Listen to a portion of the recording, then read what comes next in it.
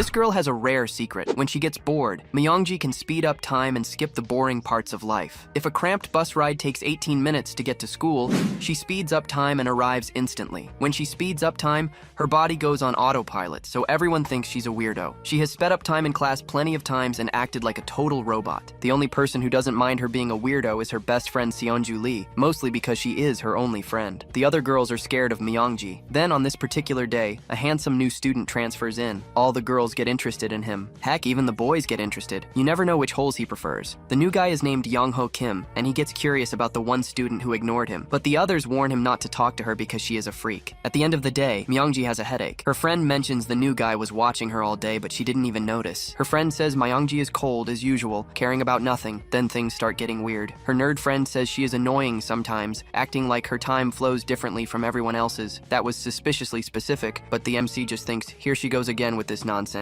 meaning it's not the first time. Then, almost out of habit, Mongji checks the GPS. 26 minutes to walk home. Time to speed things up. According to Mongji, she still interacts with others on autopilot while speeding up time, in this case, her friend. She tells her friend she has a headache and fast forwards the 26 minutes home. But when she opens her eyes, she isn't at her front door. She's not even close. She looks to the side and sees her friend sleeping on the ground in the middle of the street, taking a very, very long nap. Put yourselves in her shoes. Mongji looks at her own hand, realizes she is holding the murder weapon, and processes the crime scene. She falls to the ground in shock. Because she sped up time, she remembers absolutely nothing. Did she do this? Looking around, she spots a shadow under the streetlight. Terrified, she runs back home the manual way, just to make sure she doesn't speed up time and accidentally kill someone else. The next day at school, she is agonizing over not remembering anything. She would never do something like that, especially to her only friend, but the evidence is irrefutable. Friend on the ground, knife in hand. She also realizes she didn't even check if her friend was alive. She simply abandoned her at the scene. She is a terrible friend. The news doesn't take long. The teacher asks the class, hey, did you guys see Seonju last night? No, teach. Did something happen to her? Nah, nothing much. She just won't be coming to class anymore. She died. Everyone looked at the only girl who spoke to her. They walked home together every day. The professor said that a policewoman wanted to talk to her, so he should go to her now. Everyone wondered why, and the new student was also intrigued. A detective comes to the school to speak with the victim's only known associate. She introduces herself as Detective Myong from the Violent Crimes Division. She asks if they were close, if they walked home together, if they lived nearby, and if she saw who killed her. The detective knows Myongji's route goes right past the crime scene, so she cuts to the chase. Where were you last night at 10 p.m.? What now? Lie or tell the truth? Myongji's brain tries to calculate the best option, but she is screwed either way. Suddenly, the new student appears and says that yesterday at 10 p.m. they were together. 10 p.m.? You were together? Yep. The detective says that wraps up the questions and tells them to use protection. Her look says she didn't buy it, but she leaves without asking more. Now, why did the new guy lie out of nowhere to save her skin? Yongho Kim doesn't waste time. He tells her it must be frustrating to speed up time and not remember anything that happened. And not only does he know her secret, Yongho says he was the one who killed Seonju Lee. The reason is simple. She tried to kill Mongji. Yongho tells her he was trailing the two of them last night because that's a totally normal thing to do, and caught the exact moment her only friend pulled a knife to go 1-0. Trying to stop her, Yongho fought and took her blade. Seonju tried to jump him from behind but got one-shotted in the process. Mongji doesn't believe his story, so Yongho drops the lore. If you kill someone who can control time, you steal their power. Her friend knew the MC had this ability and tried to steal it. Mongji then asks why the knife was in her hands. Yongho says he put it there. Why? Duh. What would you think if you woke up, your friend was dead on the ground and I was standing there holding the knife? Mongji walks away thinking he is a lunatic. There is no way she believes that. But suddenly, the boy activates his power. Slow motion. He drops some pebbles so we can see them falling slowly and says, this was Seonju's power. Now that he eliminated her, he owns this power too. And there is more. If she has ever watched Mirai Nikki, she knows she is never the only person in the world with powers. There are others out there, and if she doesn't get ready soon, she will meet the same fate as her friend. She is going to die. Alone on another street, a man watches the night in complete silence. Checking his phone, he realizes the buses have stopped. He won't get home until dawn. Turning his head, he notices a taxi approaching. He gets into the vehicle and asks to be taken to the Jihyun district. The radio plays, and a news report states that the body found appears to be another victim of the ongoing serial murders. Commenting with uneasiness, the driver says, this is already the fourth victim. The passenger looks at him, questioning. Explaining calmly, the driver states, the killer doesn't seem to have a specific target, but only attacks young men. Tapping the steering wheel, he comments, the criminal waits until the middle of the night to stab his victims. Turning to the passenger, he advises, be careful. You look like you're in your early 20s. Agreeing in silence, the young man hears the news confirm that all victims victims were men in their 20s. Lowering his head, he takes in the information. Announcing the end of the ride, the driver informs, "We've arrived at your destination." Stopping at the curb, the taxi concludes the ride. Handing over the money, the passenger attempts to pay. But the driver asks him to wait and reaches into his own pocket for something. The passenger stares at him coldly without moving a muscle. He stabs the driver with a sharp object. Reacting to the attack, the man tries to understand what just happened. Stating that he understood everything wrong, the young man lets a coin drop from his hand. Revealing the truth, he comments, "I also kill older men. The police just haven't found all the bodies." Remaining motionless, the car sits still on the dark street. The killer removes the memory card from the car's camera. He spots movement. A person outside hails a taxi. Looking at the device in his hand, he assesses the situation. Running towards the car, the woman tries to catch him. Tapping on the window to ask for a ride, she doesn't realize he simply vanishes. Fleeing quickly, he only hears the woman's scream behind him. Already far away, he pulls his cell phone from his bag. Looking at Myongji's photo on the phone, he declares, "She will be next." Myongji faces Yongho firmly, asking if there are other people with powers. Without hesitation, Yongho confirms, this doesn't end with Seonju. He calmly explains that everyone will start going after each other's powers. Questioning the reason, Myongji wants to know how he knows all of that. Yongho asks back, "Didn't you check the USB you received?" Not understanding what he's talking about, Myongji hears Yongho mention a package that arrived months ago. Yongho runs a hand through his hair. "No wonder you don't know anything," he says. "How long has it been since you awakened your powers?" Down the hall, the school bell rings, announcing the end of class. "Go home and check," Yongho says. "I'm sure you received one too." Myongji watches him for a moment, then turns to leave. The scene shifts to the city, an apartment building during the day. Myongji enters her room and closes the door. Recalling Yongho's words, she wonders if she received the package while using her powers. Looking at her desk, Myongji tries to remember something she might have missed. She picks up a box and starts searching inside it. She finds a USB drive and wonders if it's what Yongho was mentioning. Connecting the device to her computer, she clicks on the sole video file. The recording begins, and a figure named Guan appears on screen. Myongji is startled immediately. She recoils when the figure greets her by name. Then, the figure comments, "I should call you Fast Forward." Myongji questions quietly, trying to understand how he knows her name and her power. But the figure asks, "Don't be afraid." The video explains directly. Before, there was only one-time power. Showing old images, the figure describes how an accident split this power into pieces. Now, each person possesses a different fragment. The figure states the danger. Having time power scattered in fragments is not good. The timeline will slowly be destroyed. Fortunately, the powers can be reunited. As a result, they all converged in one place. According to the figure, the problem is that the power has merged with the body. Realizing the gravity of the situation, Myongji understands. The only way to obtain the time power is by killing its possessor. Exactly as he said, the figure states the possibilities. Whoever reunites all the powers could win the lottery, correct any mistake, or even remain young forever. In this way, that person would become the master of time. Concluding the message, the figure states that their position is neutral, and that the video was sent to everyone who possesses a power. The recording ends. The screen displays a message. "You will die first if you decide to do nothing." Shocked by the revelation, Myongji reads, "You cannot avoid this fight." Questioning the situation, she thinks, "I would have to kill others. My power won't help me fight." With her hand on her head, Myongji tries to understand what the Master of Time has to do with her. She believes she won't make it out alive. Her phone vibrates on the table, interrupting her thoughts. The professor's message informs the class. Seonju's funeral will be at the university hospital. Myongji stares at her phone and wonders, what should I do now? The scene changes. The exterior of a university hospital is shown. On a memorial altar, a portrait of Seonju is prominently displayed. Students kneel before the altar, paying their respects. An older woman sits nearby, watching in silence. Myongji sits alone in the reception area, remaining motionless. Someone approaches slowly and asks, "Is this spot taken?" Myongji looks up to see Yongho standing beside her. Questioning his presence, she stares at him, but he simply replies, "I was in Seonju's class too." Cautiously, Yongho asks, "Did you find the USB? That will speed things up," Myongji comments. She asserts he can't be there. Suddenly, Seonju's mother grabs the girl's arm and shouts her name. The woman desperately asks, "You were close to Seonju. Do you really not know who did that?" Insisting, the mother says, "You know something." Kneeling before the girl, she asks, "Who killed my daughter?" The other guests watch the scene intently. One of them asks, "What did Seonju do wrong?" The classmate looks away and avoids answering. A man carefully approaches to help Mrs. Lee. He suggests, "You should rest." Crying non-stop, the woman just wonders why. Myongji watches in silence, taking in the whole situation. She returns to her own table and sits alone. Looking down, Myongji remains completely in shock. Firmly warning her, Yongho says, "Wake up! Your friend tried to kill you. You can't just avoid the situation." Leaning over the table, he asks, "Did you find the kitchen knife?" With concern, Mongji reacts to what he just said. Mongji tries to pull back, quickly denying it, but he confirms his question. Looking away, she repeats in a low voice, "The knife." Opening his backpack without hesitation,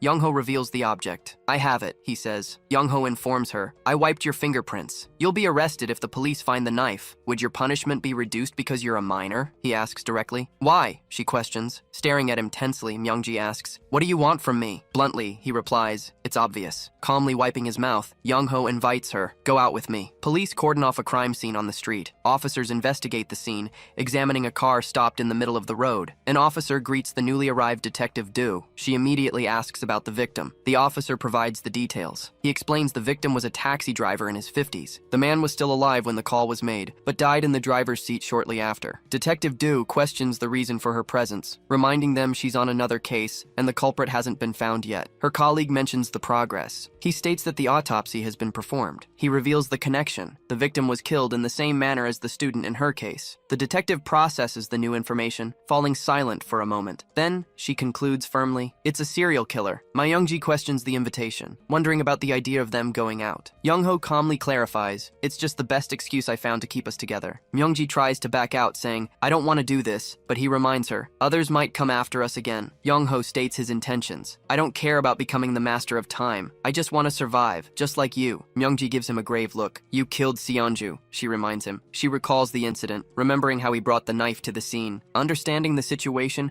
she realizes that if she does nothing, he'll keep dragging her into it. She looks him in the eye. "How can I trust you? How do I know you're not lying, since I know nothing about you?" Yongho watches her in silence, remaining still for a moment. With a slight smile, he breaks the silence. "It's hard to trust me," he agrees. "Give me your hand so I can find out." Suspiciously, the girl asks, "What are you trying to do?" He takes her hand across the table, making contact. Reacting to the touch, Mongji feels his power activate. She sees the impossible. Numbers float above everyone's heads in the hall. Looking around, she asks, "What is that?" Yongho explains matter-of-factly, "When I touch people, I can see how long they've lived, in numbers. It's like a video's timeline," he compares. "I can show this to anyone I touch." Yongho continues to explain, "When I joined the class, I saw that most of the students had the numbers I expected." He glances away for a moment, recalling something. In a flashback, he saw her in the classroom. She had lived less than 16 years, even after repeating a year. At that moment, he realized the girl had the ability to fast-forward time. An older man interrupts their conversation. He asks Yongho to help him move the wreath. Yongho asks, "What is that?" Looking under the table, the man asks where the wreath is. He escorts the young man away,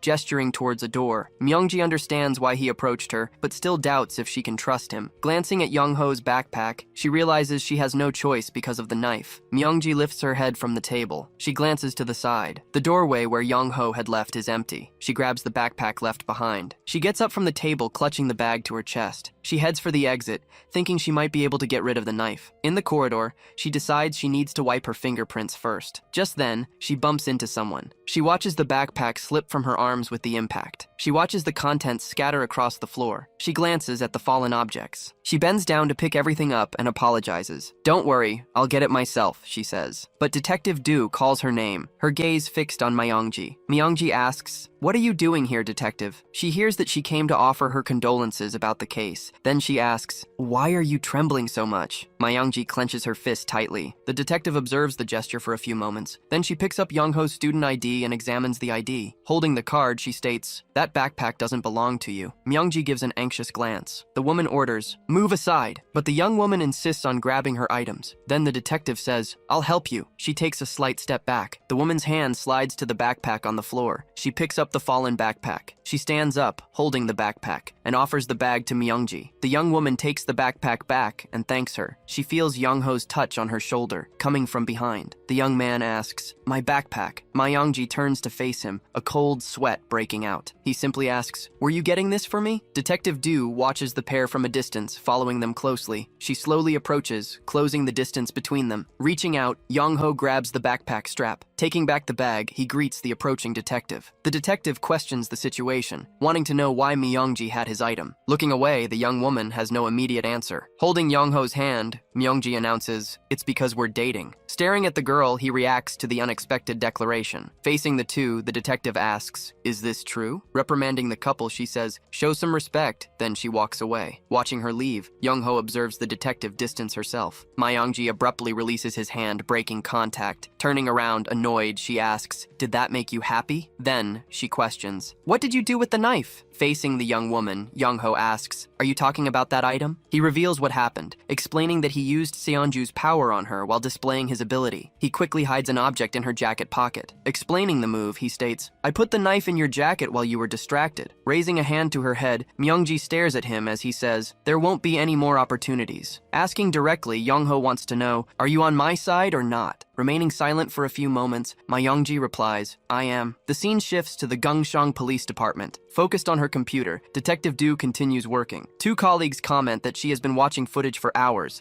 searching for witnesses. Interrupting the conversation, another officer mentions, "I heard she was demoted for a mistake." Approaching the two, a young man asks, "Where can I find Detective Myeon-do?" The officer points the direction for him, and the young man thanks him. Arriving behind her desk, the young man calls her name. Introducing himself, the young man says, "I'm Officer Tae-soo Ham, assigned to your case." Lamenting receiving a rookie, the detective orders, "Sit down." She instructs him, "Check the bottom half of the footage available on my desk." Tae-soo complains about how long that will take, but he is cut off when she orders him, "Stop talking and get to work." The officer remains standing beside her desk, waiting. Asking about her background, he wants to know, "Did you attend the police academy?" The detective confirms. Revealing his admiration, Tae-soo says, "I'm your fan. You were famous in college." He continues, "I heard you graduated first in your class and worked in Seoul." Facing the rookie, the detective orders, "Shut up and get back to work." Quickly agreeing, Tae-soo quiets down as she refocuses on her computer. Noticing something in the footage, the detective narrows her eyes at the screen. Leaning over the desk, the officer comments, "It's an honor to work with someone I respect so much." Shrinking back in his chair, Tae-soo says, "I'll be silent." Maintaining full attention, Detective Du continues staring at the monitor. The footage reveals a possible suspect, a young man outside a convenience store. The camera zooms in on his face, showing a close-up of the individual. Elsewhere, Myeongji sits motionless, eyes closed. Suddenly, time distorts, rapidly speeding up around her. Myeongji asks, "How was it?" "I advanced 10 seconds. Shaking his head, Yongho replies, "I didn't feel a thing." He explains the limitation. You can't advance the time of people or your surroundings. The girl pays the price for trying to advance time. She loses consciousness whenever she uses her power. Complaining about the uselessness of the ability, Yongho questions, "Why bother?" But she yells, "I know that." Handing her a notepad, he explains, "Here's our alibi for the night Seonju died." Myeongji watches him, asking where he's going. He replies, "I'm going to lunch with friends." He adds, "I need to keep up the appearance of being sociable, unlike some people." He then bids her a cold farewell. Watching him leave, the girl thinks that if he wanted her power, he could have just killed her. Realizing she can't survive alone, Myeongji remembers she was with Seonju after school. Deciding she has no choice but to work with him, she overhears someone comment on her closeness with Yongho. Startled by a figure appearing before her, the figure says, "Don't be afraid." Outside the school, Yongho checks his phone while the others chat, until someone asks, "Is the meeting over already?" Approaching with a firm stride, Yongho says, "Our meeting isn't a coincidence." This makes Detective Du wonder how he knew. Inquiring about the statement made on the day Seonju died, the investigator asks, "Why did you claim you stayed behind to talk to Myeongji?" The detective reveals what she found, commenting that she saw something curious in the security footage near Seonju's house. She states, "The young man was alone, 10 minutes from the crime scene and wearing a shirt." Back in the classroom, Officer Tae-soo Ham introduces himself to Myeongji, showing his ID. Explaining his presence, he says, "I'm here to investigate Seonju's case." Myeongji realizes he waited until she was alone. Realizing the obvious, the girl understands that if the police came for her, they must have gone after Yongho too. The officer carefully asks, "May I ask you some questions?" Questioning the investigator, the student wants to understand, "What are you implying?" Directly accusing him, the detective states, "You killed Seonju Lee." She questions his change of clothes. "Did you take off your jacket on the way home because of Seonju's blood?" Yongho remains silent, taking in the accusation without reaction. He begins to deny it, trying to refute her assumption. He explains their encounter. "I met Seonju for the first time the other day. We just exchanged numbers before heading home." He justifies taking off his jacket by saying it was dirty. The detective asks him to recount everything that happened that day. Yongho begins his account. He followed Myeongji after school, and Seonju left them alone. He says they talked for a few minutes in a park. The detective records every detail on her phone. She asks another question, "Where were you around midnight last night?" He replies that he was home and confirms his father could vouch for him. Putting her phone away, she admits she might have misinterpreted everything. Turning to leave, she apologizes and explains that her job makes her distrust people. Yongho questions the relevance. The question about midnight has nothing to do with Seonju. Thanking him for his cooperation, the detective walks away without looking back. Continuing on her way, she leaves Yongho standing in the same spot. Getting into the car where Officer Tae-soo Ham is waiting, Detective Mayan Do refocuses on the case. She asks what Myongji said. Officer Tae-soo Ham replies that there was nothing suspicious. Comparing her notes with those on her phone, she puts the two testimonies side by side. He comments on her handwriting. The officer receives a new order to shut up. The officer suggests the stories match up and perhaps she was mistaken, but the detective insists something doesn't add up. She explains the procedure. It's common for some parts to coincide during a cross-check, but upon deeper analysis, she questions, how can the words and sequence used by both of them be so similar? Falling silent for a few moments, Officer Ham finds no immediate answer. Concluding her reasoning, the detective states, they coordinated their stories before talking to the police. Recalling every detail, she remembers Myongji seemed more surprised than relieved when she approached to help her. Remembering the funeral, she notes the girl was trembling and questioned her presence there. Myeon-do's gaze sharpens. The two of them are hiding something. Meanwhile, Myongji approaches Yongho to find out what happened. Telling her not to worry, Yongho says, everything will be fine if you told them about the notebook. He shows her a news article on his phone. There was another murder last night. Questioning the possibility, Myongji asks, was it you? But Yongho states, I wouldn't have the guts to kill two people in a row. Theorizing about the case, Yongho comments, if the victim died the same way, the killer must have seen the previous scene and copied it. Concluding quickly, Myongji says, it must be someone else with powers who approached us after realizing one of us was special. But remembering the night, she realizes there was no one else with them. Myongji has a sudden memory. The memory flashes through her mind. Recalling the moment, she sees the shadow of someone moving in an alley. Yongho asks if she remembered something. Myongji questions, was that you behind the lamppost? He denies it. Slowly processing, she tries to organize the facts. Myongji asks, who was standing there? She plunges into a panic, realizing they already know who we are. It's only a matter of time until we're caught. Pondering for a moment, Yongho silently reorganizes his thoughts. Suddenly, Yongho says, this is good. He leaves Myongji confused by his reaction. Explaining his reasoning, he states, since the modus operandi is the same, we can use this person to divert police suspicion. Finalizing the plan, he says, we just need to find out who this person is. Reacting to the suggestion, Myongji stares at the audacity of the idea. Questioning his capability, she asks, how can you think of something like this at a time like this? Continuing to observe him, she ponders the nature of Yongho's personality until someone catches their attention. Announcing that class is about to start, the man asks, why don't you two go inside? Myongji replies, we'll be right there. She tugs on Yongho's sleeve. As Mr.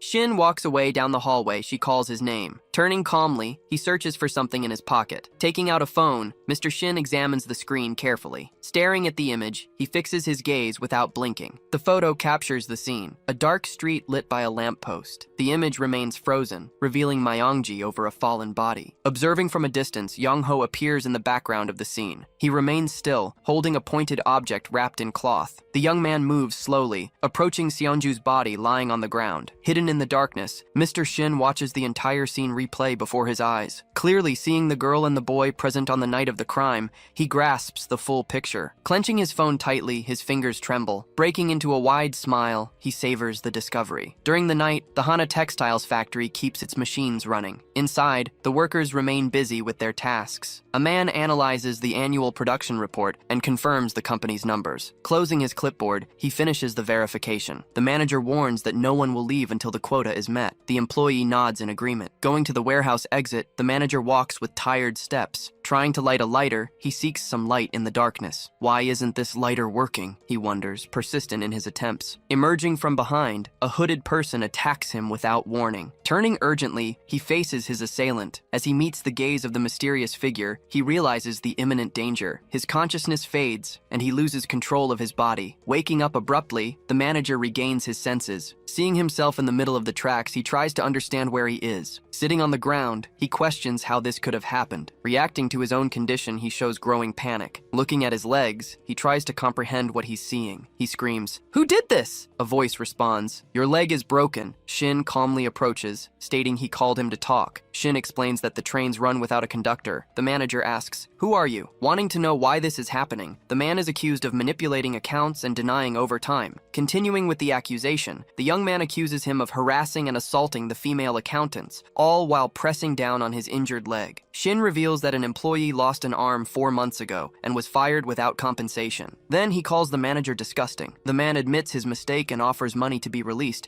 but Shin reveals the former employee took his own life. As a train approaches, the young man declares, "It is time for you to repent." The manager yells, "We can't stay here," and tries to move. He warns, "We're both going to die," as he watches the train approach. Thrown off the tracks, the man screams, "We're both going to die." Realizing the train passes right through the young man without touching him, the manager stares at the situation in disbelief. Now, on an overhead structure, the young man dissolves into particles above the tracks. Watching the scene, he finds the moment simply magnificent. Concluding he is the only one capable of making the world more beautiful, he reaffirms his conviction. Remaining paralyzed on the ground, the manager doesn't react. In a video, a chained figure named Guan warns, "You will die if you do nothing." Guan continues the warning, "You cannot avoid this fight." Meanwhile, the young man watches on his computer. Realizing he can obtain more powers, Mr. Shin lets the idea take root in his mind. Clenching his fist, he shows his determination to enhance his strength, so he no longer needs to act in secret. Vibrating on the table, his phone interrupts the atmosphere. On the other end of the line,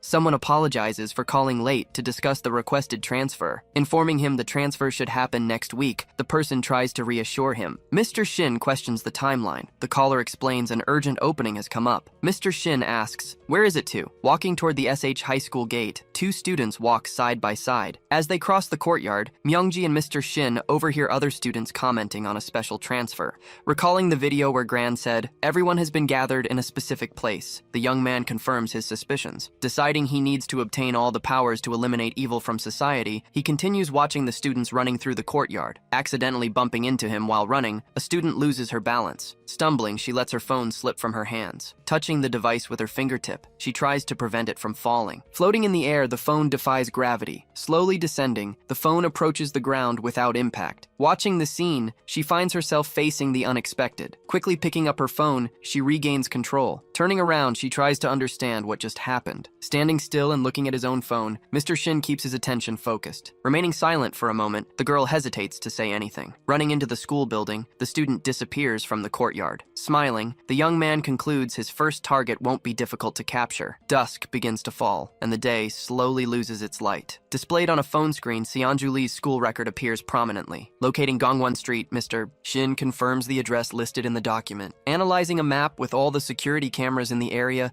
he studies each position. Counting his steps as he walks down the street during the day, he adjusts his pace. Maintaining the measurement, he proceeds until he completes the 10th step. Drawing new routes on the map, he adapts his path to avoid surveillance. Retracing the route at dusk, he starts counting once again. Finishing the count already at night, he completes the 10th step. Plotting the plan, he decides he can get rid of Seonju Lee the next day. Recalling the scene where he finds her body fallen in the alley, he relives the moment. Returning to the classroom, Yongho calls out to him. Mr. Shin responds distractedly. "Did you solve the problem on the board correctly?" The student tries to confirm. Staring at the student in silence for an instant, the teacher evaluates the answer. "Good job!" Mr. Shin congratulates the young man and asks him to return to his seat. Handing over the marker, Yongho's hand brushes against the teacher's. Observing Mr. Shin, the young man keeps his gaze fixed. Suddenly widening his eyes, he recognizes something unexpected. He has a vision. The teacher is wearing a digital watch displaying the exact date and time. There, he realizes the revelation. Yongho makes his way to his desk. The teacher then refocuses on the lesson. Yongho questions why the numbers are red. He remembers that having powers shouldn't affect the timeline. He looks at the digital clock behind the teacher and then checks his own wrist. Noticing a change, Yongho wonders if the teacher just used his power. He notices that only the seconds remain red and tries to understand the pattern. With his special vision, Yongho follows the time count. He realizes the teacher's timeline changes every 10 seconds,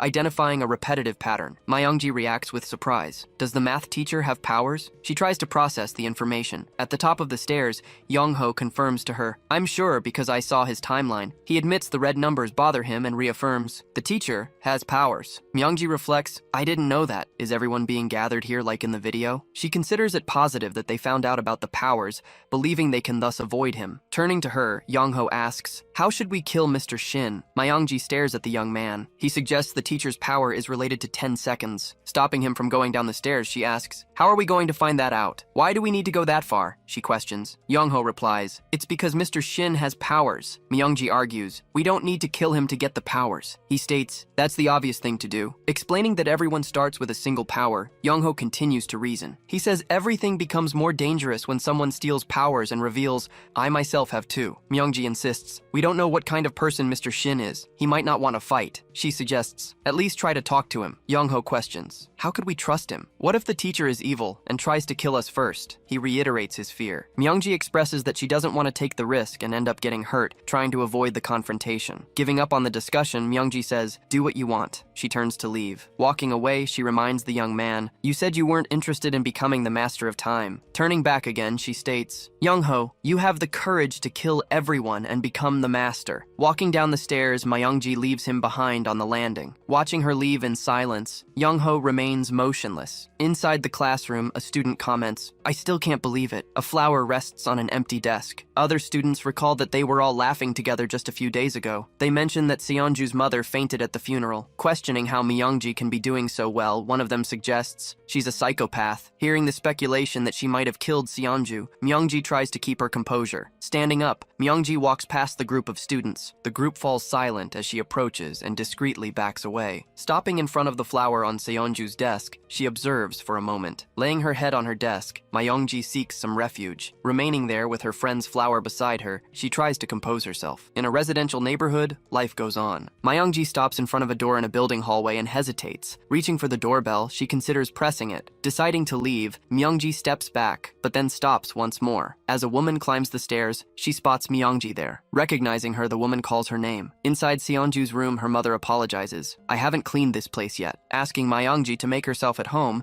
the woman tries to be kind. Myeongji thanks her. Alone in the room after the door closes, Myeongji observes her surroundings. Sighing, she comments, "In the end, I did come all the way here." Approaching Seonju's desk, she examines the objects on it. Picking up a photo strip showing her beside her friend, Myeongji holds the captured memory. She remembers how Seonju had forced her to take that photo even after she refused, and relives the memory. A tear falls onto the photograph, marking its surface. Crying, she states, "It wasn't fun at all." Wiping away her tears, she says, "I need a tissue." Pulling a tissue from the box on the shelf, Myeongji tries to compose herself. Spotting a USB drive next to the box, she feels a jolt of surprise. Picking it up, she realizes it's exactly like the USB drive she herself received. Holding the object in front of the bookshelf, Myeongji tries to understand what she's found. Focusing her eyes on a specific volume titled The Time Rift, she keeps her gaze fixed. Her curiosity grows as she stares at the book. Pulling the volume from the shelf, she prepares to open it. Flipping through the contents, Myeongji lets the pages run between her fingers. Her eyes widen at what's written, and she gasps. The book turns out to be a diary filled with detailed notes and investigations about her, exposing secrets. Staring at the information, Myeongji absorbs the shocking discovery. Walking outside now, she realizes she had been mistaken the entire time. Deciding she can't stand by just because she doesn't want to fight, Myeongji understands that the desire for more power doesn't disappear. Considering the possibility that Seonju might have been one of those people, she questions everything. Concluding that she can't trust Mr. Shin either, she reevaluates her thoughts. Continuing on her way, Myeongji regrets having been so hard on Yongho the day before. Wondering if she should apologize to him, she considers her actions. As she's grabbed by a hooded figure in a dark alley, Myeongji loses control of the situation. A masked figure advances without hesitation, moving closer to her. Myeongji watches the scene unfold, unaware of the danger surrounding her. The assailant's silhouette appears projected on the ground. Noticing another masked figure running, the young woman becomes alarmed. She turns to escape, trying to flee the menacing presence. The masked figure, observing every move, follows her steps. She turns her face and asks, "What's happening?" Recognizing the figure in front of her, Myeongji calls out to him, "Mr. Shin." He remains motionless, staring at the girl in silence. Looking away, she tries to collect her thoughts. He holds a wrapped object in his hand, maintaining the tension in the air. Yongho's words about the professor echo in her mind, returning as a warning. Hesitating for an instant, she weighs her options. Deciding she needs to escape, Myeongji breaks into a run. Running with a pounding heart, she thinks, "I need to reach the main road where there are other people." As she sprints forward, a cloth is swiftly thrown at her face. Grabbing her from behind, Mr. Shin presses the cloth against her mouth. In shock, she remembers he was far away just moments before. Her consciousness begins to fade as she tries to understand how that was possible. Feeling an intense pain in her head, Myeongji completely loses consciousness. Waking up, Myeongji tries to comprehend her surroundings. She finds herself seated in a chair on top of a building under construction. position, struggling to breathe. Noticing that she's bound, her body trembles. "Don't move abruptly or your headache will get worse," Mr. Shin warns. He explains that sudden movements will cause severe discomfort, keeping his voice calm. She asks where they are. Mr. Shin replies that it's a construction site near Seonju's house, a quiet place for them to talk. The professor states that there's much to discuss, mentioning that they both possess powers. Myeongji questions, "Were you the one watching me that night? And did you also kill the taxi driver?" He confirms it. Mr. Shin replies without hesitation, "Those people were better off dead." He recalls an old scene visualizing a taxi driver driving drunk. He remembers another moment, a taxi driver arguing with a passenger over overcharging. He also mentions a case of premeditated domestic violence, explaining that the police had no evidence to act. "The law cannot help the victims of the pain caused by these people," he states firmly. "Shouldn't someone intervene to stop them?" he asks, showing his unease. He concludes that he only does what needs to be done with the powers he possesses, ending his reasoning. Myeongji listens to everything in silence, remaining bound to the chair. She realizes the tape is loose and sees a chance to free herself. Deciding to buy time, she observes his every move. Mr. Shin unfolds a sheet of paper, revealing a handwritten letter. Myeongji reacts as she recognizes her own handwriting. It's a suicide note about Seonju's death. He asks rhetorically, "Doesn't the handwriting look identical to yours? No one will find anything strange. You've always had a lot of problems," he mentions. Realizing he plans to fake a suicide, Myeongji's blood runs cold. Trying to stop him, she pleads, "Wait a minute, listen to me." Mr. Shin reaches into his coat pocket, his gaze fixed on her. He pulls a cell phone from his pocket and raises the device in front of her. Showing the time on the screen, he unlocks the device with ease. Mr. Shin suddenly appears behind her. Myeongji questions, "What are you doing?" He types a message and states, "I'll take this chance to get rid of that rude punk too." Sending the location, he says, "The boy will understand when you die." Grabbing the chair, he starts dragging her while Myeongji pleads for him to stop. Myeongji screams, "I don't care about the powers. I'll die if this continues," trying to make him back off. Then, a message arrives from Yongho Kim. The text asks, "Is it time?" Concentrating with all her might, Myeongji prepares to act at that instant. Tearing the tape on her wrists, she creates the necessary opening. Freeing herself from her bonds, she gasps for air. Pushing herself backward with the chair, she shoves the professor and tumbles off the building. Falling into the void, she reaches out to him while thinking of her powers. On the edge of the building, Mr. Shin smiles and declares, "I'll use your powers to transform the world into a better place." Plummeting from the building, Myeongji felt the wind tear around her. As she fell, she wondered if she would truly die this way. Reaching out, she exclaimed, "I don't want to die, I'm scared." A scream called out to her, making her eyes lift. A young man was watching her from below. Shouting, he pleaded, "Reach out your hand!" Running towards her, he begged, "Hurry!" Even under his gaze, she continued to fall without stopping. Their hands almost touched. Leaping, he managed to grab her hand. Pulling her into his arms, he apologized. "I'm sorry I arrived late," Myeongji questioned. "How did you know?" He explained his suspicion about Mr. Shin, revealing that he had been watching him. But upon seeing her captured, he understood the whole situation. Safe on top of the building, the young man caught his breath. Then, he explained that Mr. Shin's power was teleportation. Turning to Myeongji, he said, "I'll ask again." He took a deep breath while Myeongji watched him in silence. Then, the young man questioned, "What should we do to kill Mr. Shin?" Down below, Mr. Shin found them and commented, "I was wondering where you two were." Then he stated, "It doesn't matter. I'll kill both of you anyway." The young man simply declared, "His power has many flaws." Even under Mr. Shin's cold gaze, he remained calm. Calling Myeongji closer, he requested, "Listen very carefully," he explained. "The place where you fainted is 100 meters from the construction site. Mr. Shin carried you there. Furthermore, he didn't ascend to the top floor in a single go." Revealing the pattern, he continued, "Mr. Shin used his power every 10 seconds to climb. He can only use the ability every 10 seconds, limited by a short distance." The young man concluded, "The enemy's power has at least 2 weaknesses." Myeongji questioned, "The power of time?" He confirmed, "My assumption about the 10 seconds was correct." Smiling, Mr. Shin simply maintained a calm expression. Then, he began to laugh loudly, the girl's gaze fixed on him. The young man also watched him. Mr. Shin admitted, "You're clever for figuring everything out." He challenged him, "Attack me." The young man analyzed the situation, realizing the enemy showed no sign of being rattled. Turning to Myeongji, he tried to say something, but the girl suddenly collapsed to the ground. Holding her, the young man realized the drug's effects hadn't worn off yet. The young man stared firmly at the enemy. Then, he advanced alone against Mr. Shin.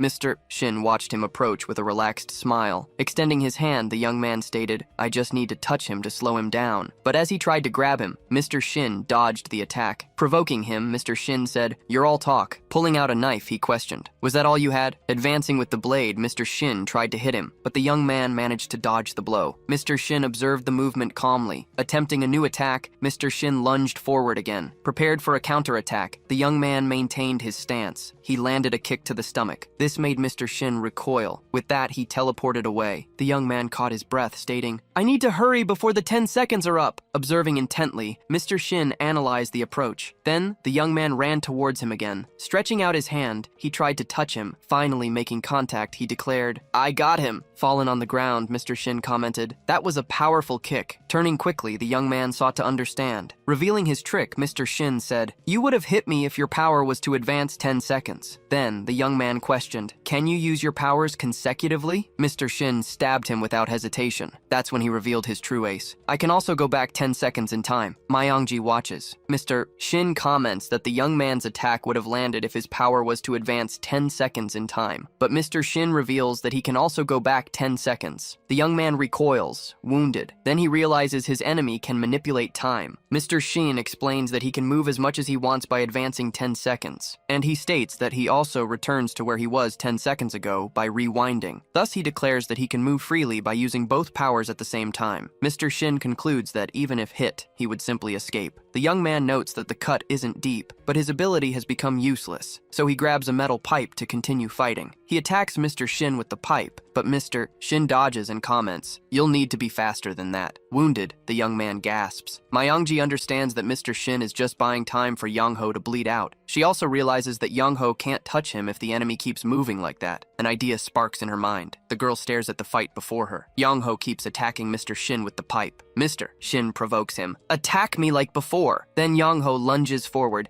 leaving an afterimage of himself. Mr. Shin turns towards the afterimage. Yongho uses the distraction to attack again. Mongji follows the scene. Then she picks up a metal pipe. The girl hits Mr. Shin from behind. He turns at the last second. Yongji raises the pipe to attack again, but Mr. Shin kicks her. Yongho screams, "Yongji!" as she falls. The girl collapses to the ground from the impact. Yongho glares at Mr. Shin. He stares fixedly at the enemy. Then he runs towards him. He attacks, but Mr. Shin dodges. Mr. Shin states, "You should give up." But Yongho runs, grabs Mongji, and takes her with him. Mr. Shin watches them. The young man then jumps from the building with Mongji. He clings to the edge of the floor below. Yongho uses his power to slide safely down the wall. From the top of the building, Mr. Shin watches them. He continues to look down. The young man manages to reach a balcony with Mongji. Finally safe, the two rest. Yongho comments, "The pillar was cut. We need to go back inside the building." Mongji helps him up as he holds onto a pipe. Once inside, they walk away from the entrance. Mongji notices Yongho is bleeding. She presses her hand against the wound on his stomach. The young man assures her, "It's not as bad as it looks," but he warns, "At this rate, Mr. Shin will catch up to us." Yongho wonders what to do since the enemy is much stronger. Mongji then begins to speak. She reveals, "I think I know the weakness of Mr. Shin's power." The girl explains that she watched the enemy use his ability. He alternates, advancing 10 seconds and then rewinding 10. Mongji concludes, "Mr. Shin can't use the same power twice in a row." The warehouse remained silent and empty. Suddenly, Mr. Shin appears in the middle of the hallway. He finds their escape pathetic, but he soon spots a blood trail on the floor. Mr. Shin smiles following the trail. He turns to observe the hallway. Yongho was waiting for him at the end of the path. The young man was panting, but held his position. Mr. Shin asks, "Is he really trying to save that girl?" Yongho retreats behind some boxes, pressing his wound. Mr. Shin walks towards him. He stares at the spot where the young man hid. Then he quickly advances and asks, "Where do you think you're going?" But Mr. Shin's attack stops before hitting Yongho. The young man takes the chance to get closer. Blood dripped from his hand, and Mr. Shin glared at him. Then Yongho grabs him, raising a brick to strike him. Mr. Shin realizes it was all planned, but he asserts, "I can simply use my power to go back in time." Yongho swings the brick to hit him. Mr. Shin disappears before being struck. He decides he needs to buy time to deal with the young man slowly. Mr. Shin looks behind him as he notices something. At that instant, he finds himself cornered. He stares at the scene, completely shocked. Mongji was pushing the structure. Mr. Shin stares at her and utters her name. Then the entire metal structure collapses on him. Mongji stands amidst the rubble. Yongho confirms to her, "It was exactly as I said." Lying on the ground, Mr. Shin was alternating between screen advancing and rewinding 10 seconds. He explains, that's why the enemy waited 10 seconds to use his power when he climbed the building. Myeongji asks, what will we do? He'll wake up soon. The young man states, we need to kill him. He then asks, weren't you prepared for this after crushing him? The girl justifies herself, saying, I just didn't want him to get hurt. The young man retorts, we'll both get hurt if we don't do anything. Then he picks up his cell phone. He calls emergency services asking for help. Someone is chasing me with a knife. Yongho ends the call, stating, the assailant found me. Then he turns to Myeongji. The young man picks up Mr. Shin's knife from the ground and comments, there's still one thing left to do. Myeongji watches him, then he hands the knife to her. Yongho simply asks, stab him. Meanwhile, a car approaches the location. In the vehicle, the driver comments, the dash cam is gone. There are no security cameras in the area. The detective says, it's a relief nothing else happened. But her phone rings. She then answers the call. Surprised, she questions, where are you? She yells for the driver to turn the car around. He asks, what's happening? The detective reveals, it's the killer. The construction site remained dark and silent. The car speeds up and breaks through the security barrier. The vehicle skids to a halt inside the site. The two detectives get out in a hurry. They stare at the building ahead. The driver points upwards and yells, detective! The detective looks at the top of the building. Two people were falling from the sky. Something crashes to the ground. The driver asks, what was that? The detective stares at the scene. She watches two people falling from the top of the building. Then she recognizes one of them as Yongho Kim. The driver questions the noise he just heard. He tries to understand its origin. Thinking about the impact, he wonders, was that a person? The detective tells Tae-soo to call an ambulance. She runs towards the location. Advancing without hesitation, she ignores the warning that it was dangerous to go alone. Quickening her pace, she weaves through the construction materials. Spotting something ahead, she fixes her gaze. A body lies fallen beneath a pile of rubble. Just ahead, Yongho appears slumped over cement bags. The detective tries to identify the face. She asks, who is the person next to him? Hearing a noise from the stacks of boxes, she turns. Pointing her gun, she aims towards the sound. Myeongji raises her hands. She stares at her, gun still pointed. Tension hangs in the air. Calling her name, she tries to confirm, is that really you? Before that, Yongho requests, stab me. Myeongji reacts with surprise, questioning his request. He explains that Mr. Shin is the serial killer. We'll say it was self-defense, he says. But he states that might not be enough. He insists the situation needs to look critical. Asking her to hurry,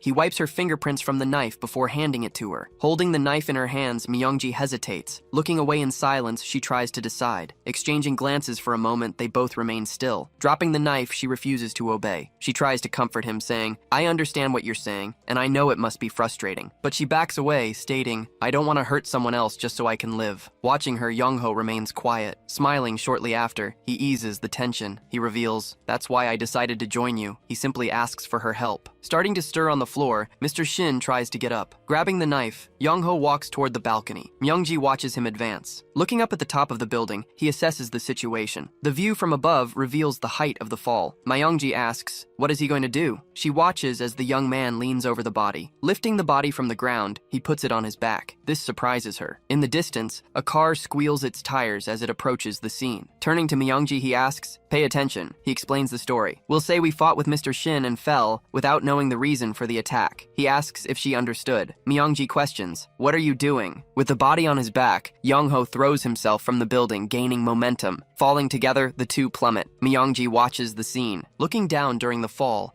he stares at the approaching ground. From the ground, the two detectives look up. A large amount of cement appears scattered on the ground. Yongho and the other body plunge through the air. Hitting the ground with a thud, the bodies stop falling. In front of the medical center, an ambulance was waiting. Lying on a stretcher, Yongho says, I'll be fine. Don't worry. Saying goodbye, he tries to reassure them. I'll see you later. Silently agreeing, Myeongji watches him being taken away. Rushing over, a paramedic asks, get out of the way. The detective informs Myeongji, you can leave once your guardian arrives. She warns her, don't leave town. You're not off the hook yet. Rushing up to the detective, Tae-soo talks about Seol's Shin. He describes the report, revealing that the cause of death was blunt force trauma, likely sustained during the fall. Reprimanding his partner, the detective tries to contain the situation. Don't say that in front of other people. Turning to Detective Do, he states, we need you at the reception desk. The detective suggests she go to the restroom first. Your family will be surprised to see you. you," she comments. Pointing the way, the restroom sign directs the path. In the hospital restroom, Mongji stands still in front of the sink. She realizes that Mr. Shin actually died. She processes the shock, and that meant Yongho had taken his powers. If that were the case, he now possessed 3 powers. Leaving the restroom, she questions herself. Was that right? But realizing she forgot her phone by the sink, she stops in her tracks. Turning back, she admits to herself, "I was distracted." Suddenly, time around her begins to rewind. Surprised, she asks, "What just happened?" A doctor tries to reassure Yongho, informing him that the wound isn't very deep. He warns that Yongho might feel dizzy from losing a lot of blood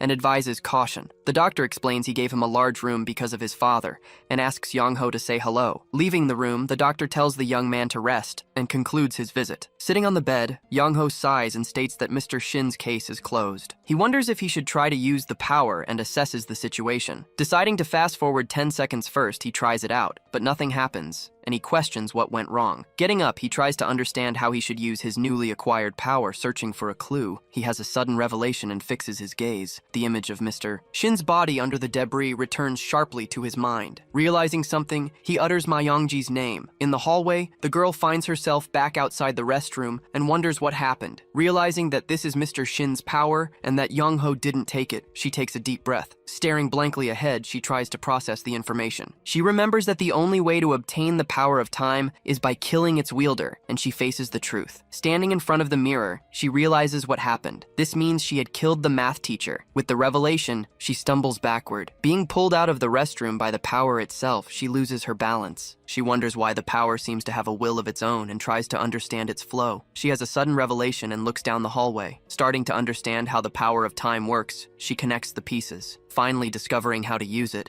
she tests her own control. To fast forward 10 seconds, she needs to walk forward. To rewind, she must walk backward. She concludes that she discovers how to use powers as soon as she obtains them and accepts the logic. A small boy appears in front of her and interrupts her train of thought. Staring intently at her, the boy frowns. Staring back at the boy, she remains calm. Startled to see her disappear, the little boy backs away as his mother approaches. The boy tries to say the girl vanished and points. Hidden, Myeongji thinks she had a narrow escape. Parked in front of a residential building, police cars block the view. Commenting that Seol Shin truly was the serial killer, Tae-soo breathes a sigh of relief. Observing the case investigation board, the two analyze the final clues. Getting chills at the thought that the killer was a teacher, Tae-soo grips the folder tighter. Staring thoughtfully at the board, the detective reviews every detail. She says there's something strange and catches Tae-soo's eye. Questioned by him, the detective tries to organize her thoughts. She explains that the killer murdered all those people and managed to escape, but then she frowns. But Tae-soo wonders, puzzled,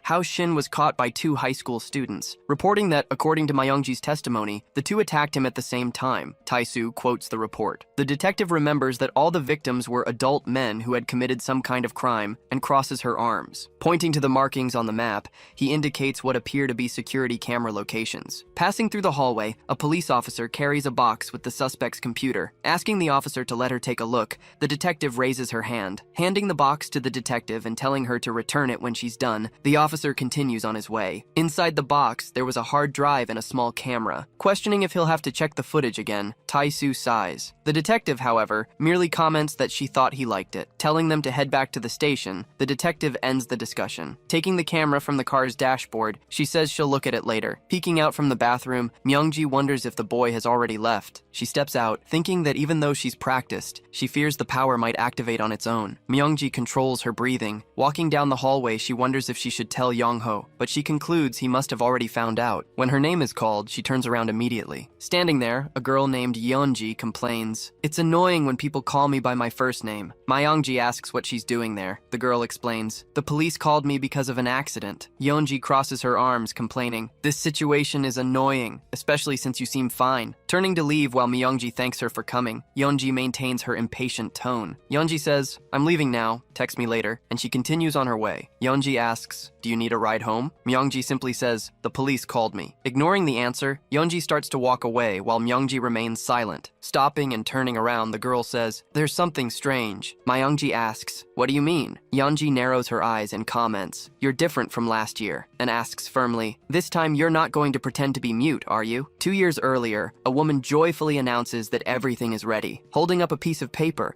she informs the family it's time to choose their summer vacation destination. The rules are clear. Everyone must write down the place they want to visit on a piece of paper. On the table, 4 destination options await the family's choice. Mongji remembers that last year they went to the beach. Yonji, for her part, asks, "Where do you want to go?" Yonji suggests an alternative. "We should visit Tutu Land. All my classmates have already been there." She asks Mongji to write down the park's name and promises that if it's drawn, she will go. While the father insists his fishing trip could still be the choice, the mother moves to pick one of the papers. The drawn paper reveals the destination, the beach, Mongji's suggestion. Dropping his fishing rod on the floor, the father expresses his disappointment with the result. Yonji stands up and questions, "Why do we have to go to such a boring place every year instead of Tutu Land?" Her father interrupts her. "Are you done talking? Your sister also wants to go somewhere." Continuing his scolding, he criticizes her behavior even before they've left the house. Lamenting the situation, Yonji complains, "All the other kids have already gone there, and I'm the only one who hasn't seen the place yet." She turns and leaves, saying she doesn't care. "You can go to the beach or wherever you want." Closing her bedroom door, Yonji leaves the rest of the family standing in the living room. Night falls over the apartment building, covering the area. Later, Mongji sleeps peacefully in her bed. Suddenly, she opens her eyes and wakes up. Mongji finds her mother in the kitchen and asks, "What are you doing?" Her mother simply comments, "You're awake." Her mother works in silence, preparing gimbap for the next day's trip. She describes the different fillings for each, continuing the task until Mongji interrupts her. "Can we go to the amusement park?" Turning slowly, her mother looks at her daughter for a moment. Sitting down with her, her mother asks, "Wouldn't you be disappointed?" Mongji replies, "But Yonji really wants to go." The girl insists, adding, "We already went to the beach last year." Her mother rubs her face, trying to ease her tiredness. With a slight smile, her mother comments, "Yonji must be lucky to have such a sweet sister." Agreeing to change plans, her mother says she'll talk to their father about saving the beach for next year. Recognizing her daughter's behavior, she states, "You're very reliable, I'm proud of you." Finally, she asks Mongji to keep looking after her sister, receiving only a nod of agreement. During the day, the scene shifts to a schoolyard. Inside the classroom, Mongji remains seated at her desk while other students chat. A classmate taps her desk, trying to get Mongji's attention. She's watching a Freeran manhwa video on her phone. The boy asks, "Do you know why Yongho didn't come to school? You two seemed close." Mongji replies that she doesn't know but promises to ask. The classmate thanks her. Wondering if he was too hurt to have missed school, Mongji decides she should call Yongho. Suddenly, she has an idea and adjusts her phone. Analyzing the video carefully, Mongji begins to explore every detail. She fast-forwards and rewinds the video in 10-second intervals, searching for something specific. In the USB video, it's revealed that people with powers were spread out, and that Yongho could see their lifespans. Media player functions appear distributed among each person. Noting everything in her notebook, Mongji wonders what other abilities might exist. She lists pause and rewind abilities, imagining what others could be useful. Suddenly, her phone vibrates. Mongji receives a message from the teacher. The principal wants to see her immediately to discuss a recent incident. Standing before the principal's office door, she wonders what's happening, as she's never been there before. Upon entering the room, Mongji says she heard he was looking for her. The principal then invites her in and tells her to sit down. Once seated, he comments, "This must be difficult. I don't know what to say about the recent incident." Expressing surprise, the principal states, "I had no idea Mr. Shin was like that. How could he do something so atrocious?" He informs her that he has already spoken with the police and explains the case's progress to Mongji. Revealing the decision, the principal says they will not disclose the criminal's identity, which surprises Mongji. Clarifying the reason, he comments, "Students would be shocked to learn that one of their teachers was a serial killer. Nothing good would come of that." Declaring the next steps, the principal states, "The police will announce possible accomplices and keep the investigation open." Yongho will be away from school for a few days. Placing great responsibility on Mongji, he asks, "Be careful not to say anything to anyone." Agreeing silently, Mongji receives the principal's thanks for her understanding before being dismissed. Immediately after Mongji leaves, the principal closes the office door and the room returns to silence. Picking up his phone, the principal starts a call. When asked what happened, he replies, "I did as we agreed." Continuing the conversation, he hears the other person reassure him, promising to take care of the rest. Walking down a street outside, Mongji wonders, are they really going to cover up the case? Reflecting on the matter, she considers that perhaps it's for the best, because if the news spread, other people with powers would pay attention to them. Admitting to yet another concern, she feels the weight of her worries. Spotting a shadowy silhouette in an alley, she forgets forgets to breathe for a moment. The memory of the attack flashes back to her mind, and she questions if she'll survive next time. Realizing that if she does nothing, someone will come back for her, Myungji concludes that they need to take the initiative. But as she tries to decide what to do, Myungji hears someone calling her name. Standing there, Yongho looks at her, leaving Myungji confused. Myungji asks, "Why aren't you at the hospital?" Yongho replies that he's fine, as long as he's careful. He says it's the weekend and explains, "We need to go somewhere." When Myungji asks where, he turns the question back to her. Revealing his intention, he states, "We need to find the other people with powers." Startled by the idea, Myungji reminds him, "Mr. Shin was the only one we knew." But Yongho assures her, "We have a big clue." Taking a USB drive from his pocket, he shows the object to Myungji. Explaining what he discovered, Yongho says, "That device has a normal serial number. This means there's a record of its manufacturing and delivery." Concluding his reasoning, he states, "Nobody knows more about these people than the person who sent the USB drive. We need to find them." Myungji and Yongho are standing in front of the elevator.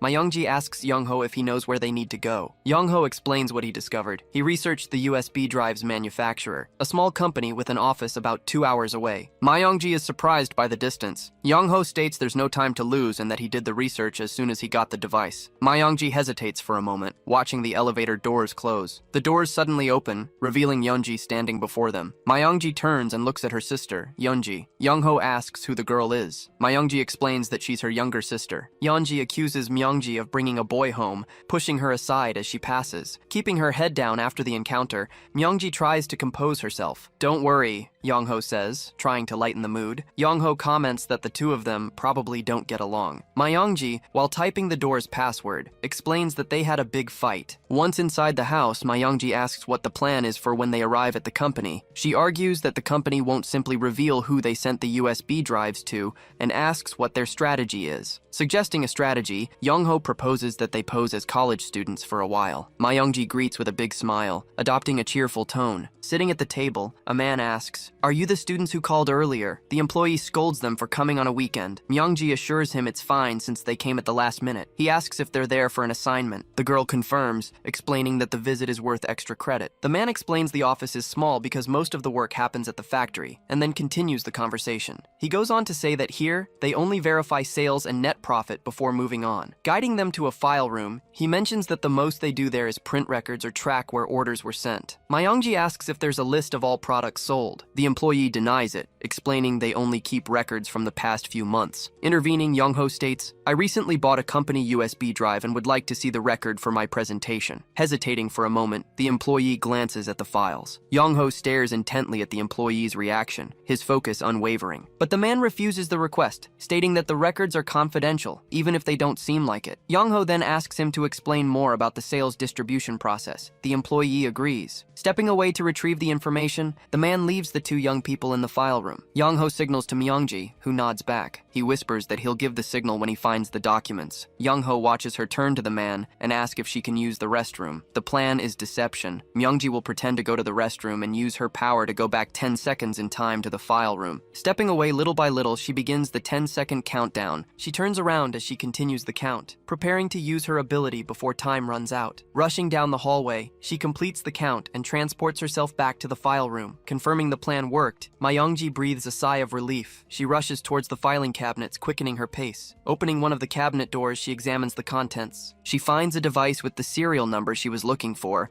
and recognizes the clue. Grabbing a binder, Myungji begins flipping through the documents. She finds a spreadsheet of orders and shipments from the fourth quarter of 2020 and moves through the pages. Searching carefully, she finds the product code that matches the device's serial number. Following the line of the document with her finger, Myungji looks for the corresponding shipping information. Looking back, Yongho watches the office entrance. A man enters the premises. He asks Mr. Hong what he's doing. Mr. Hong explains he's showing the space to some college students. The newcomer asks where the other student is and hears that she went to the restroom. Questioning if there's something to hide in their company, the man seems to grow suspicious. Typing the code to open the file room door, Mr. Hong prepares to enter. Opening the door, he looks into the dark room. Entering the file room, Mr. Hong finds no one. Raising a hand to his face, he tries to make sense of it. "I must be really tired," he comments, noticing an open filing cabinet. Waiting on a station platform, Myungji and Yongho await the train. "It's already dark," she comments, looking around. Yongho wonders if they'll catch the last train home. He says they'll spend the night out and argues, "Since we came all this way, we should find the man." Myungji agrees with the suggestion and accepts the idea. Myungji explains she didn't tell anyone about staying out all night. Yongho suggests she just call them. Going down the escalator at Sujan Station, she tries to say it's not exactly that. Mongji explains that since they met Yonji earlier, it would be a bit strange to call and tell them. Staring at the girl, Yongho tries to understand the situation. I didn't imagine the person behind the USB drive would be in a place like this, he comments, sharing his surprise. Mongji finishes his sentence. They're in the countryside. Walking along a dirt road in the countryside, Mongji and Yongho proceed in silence. Arriving at a fenced building, they find what appears to be the old Sujan station. The sign displays a notice. The station was closed on January 1st, 2021. Now, people must use the new Sujan station. Observing the abandoned site, Mongji takes in the scene. Night falls over the small town, covering everything. Sitting in a cafe, Yongho uses a laptop while Mongji looks at her phone. She shows him her phone screen. The only information she got is that the delivery was made to Sujan Huli. Mongji looks out the window, observing the dark road outside. Turning to Yongho, she asks, "Would the person we're looking for really be here?" He replies that he's reviewing the video from the USB drive. "Maybe we missed something," he comments. Turning the laptop toward her, he explains he increased the image brightness. She comments that the image looks the same and narrows her eyes. Yongho points to the right corner of the screen. In the corner, the phrase, "staff only," catches Mongji's attention. She wonders what that means. "It's a public place," she concludes. "Nobody would put a sign like that in their house." He says he tried to restore the voice on the audio. "I can't hear anything, no matter how much I turn up the volume." Yongho yawns and concludes, "We'll have to infiltrate the delivery company." Mongji agrees. "I only hear static. There will be a lot of people there." Mongji ponders. "It won't be easy." Suddenly she asks, "Do you hear a sound at the end of the video?" She tries to check something, but he replies, "I don't know what you're talking about." Mongji brings her hand to her head, trying to remember where she heard that sound before. Standing on the station platform, a train waits. She realizes the source of the sound. It was the train. The scene shifts to the Gunseong police station at night. Someone throws a file folder onto the table, showing irritation. Flipping through the file, an officer concludes, "The case ended in vain." Another officer enters the room. The first officer muses that all the evidence was very solid. The newcomer claps Tai-Su on the back. "Congratulations! Your first case was a big one," he comments. "It's a shame you can't talk about it because of the gag order." "I can't take the credit," Tai-Su states. The other officer invites him to the first company dinner of the year. "I can handle my liquor," Tai-Su states confidently and smiles. Looking at Detective Do, who is still working at her desk, he observes her concentration. "Isn't Detective Do joining us?" he asks, awaiting a response. But the other officer intervenes. "Leave her alone. She needs to finish something," his colleague insists. But Tai-Su has already checked all the files. Remaining at her desk, Detective Do stays focused on her computer screen. Her gaze remains fixed on the monitor. She watches the video from the USB drive. Gran's image appears on the screen. Detective Do then understands the nature of that power, the ability to fast forward and rewind 10 seconds. Back at the abandoned station, Yongho tells Mongji, "You were right," he explains. "The USB drive arrived near Christmas last year, when the station was still open. That's why the train sound was recorded." Mongji asks, "Did he also fast forward time during Christmas?" "Anyway," Yongho suggests, "let's hop the fence to investigate." She climbs over and jumps the wire fence. Yongho advises her, "Don't feel guilty." Mongji doesn't understand what he means. Yongho continues, "Knowing you, I'm sure you're blaming yourself for what happened to Mr. Shin." He reassures her, "There's no need for that." "It wasn't your fault," he says. Mongji agrees quietly. Yongho lifts her and helps her over the other side of the fence. She starts to thank him but hesitates before continuing. Mongji grabs his arm and confronts him. "This time, you took Mr. Shin's power." He explains, "I was only cooperating with you because I didn't see you as a threat." But Yongho warns, "If you take all the powers,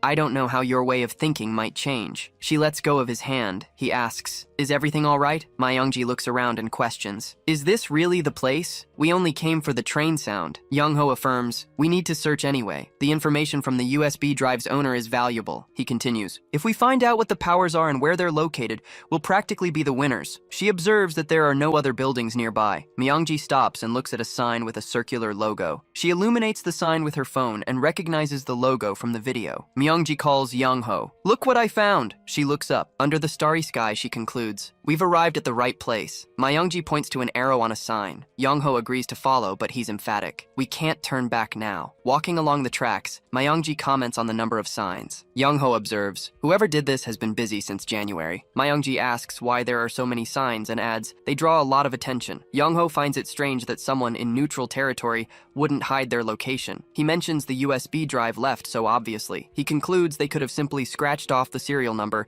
and expresses his distrust. The reason doesn't doesn't matter, Yongho says. All that matters is they answer our questions. He adds, I'll kill them if I have to find out the truth. Yongho asks if Mongji knows the attack plan and begins a new explanation. He explains they'll use slow-motion playback and 10-second fast-forward. He states they'll have a chance to win if they get close. Mongji illuminates a train crossing sign with her phone and moves forward. She notices they've reached the end of the line and slows her pace. Before them, a shipping container. Yongho confirms, this is the place. Yongho opens the door, steps inside, and illuminates the dark interior with a flashlight. Following him, Mongji observes the messy room. Yongho comments that the place looks abandoned for a while as he examines the surroundings. Mongji agrees. It doesn't look like anyone's been here recently. A sudden noise startles her. Did you hear something? Mongji asks, trying to understand. But Yongho didn't notice anything. Mongji approaches a closed door and reaches out to open it. Taking a deep breath, she prepares before turning the doorknob. Her phone's light reveals a cat on the floor. Mongji stares at the scene. The animal jumps from a box towards her, making her flinch. It was just a cat, she comments. Suddenly, she feels something bump into her from behind. She's terrified to find a mannequin standing right behind her. Screaming in fright at the figure, Mongji loses her balance. Yongho rushes to her. What happened? Helping her up, he says, it's okay. They both look at the fallen mannequin and analyze the figure. Mongji recognizes it from the video. She realizes it was just a mannequin. Yongho turns, illuminates the area with his phone, and continues his search. He finds the filming equipment and the mannequin,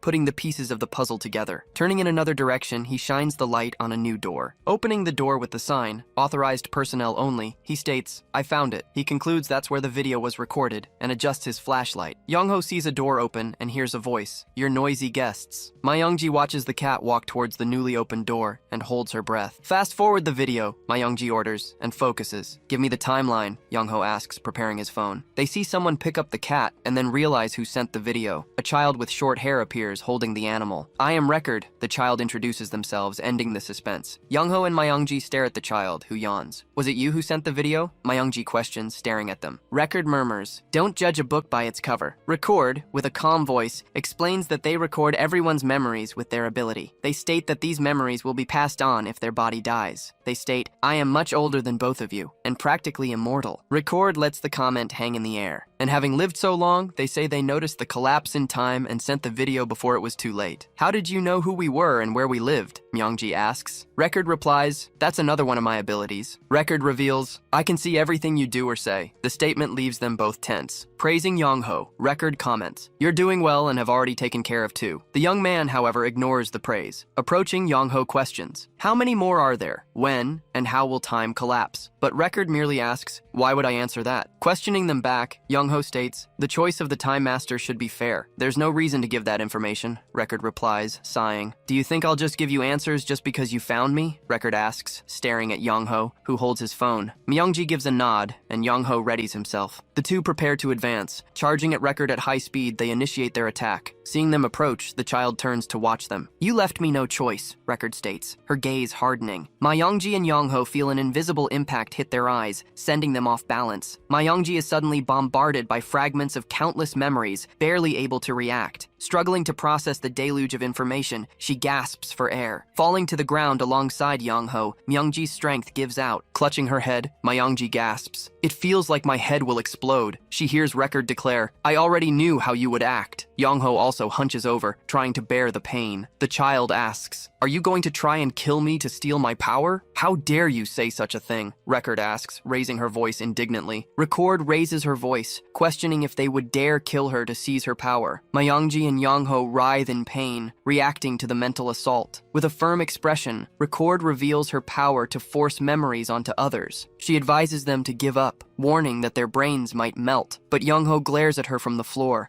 gasping for breath. Observing his reaction, Record remains still. Reaching out and touching the ground, Yongho tries to collect himself. Of course, Record replies, confirming his suspicion. Record sighs, stating that she didn't want to do this to them either. The two slowly stand up, watching Record. She steps back and says she'll tell them something. Gesturing to a diagram of connected blocks, Record presents her next explanation. She explains that she can predict the future using the collected memories, claiming that everyone is her eyes and ears. Telling Yongho that his questions were useless, she leaves him confused. She changes the state of some blocks on the diagram, altering the projection. She reveals the verdict. The questions were useless because they will both die soon. In disbelief, Mongji questions if they will really die, trying to comprehend. She argues that one can't be certain, but hears Record assure her, it's a fact, like a film that cannot be changed. Record takes a deep breath, revealing that there is only one way to survive. And that way is for one person to take all the powers for themselves. Yongho concludes that this means one of them has to die. He receives confirmation that this was already in the video. Record states that only one person can become the master of time, and says they are merely delaying the inevitable. Turning to Mongji, Yongho sees his companion with her head bowed. Record shows the memory of their handshake, and the scene shifts. The vision deepens, revealing Myeongji's doubt about Yongho's intentions. No, Myeongji says, raising her face. Standing up, Yongho asks, should we simply accept that our fate is decided? He hardens his gaze, stating that regardless of what she saw, he will keep fighting. Watching him in silence, Record doesn't react. Record warns them that they will soon be in danger. She emphasizes that they should consider the proposal, as it's the only way to survive. Staring at Record in silence, Myeongji and Yongho hold their breath. Record bids them farewell with a goodbye, ending the encounter. Suddenly, a figure flashes past the window. A shot rings out, and Record's silhouette vanishes in a flash. Turning towards the sound, Yongho reacts. Myeongji flinches at the sudden sound, losing her breath. Grabbing his companion, the young man throws himself aside as multiple projectiles pierce the container. Pushing her to the ground, he yells, "Get down!" as more shots hit the spot. Shattering under the continuous impact, the windows give way. Looking back towards the shattered window, Yongho tries to understand. The shots continue to embed themselves in the same spot on the floor, perfectly aligned. Realizing they aren't the target, he takes a deep breath. Outside, the attack ceases, leaving the night quiet once more. Yongho straightens up, commenting, everything stopped. Carefully approaching the window, he tries to look outside. Pointing to a distant building, he says the shots came from there. Remaining silent inside the room, the two observe. Realizing Record knew she was going to die, Yongho speaks softly, and Myeongji agrees. The young man connects the dots, recalling the explanation that memories are transferred to the next body after death. Myeongji takes a deep breath, concluding that Record simply moved to another body. Turning towards the abandoned building where the shots originated, the scene shifts. A tied-up person struggles to move, trying to wiggle her fingers over a circuit board. Twisting in the chair next to the recently fired weapon, the woman tries to free herself. Gagged, she continues to struggle. Tears stream down her face, mirroring her trembling. Suddenly, she opens her eyes, revealing Record's gaze. Breaking the ropes binding her to the chair, Record regains movement. Snapping the wire connecting her to the circuit board with her free hand, she breaks free. Tearing the gag from her mouth, she takes a deep breath. Standing up, Record comments, "It's been a while since I was in a woman's body." Staring straight ahead in her new body, she adjusts her breathing. She comments on the 10-second forward and back tactic and finds their calmness concerning. Announcing, "It's time to begin." Record picks up a small device. The next day, routine attempts to settle back into school. Myeongji walks silently through the corridors. Although little time has passed since Record took her own life, the memory still weighs heavily. The tragedy of the building they were in exploding left deep scars. Narrowly escaping, the two survived. Returning to the present, Myeongji looks to the side. Feeling a pang, she brings her hand to her mouth. Entering the restroom, she realizes something has been burning inside her body ever since Record inserted the memories. Standing before the mirror, Myeongji pulls down her eyelid to examine her eye. She finds nothing wrong and tries to take a deep breath. Suddenly, she stops. She feels the ability activate. Her vision shifts to a basketball court. Myeongji observes the scene as a ball bounces in front of her. Picking up the ball, she recognizes one of the memories Record showed her. A light-haired young man appears before her and asks, "Who are you?" As she shoots the ball towards the hoop, the memory advances. The image of a smiling young man becomes clear in her mind. Myeongji recognizes Yongho, but realizes she's never seen him smile like that. She tries to understand. Realizing the young man on the court must have been Yongho's friend, she stares at the memory. The scene abruptly changes. The same friend is shown being strangled. Myeongji wonders what's happening. She sees a timer appear over the image. Time runs out, and the young man's body goes limp. Returning to reality, Myeongji gasps in the restroom. Leaning on the sink to catch her breath, she feels the gaze of another student emerging from a stall. Myeongji questions, "Did Yongho kill his own friend to steal the power of the timeline?" She freezes. Exiting the restroom, she hears someone call her name. Yongho approaches, inviting her to lunch. Meanwhile, another classmate complains, "Is he eating with her again?" The young man just smiles and calls out to her to come along. Myeongji stares at him, still paralyzed by the memory of the vision. In the cafeteria, the two sit down down at a table to eat. Myeongji stares at her tray, not touching her food, trying to compose herself. Leaning across the table, Yongho moves closer to her face. He asks, "What's wrong?" He tries to understand her silence. Myeongji doesn't hide her discomfort and accuses him. "You're avoiding me." He reassures her, saying they couldn't get any information from record. A girl approaches with a tray, interrupting their conversation. She asks, "Is this spot taken?" Myeongji stares at her for a moment, assessing the situation. She asks, "Who are you?" Myeongji notices the girl's disappointed expression at not being recognized. The girl introduces herself. "I'm Ga-in Kang, from the school newspaper. We're in the same class." Ga-in sighs, complaining. "Myeongji,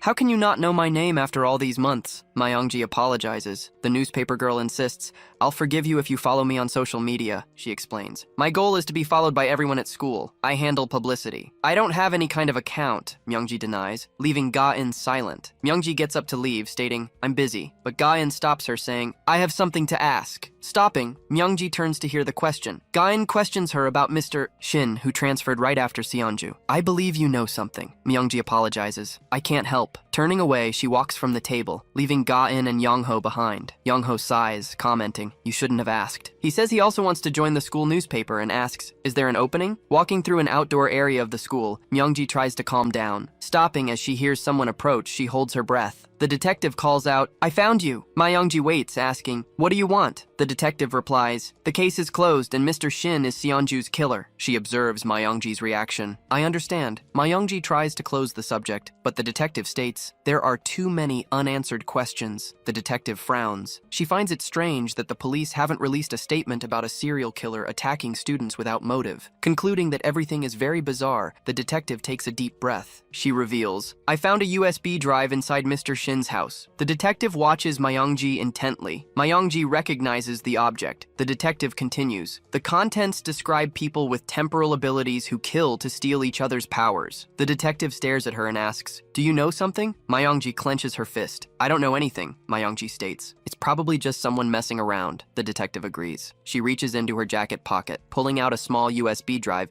she displays the object between her fingers. Myeongji is surprised to see another USB drive and freezes. The detective warns, "You won't escape so easily." Taking the object in her palm, Myeongji tries to understand. Suddenly, the detective points a gun at her head. "I also have powers," she reveals. The detective asks with a firm gaze if Myeongji didn't expect a police officer to have powers. The detective concludes that Seonju, Yongho, Mr. Shin, and she herself possess powers and have killed one another. Then, she pulls the trigger. Closing her eyes, Myeongji braces for impact. With an empty click, the gun doesn't fire. The detective, with coldness, deduces that Myeongji can't use her powers without being in motion. She warns that the next bullet is real and threatens Myeongji not to say anything foolish. Myeongji reveals that she can fast-forward time, but admits she doesn't remember anything when it happens. Lowering her gun, the detective takes a deep breath. She sits next to Myeongji and asks, "Was it Yongho who killed Seonju?" Myeongji hesitates, thinking he wouldn't be capable. But then, she remembers that Yongho transferred on the day of the incident. The detective leans back slightly, recalling the expression she saw on Myeongji's face during the funeral. The detective says Myeongji seemed to be under Yongho's threat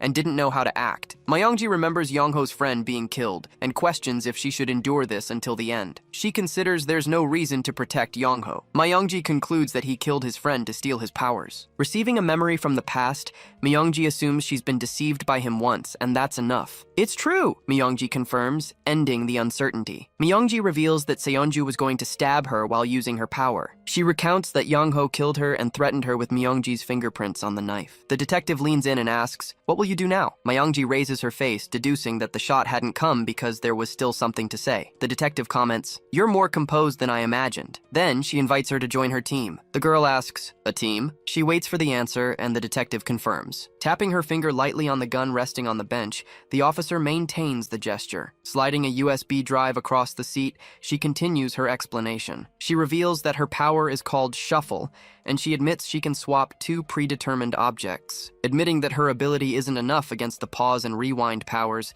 the detective shows frustration. The girl tries to retort, "We don't even know if those powers exist." But the detective says her ability has another function. She explains that she can be caught by other powers, leaving Myeongji confused. Showing an illustration, the detective points out that when the power to stop time is used, everyone stops. and she adds, stating that when the power to rewind time is used, everyone goes back to the past. The detective assures her she's certain because she's experienced both powers. She says, "It's better if we join forces against these monsters." She states she knows it's hard to believe and comments that there's something she can do for Mongji. Offering to take care of the knife Yongho took, she asks, "What's your decision?" Mongji grapples with doubt, remembering the detective's warning that she could be caught by others' powers. She tries to understand, asking, "What happened when you used the fast forward?" The detective questions, "Are you referring to the year that passed?" The detective states, "Time didn't accelerate." She suggests Mongji might be using her powers incorrectly. Mongji takes a deep breath, wondering if she truly was misusing them. The investigator narrows her eyes and asks, "How did you manage to skip an entire year?" The girl remains silent, looking down. A flashback begins. A car drives down a sunny road. "What beautiful weather," her father comments, driving steadily with his family. From the back seat, Yonji complains, "Please hurry up with this trip, I have homework." Glancing at the mother beside him, the father tries to compose himself. Closing a deck of cards she was holding, the mother puts them away. The mother says, "We're not going to Tutu Land anymore, even with the tickets bought." She changes the subject. Leaning forward, Yonji reacts with surprise. The mother teases her about her homework. "What about your homework?" Yonji quickly denies, "I don't have homework." She claims she doesn't need to do it. Taking the tickets from her hand, the mother takes charge. Her mother smiles in the rearview mirror, keeping the mood light. Observing the scene from the back seat, Mongji remains quiet. Leaning forward, Yonji asks, "Are we going to Tutu Land?" Her father says they'll go to the beach first. Trying to press a button on the dashboard, Yonji insists, "I memorized the address." Her mother warns her, "That's dangerous." Her father loses his patience, shouting, "Yonji, sit back down." The mother points to the road, alerting, "Danger ahead!" A white truck appears directly in front of their car, occupying the entire lane. Staring at the approaching vehicle, the driver holds his breath. Swerving sharply to the left, he tries to avoid it. Skidding on the road and narrowly missing the truck, the car sways violently. Veering into the other lane, the vehicle struggles to stabilize. Braking suddenly to avoid another obstacle, he tries to regain control. After the sudden stop, the father asks, "Is everyone okay?" Turning to scold Yonji, the mother raises her voice. Speeding towards them, another car appears at the last moment. Waking up dazed amidst the wreckage of the accident, Mongji awakens to chaos. Looking to the side, Mongji calls, "Yonji." Turning forward, the girl calls, "Mom!" Her eyes wide, she stares at the scene before her. Exploding without warning, the car's front compartment tears apart. Completely consuming the parents' seats, the explosion devours everything. Left alone in the back seat, Mongji and Yonji watch the fire spread. Mongji stares at the destruction, paralyzed. Pulling everything backward, the world around her begins to rewind. Slowly, she opens her eyes. She finds herself floating in a dark, shapeless void. The girl tries to understand her surroundings. Looking around, she asks where she is. She calls out for her parents into the vastness,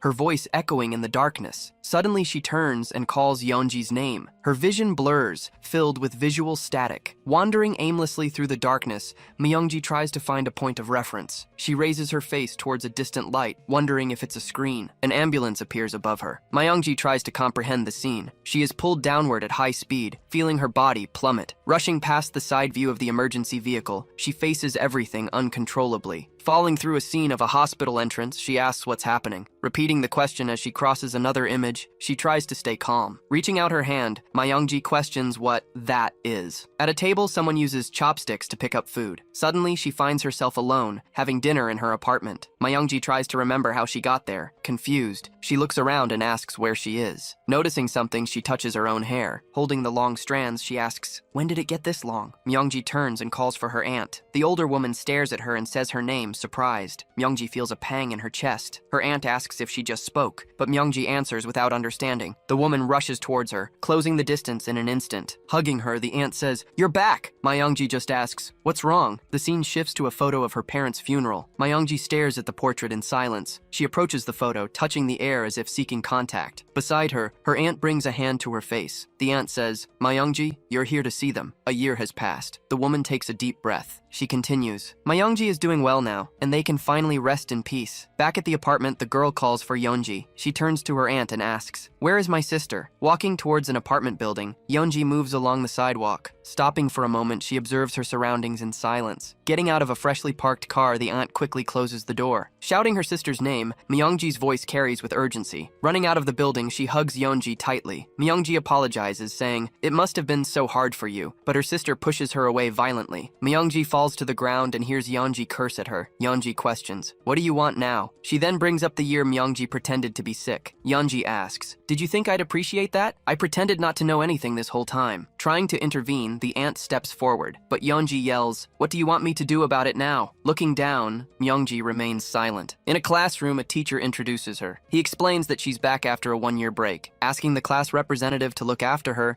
the teacher receives the student's immediate agreement. Standing in the middle of the room, Myongji observes her surroundings without reaction. Whispering, two students mention her parents' death and her hospitalization. Myongji hears the comments, absorbing the words in silence. Throughout the room, rumors spread about her being hospitalized and pretending not to know her own sister. Other voices question, why would anyone be friends with her? They comment on her audacity. Someone approaches, asking, "Can I sit next to you?" Remembering a girl covered in blood with a wide smile, Myongji's body trembles. She wakes up with a scream, trying to regain control. Remaining lying in bed, she breathes heavily. Slowly sitting up, Myongji still tries to recover from the nightmare. Her cell phone vibrates on the nightstand. Myongji turns to pick it up. She sees two messages from Detective Myeon-do. On the screen, the detective says she'll take care of what they discussed and asks for Yongho's address. Swallowing hard, Myongji knows. Either way, only one person will survive this fight. Typing on her phone, she accepts that it's now every person for themselves. Hours earlier, in the school newspaper room, Guan asks, "This place isn't bad at all, right?" Yongho agrees, surveying the mess around them. Rushing to clear a space, Guan organizes the table. The boy asks, "Is there a place for me to sit?" Guan finds his interest in the newspaper unexpected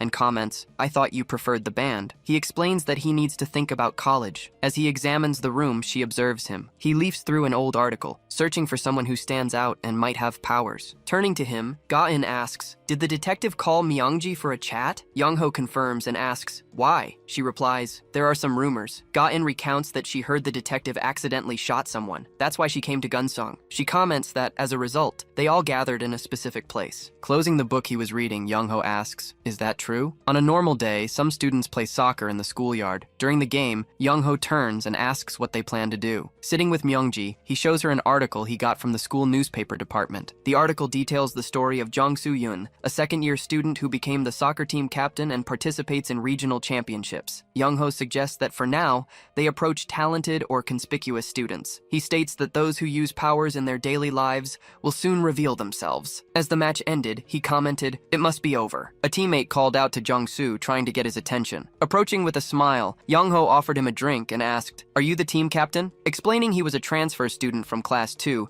Yongho asked if there was an open spot on the team. Jong-soo replied, without elaborating, "You can ask the coach directly." Yongho thanked him for the drink and invited him to play against his class. Meanwhile, Yongho thought to himself, "He's nothing special." "Aren't you being reckless?" Myongji questioned, showing concern. Worried that someone with powers might discover them, Myongji listened to Yongho. "We can't keep our heads down," he said. He continued, explaining that their chance of survival increases if they find out who has powers and come up with a plan. Myongji stated that they had already analyzed half of the students and that they should filter the names to decide what to do next. Myongji received a message from Detective Myeon-do. She read the question, "Are you with Yongho?" Looking at her phone, Myongji typed a short reply. The detective asked Myongji to stall him and warned her, "I'm going to look for the knife today." Suddenly appearing, Yongho asked about the detective. Questioning her about their conversation from the previous day, Yongho listened to Myongji. "The case has been closed and there's nothing to worry about," she said. Standing up, Myongji changed the subject to the school newspaper, stating she was only there to get information. Complaining that Guan wouldn't stop talking about them, Yongho asked, "Who started it?" Diverting her attention to a group of students talking,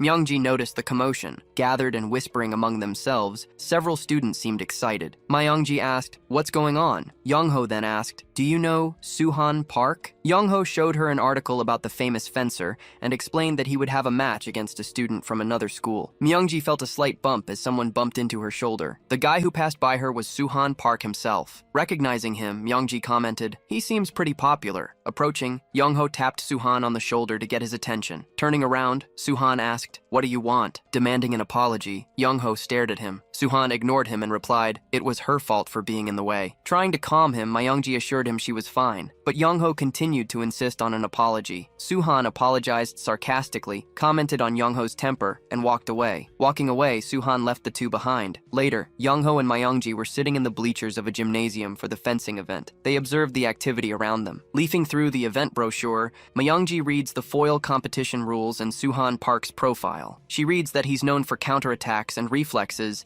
that make up for his physical prowess, and scrutinizes every line carefully. Yongho questions if someone like him could have powers. Myeongji replies that there was nothing unusual in his past. Yongho speculates Suhan might be using his powers differently. He comments that perhaps it's happening even now. Yongho grabs his phone and announces, "It's starting." He sets up a stopwatch, zeroed out and ready to go. As the fencing match begins on the strip, the focus shifts to the competitors. The camera shows one fencer's eye through the mask, revealing tension. Positioning themselves a certain distance apart, the two adversaries await the signal. As the referee gives the signal, the match begins. Advancing to attack, the opponent makes their first move. Facing his approaching opponent, Suhan adjusts his stance. Launching forward in a swift motion, he closes the distance in a flash. Hitting the target with the tip of his sword, Suhan finishes the thrust with precision. Watching the move conclude, Yongho follows everything intently. With Suhan's victory declared, the gymnasium erupts. In the stands, everyone comments on Suhan's incredible speed. Myeongji points out that he moved the instant his opponent initiated the attack. Confirming on the stopwatch that the match lasted only 5 seconds, Yongho frowns. Superimposing Suhan's image on the strip with another time count, the screen reveals hidden data. The timer exposes the impossible, showing that his actual time had increased by 7 seconds. Yongho fixes his gaze and states, "I found him." Looking to the side, Suhan notices the attention. Yongho simply says, "Pause." The scoreboard shows a wide margin, heavily favoring Suhan over his opponent. On the sidelines of the strip, the opponent's coach shouts, "Why are you letting yourself be beaten by a rookie?" He tries to motivate him, urging a comeback. But the fencer wonders how he could possibly beat Suhan. He feels Suhan reads his every move, struggling to understand what to do. Both competitors reposition themselves on the strip, assuming their combat stance once more. The match resumes after the referee's signal. The opponent advances with determination, attempting a direct attack. Suhan swiftly moves to the side, neutralizing the lunge. With his eye visible through the mask, he displays total focus. As he dodges his opponent's attack, Suhan creates an opening. He executes several precise thrusts, hitting the opponent's chest. The final score marks the end of the bout, confirming Suhan's victory. As the audience applauds, Suhan removes his mask. He receives compliments on his skill. Observing the scene, Myeongji states, "He's impressive." Yongho explains, "Suhan uses his power to cut seconds." Concluding his analysis, Yongho says that Suhan stops time to assess his opponent's position. Then, he uses the power again to counterattack. Reacting to the revelation, Myeongji takes in the discovery about Suhan's power. "It's a terrifying power," Myeongji comments. She notices Suhan's wave on the fencing strip. Outside, students chat as they leave school. Guan Kang approaches from behind, catching up to Yongho and Myeongji. Guan asks excitedly, "Did you two come to watch the fencing match together?" Yongho replies that he's also part of the school newspaper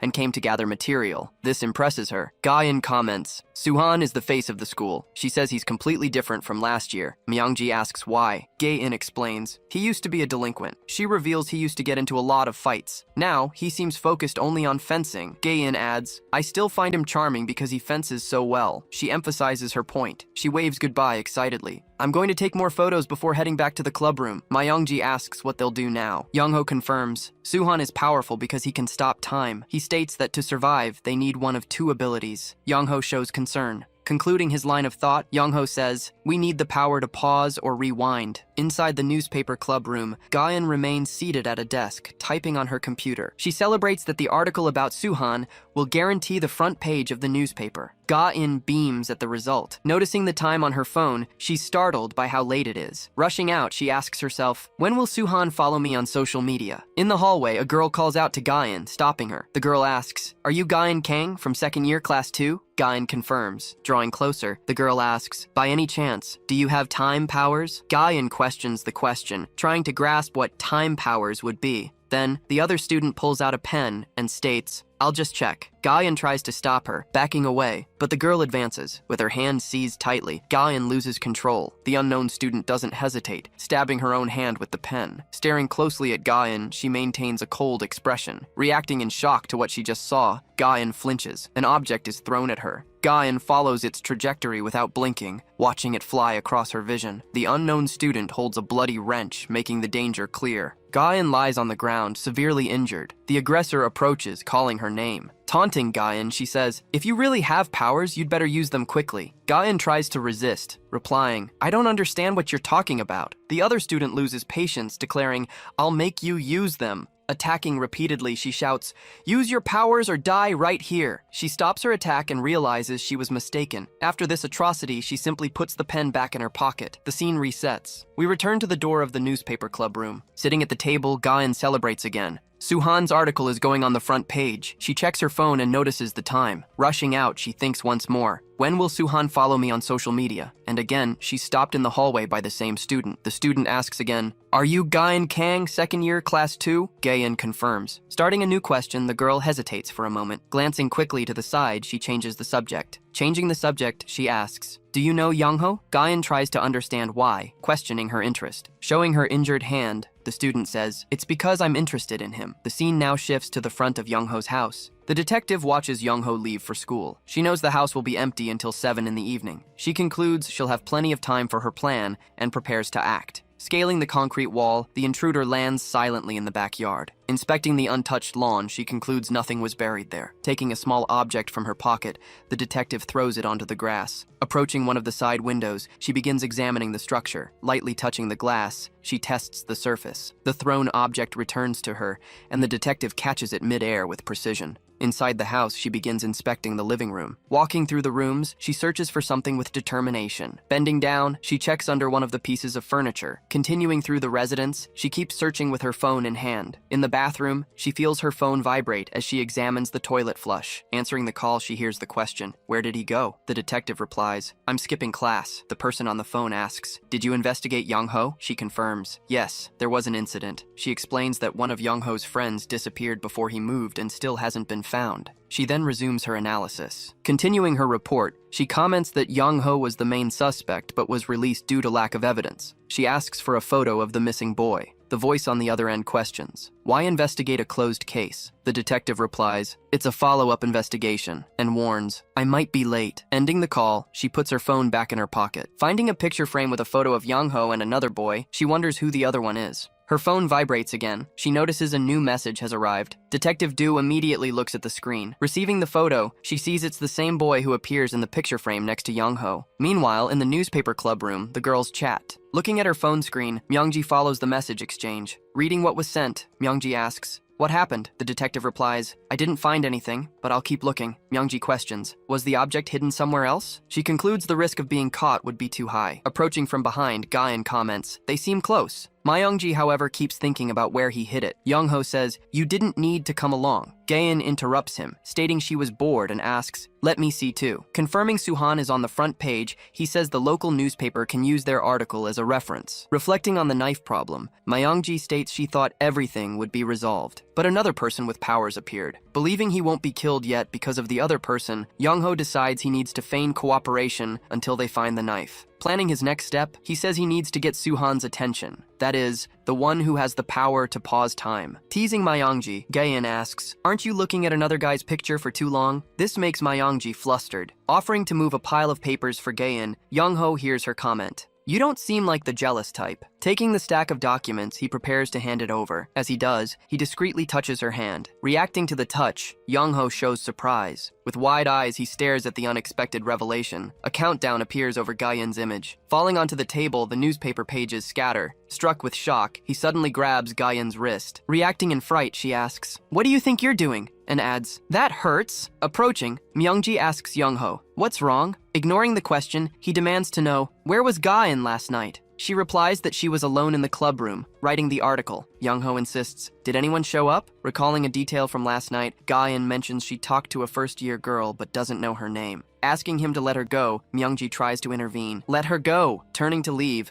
Yongho pulls Mongji along with him. Left behind, Gian doesn't understand what's happening to him. Once outside, Mongji pleads, "Let go of me first." Releasing her hand, Yongho asks, "Listen," and reveals, Gian died last night. Confused, Mongji says, "She was fine," but he counters, "Her timeline is strange." Explaining what he saw, he says that instead of the expected 16 years, her timeline showed less than a day. Concluding his reasoning, Yongho states that Gian died 13 hours ago, right after saying goodbye to them. Explaining why, he says Gian died once. Her time was rewound. That's why she's alive again, and her timeline has reset. Realizing the implication, Mongji reaches the only possible conclusion, and Yongho confirms it's about the power to rewind. He asks why the rewind power user would kill Gian so suddenly. He calmly responds, explaining that it wasn't sudden, and calls her closer. Pointing to the students from the other class in the yard, he hears her question, "What's with them?" Seeing a teacher organize the students into a line, Yongho asks for her hand. He takes the initiative and holds Myeongji's hand. Staring at him in surprise, she can't hide her reaction. Yongho reveals the truth. He explains that the rewind power user killed each student following the roll call to test if they had powers. He concludes, their mistake was getting distracted trying to find someone else with powers. Recalling a crucial detail, Myeongji remembers that Guan is the first person on their roll call list. Realizing the gravity, she understands. They started killing people from their class. They will be next. She interprets the meaning. The girl Guan found is the rewind power user. She despairs, not knowing what to do. Yongho simply responds, "I don't know." He collapses to the ground. He laments, "You have the strongest power. I believed we would have more time to prepare." He states the limitation. Our powers aren't enough. We can't face the rewind power user now. Observing the scene, Myeongji realizes she had never seen Yongho so scared. Although she also fears this power, Myeongji wonders why he is even more shaken. She links his reaction to the past.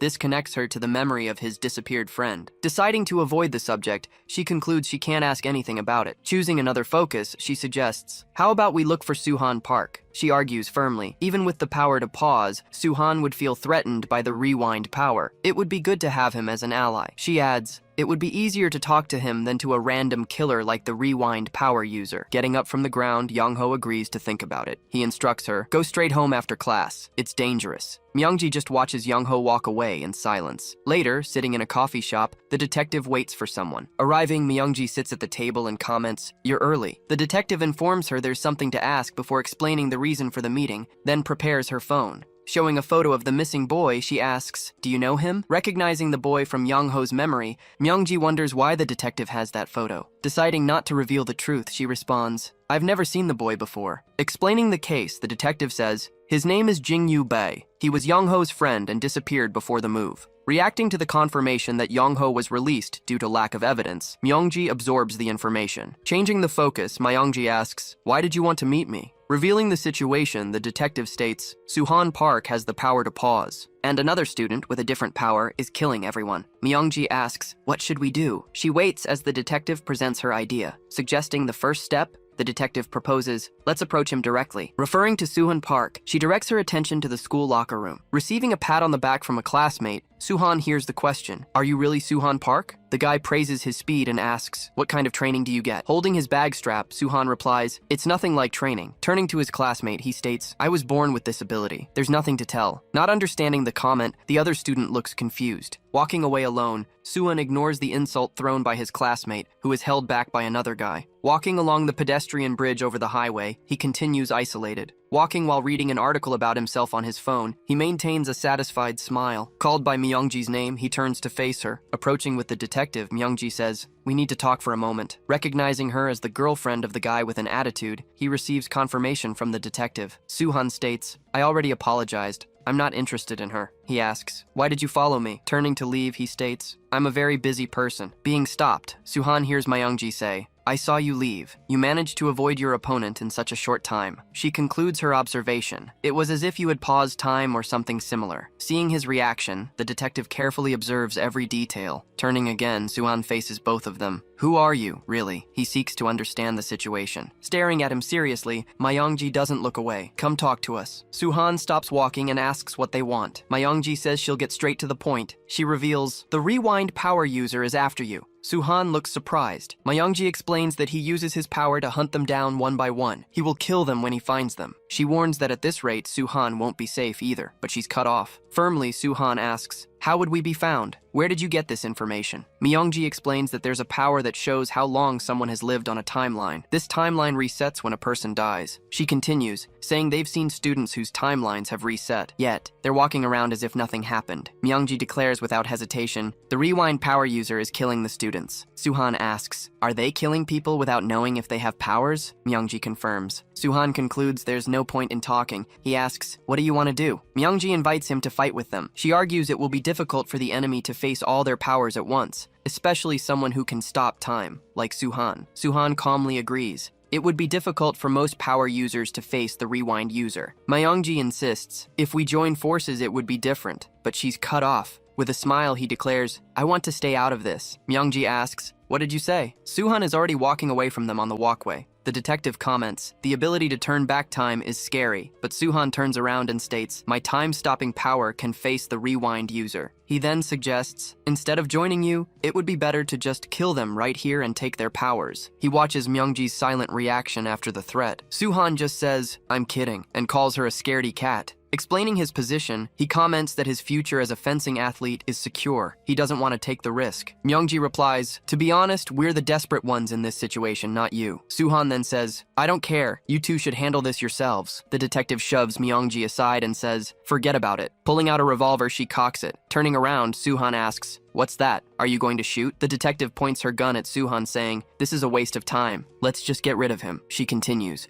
explaining that Suhan stopped time at least a dozen times during the match. She then recalls a wounded, screaming woman. The detective states, either way, we'll simply take your power if you don't plan on joining us. Suhan taunts her, you must not know my powers. The detective threatens to put a hole through his head. Smiling, Suhan tells the detective, shut up, the bullet speed won't matter if I just pause time. The detective challenges him, try it. Suhan grows serious and glares at his opponent. They are seen falling from the catwalk. The revolver clicks into place. Suhan focuses his gaze, aiming at his opponent. Soon, a gunshot rings out. Mongji watches the scene with a shocked expression. Suhan wonders, did she really shoot? I can't believe she's a police officer. Looking at the mark on the ground, he realizes the bullet was indeed aimed at his forehead. He reveals that he can't move freely, even when pausing time, but he claims he can dodge a moving bullet. The scene shifts. Suhan leaps away from Mongji and the detective. Suhan smiles and says, you'll never be able to shoot as long as I can pause time. The detective agrees and points her gun at Suhan again. Mongji tries to intervene, pleading with the detective, stop so we can talk. Suhan questions the detective. Are you going to shoot again? I warn you, I won't just dodge the bullet anymore. Mongji realizes neither of them will stop. Considering it all a waste of time, Suhan sighs. The detective thinks, I won't get hit as long as I avoid the barrel of the gun. Preparing herself, she aims to shoot once more. Commenting on the situation,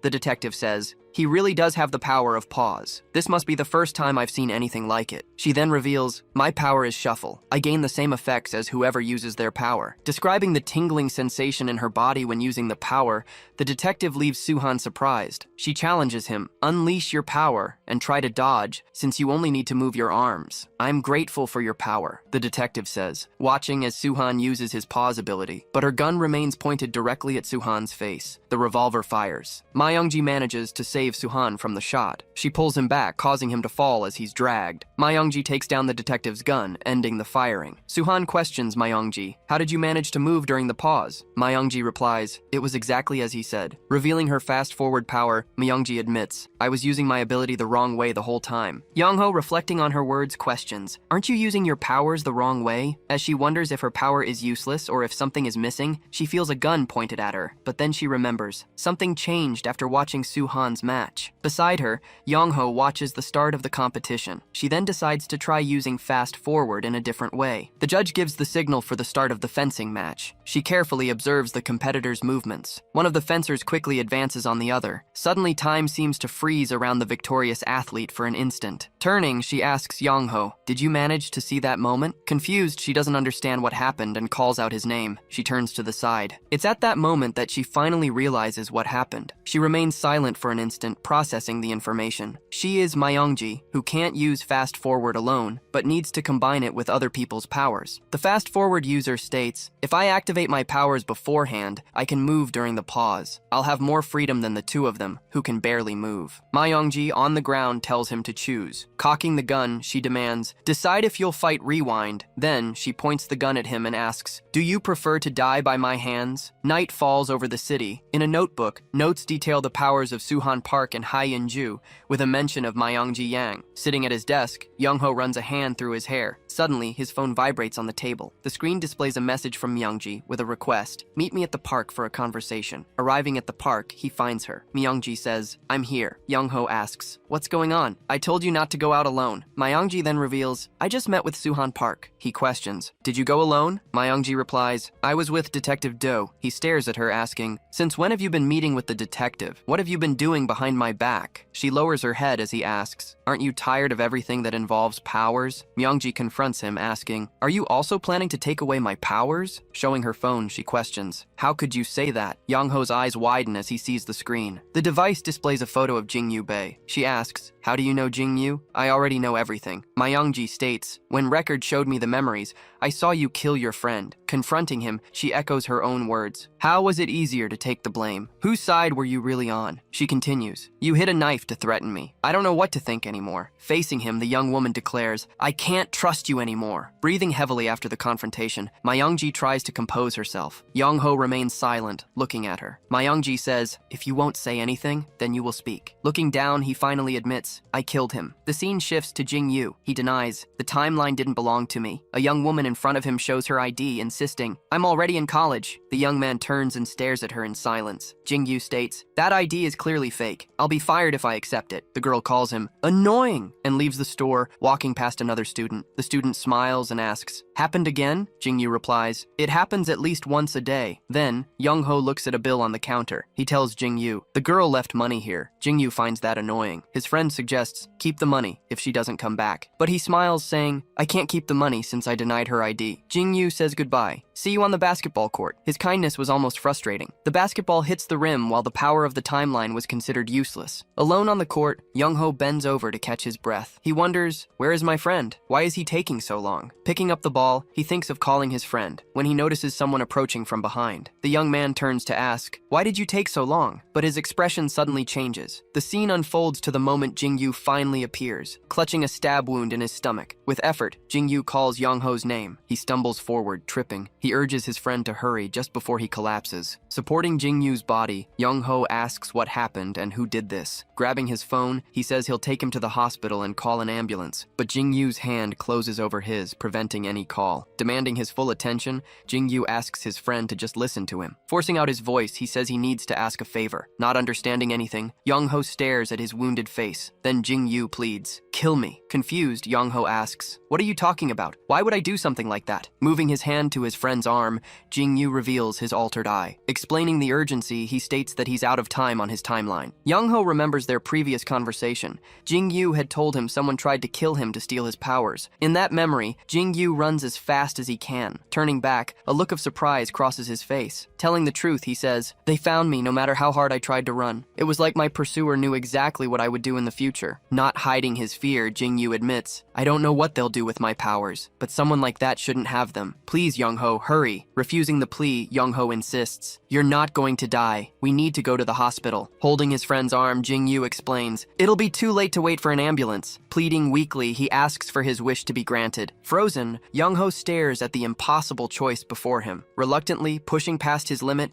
he brings his hands to his friend's neck and squeezes firmly. With no other choice, Yongho fulfills the final request. With his life force completely drained, Jing Yu's time on his timeline comes to an end. Thus ends his life with rewind never captured. Yongho plunges into despair for months. During that period, he barely went out or ate, wondering, why did my friend have to die because of a power? Near Christmas the previous year, a USB drive arrived carrying a new message. Finding a new purpose, Yongho finally discovers a reason to keep living. Emerging from that void, he sets his sole goal, to find and kill Rewind. With his pain evident, Yongho declares, Rewind made me kill Jing Yu. I'll never forgive them. Mongji asks, why Why didn't Rewind kill Jing Yu that night? I've thought about it countless times. Yongho, determined, states, Rewind's power can't be perfect. I'll do whatever it takes to find that flaw and kill them myself. Admitting he's not acting as he should, he says, I don't care what happens to me as long as I can kill Rewind. Mongji confronts him, reminding him of the things he's done the moment he threatened her with a knife. She recalls what happened. Seonju tried to kill me by raising the knife against me. The force of that memory overwhelms him for an instant. Explaining his impulse, Yongho comments, I thought of Jing Yu and ran to you without hesitation. In that critical moment, he stops Seonju Lee from attacking her. To him, people like Seonju and Rewind kill for power. That's why they deserve to die. But he assures Mongji, you are different. Remembering what he saw, he comments, you felt bad for Seonju's mother, even though you were completely innocent. The woman was screaming, asking who killed her daughter. Responding calmly, Mongji says, I understand what you mean, and I recognize the frustration, but I don't want to hurt anyone else to keep living. Turning his face away, he just listens to her words. Remembering Jing Yu, Yongho thinks of the moment his friend said he couldn't keep the girl's money. Yongho then explains, I got rid of the knife after that day. He adds, the knife was the quickest way to convince you. I assure you, I won't betray you, nor will I force you to cooperate. Mongji stares at him in silence for a few moments. After that, she says, I'll believe you for now. Meet me at the cafe near the park tomorrow. Revealing her plans,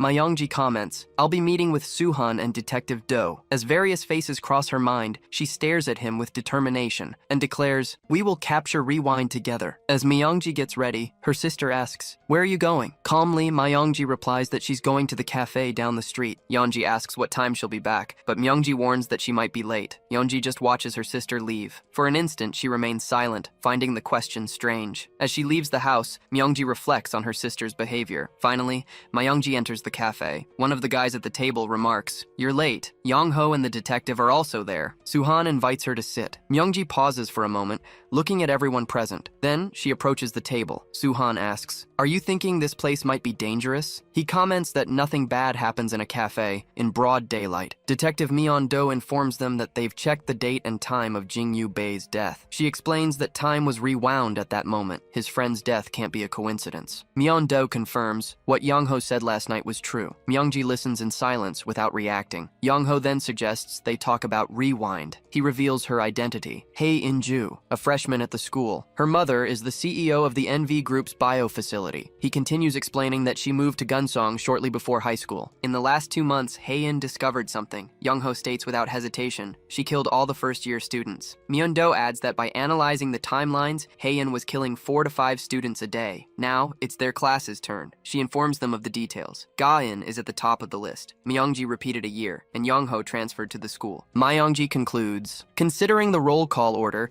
we have about 3 days until Hae-in finds us. Yongho comments that they need a plan. Myeongji, however, reminds them that Rewind can go back in time as much as she wants. She observes that they can't use normal methods since any attack would be undone. Myeongji suggests they must find a way to kill her in seconds. Next to them, Suhan yawns. Suhan interrupts. I find this conversation pathetic. I can't stand listening to nonsense anymore. He states that there's no reason for them to meet like this, leaving Yongho confused. Then, Suhan reveals, I've already fought Rewind and won. Myeongji questions Suhan, expecting an explanation. He reminds her, I'm the school superstar, and Hae-in sought me out because she suspected me. Calmly, Suhan explains that it all happened at the beginning of the school year. He recounts that he had barely started using his power, just as he was gaining fame. Suhan was in the gym when he turned around. Hae In-ju appeared there, walking towards him with a smile. At first, Suhan thought she was just a fan, but he soon realized something was off. Suddenly, a bruise appeared on Hae-in's neck. He noticed the mark hadn't been there before. A fencer like Suhan, however, would recognize it. It was a small, round bruise, exactly the mark left by the tip of a fencing sword. Suhan deduced, even though I don't remember, she attacked me, and I must have reacted by using my time stop. Confidently, he says, she can't do anything if I stop time. But Detective Myeon-do intervenes. Firmly, she comments, that only proves you didn't die, not that it's a way for them to win. Suhan asks them to let him finish, revealing there was one more detail. He explains that Hae-in put her hands behind her back as if hiding something. Turning to Yongho, Suhan calls out, you're still slow to understand this. Yongho explains that when using their powers, there are always 2 conditions. The first is the will to activate it. The second is a specific action, which for him is clenching his fist. fast. Therefore, whenever he uses his power, he needs to think about pausing time and clenching his fist at the same time. He demonstrates and explains. Without clenching his fist, he can't use his powers, even if he wants to. Suhan asks if it isn't the same for everyone. From this, the triggers for Yongho, Mongji, and the detective are revealed. Noticing the pattern, Mongji concludes that Hai-in also needs a specific action. She is hiding what it is. They conclude they need to prevent her from performing this action so she doesn't go back in time. Myeon-do reminds them they only have 3 days until Hai-in reaches Myeongji. The only chance is to find out what that action is. Later, in an evening study room, Hanbin Shin sits at her desk. From afar, Hai-in watches her thinking, when will she go home? Walking down the hallway, she thinks she needs to check numbers 19, 20, and 21 by the end of the day. Hai-in stops for a moment and looks through a classroom window. Inside, she observes student number 20 and student number 21. Watching each face, Hai-in confirms they are all there. She thinks it will be hard to remember so many at once. Then, she rolls up her sleeve and holds a small object between her fingers, affirming to herself, this will do. The study room door opens. Hanbin Shin looks up. She sees Hai-in step inside, addressing everyone. Holding a wrench, Hai-in asks, by any chance, do any of you have powers? A new day dawns, and the schoolyard begins to stir. Inside the classroom,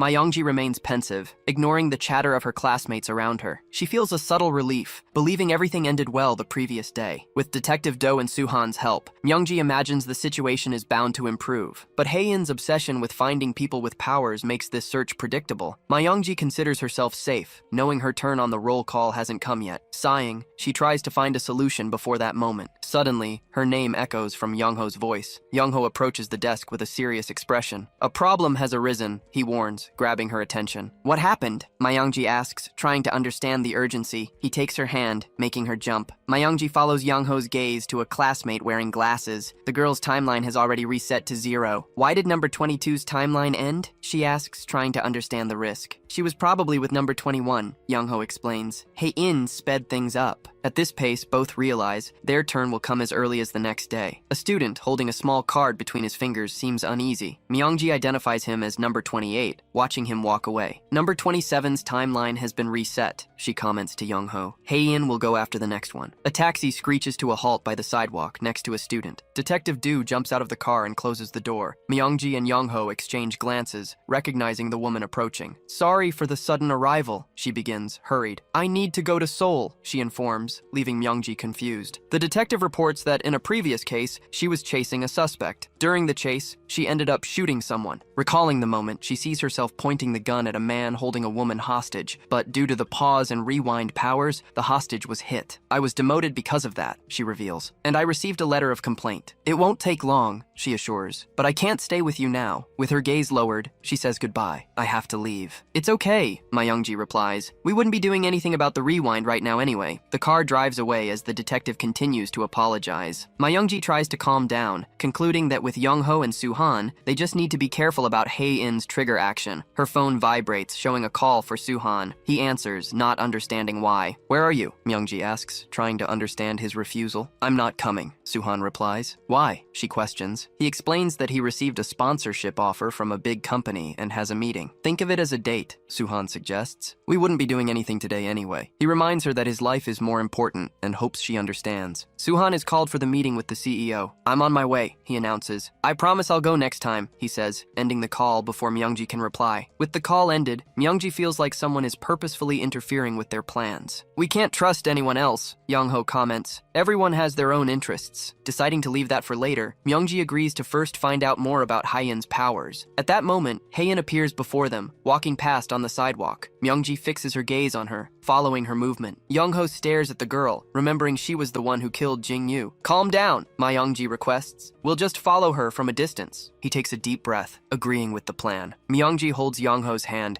as she observes the timeline of the student walking ahead. Hae-in turns the corner and disappears from view. Then, the young woman pulls up her sleeve. She's heading into the alley, Myeongji warns. We need to hurry. The two follow in the direction the girl took. Hae-in slows her pace, approaching student number 28. Myeongji watches everything carefully, without looking away. In seconds, the boy's timeline runs out. Hidden, Mongji asserts, his timeline was reset just moments ago. She tries to control her breathing, concluding that the girl just used her power. Hae-in glances at the student and keeps her hands behind her back. Behind her back, she uses a pen to pierce her own palm. Seeing from afar, Mongji notices the injuries and questions what they signify. Yongho connects the dots, concluding, by the number of wounds, this is the rewind action. It turns out she can't remember the moments she rewinds time. When she uses her powers, her memory rewinds in time, but her body remains. That's why Hae-in leaves a mark on herself to record the use of the ability. Understanding this, Yongho realizes why she left Jing Yu behind. In her haste, Hae-in forgot to mark her own body. Remembering Hae-in was holding a fountain pen, Mongji questions if that is the trigger for the ability. Finding the object unusual,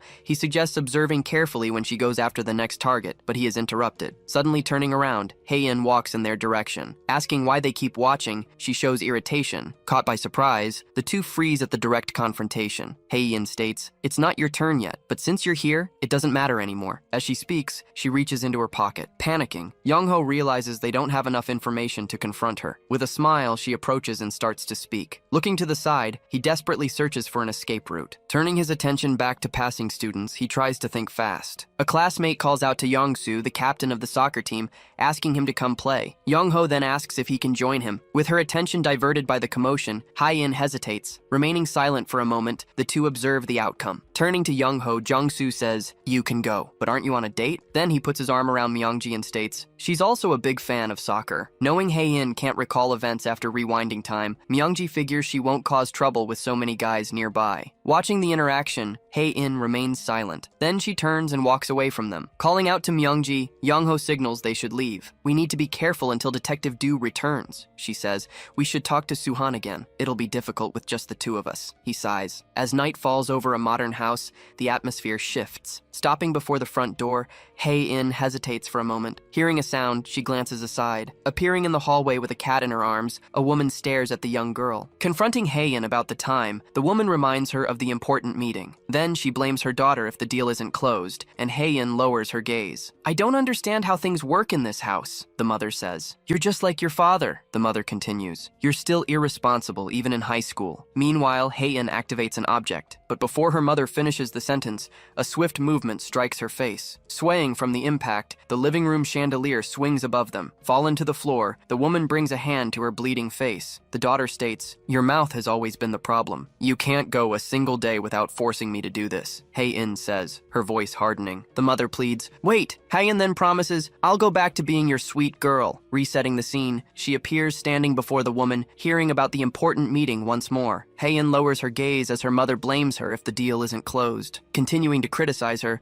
the woman doesn't notice the blood trickling from Hae-in's hand. Asking if her daughter is listening, the mother tries to get her attention. Hae-in replies, "Yes." She apologizes, promises to do better, and asks, "Have the guests arrived yet?" Moving through the neighborhood, night envelops the streets. Sitting in front of his computer, Yongho stays focused. Reflecting that Mongji seems to have had a difficult day, he takes a deep breath. Thinking things have worked out thanks to her, Yongho concludes he can't leave her in danger alone. He decides he needs to try harder to uncover something. On the monitor, an article details Suhan Park's career as a fencing prodigy and his meeting with the NV Bio president. Yongho considers him conceited, always acting on his own will, and wishes Suhan wasn't the user of the pause power. Suddenly, a detail in the article catches his attention. Yongho, wondering what he just read, tries to confirm the information. Elsewhere, Hae-in's mother comments, "I saw the announcement that today's deal was a success." Arriving on a terrace, Hae-in apologizes for her lateness. The young man waiting for her says, "No problem." Reviewing the information that Hae-in Ju, the Rewind, is the daughter of the NV Group's bio facility CEO, Yongho leans back in his chair. He realizes the truth and gets angry with Suhan. The line in the article about Suhan's meeting with the NV Bio president confirms his suspicions. On the terrace, Suhan says, "I just arrived." In the schoolyard, Yongho and Mongji exchange a few words. Then, Suhan approaches the two from behind. He tries to start the topic, asking if anything had happened the previous night. At the same time, the two turn and face the young man. Suhan steps forward, asking them to try and understand him, but Yongho says that's enough. Yongho confronts him, stating that they know he's on Hae-in's side, and questions, "Are you acting as a double agent?" Suhan reminds them that he had already said he puts his interests first. He declares that he's not on anyone's side. He states, "I'm on my own side." Mongji frowns, arguing that Hae-in is trying to attract him with sponsorship. She tries to make him understand, warning that after Hae-in kills them and steals their powers, he'll be next. But Suhan denies it. Suhan changes his tone, revealing that he's actually the one using Hye-in. He looks away, explaining that becoming an athlete is expensive, something impossible for a family like his. Suhan states that just as Hye-in offers him money, the two of them are also using him to stay alive. He finishes by saying he never passed information about them to Hye-in. Then Suhan asks, "Isn't this the best for all of us?" But Yongho questions, "Are you kidding?" Angrily, Yongho steps forward and shouts that because of Suhan's attitude, they could have died. Then he lunges at Suhan, but Suhan merely stares at him with a smile. Then Yongho stops time and grabs Suhan's neck. Yongho says, "I never liked that look in your eyes." Challenging him to try whatever he wants, Suhan asks, "Can you get past me?" Warning that he can break his wrist, Yongho asks, "Want to keep this up?" But Suhan reminds them that he's not on anyone's side. Mongji then asks Yongho to drop the matter. Mongji cuts Suhan off, calling him pathetic for thinking his single power makes him special. Taking him by surprise, the statement leaves him motionless. He then starts to laugh and asks, "What are you talking about?" Suhan questions, "Isn't that what's expected when you have power?" Mongji stares at him in silence, without backing down. She pushes him against the wall, reminding him that he only gained recognition for his fencing skills because of his power. The young woman asks, "Am I wrong?" Suhan asks, "Do you really think you can do this without me?" Suhan tells them to do whatever they want and walks away. Yongho lowers his voice, apologizing for how things ended, but Mongji says it's for the best, as they can't trust Suhan. Mongji insists that Hye-in will try to kill them today and will follow them. They need to decide where the confrontation will take place. Remembering they could also steal Suhan's power if they wanted, Yongho narrows his eyes. From a distance, Suhan simply says, "I know," but Mongji questions, "How would that make us any different from Hye-in?" The scene shifts to the school gym, the environment silent. In the locker room, a student sits on a bench, fiddling with his phone. The young man looks up from his device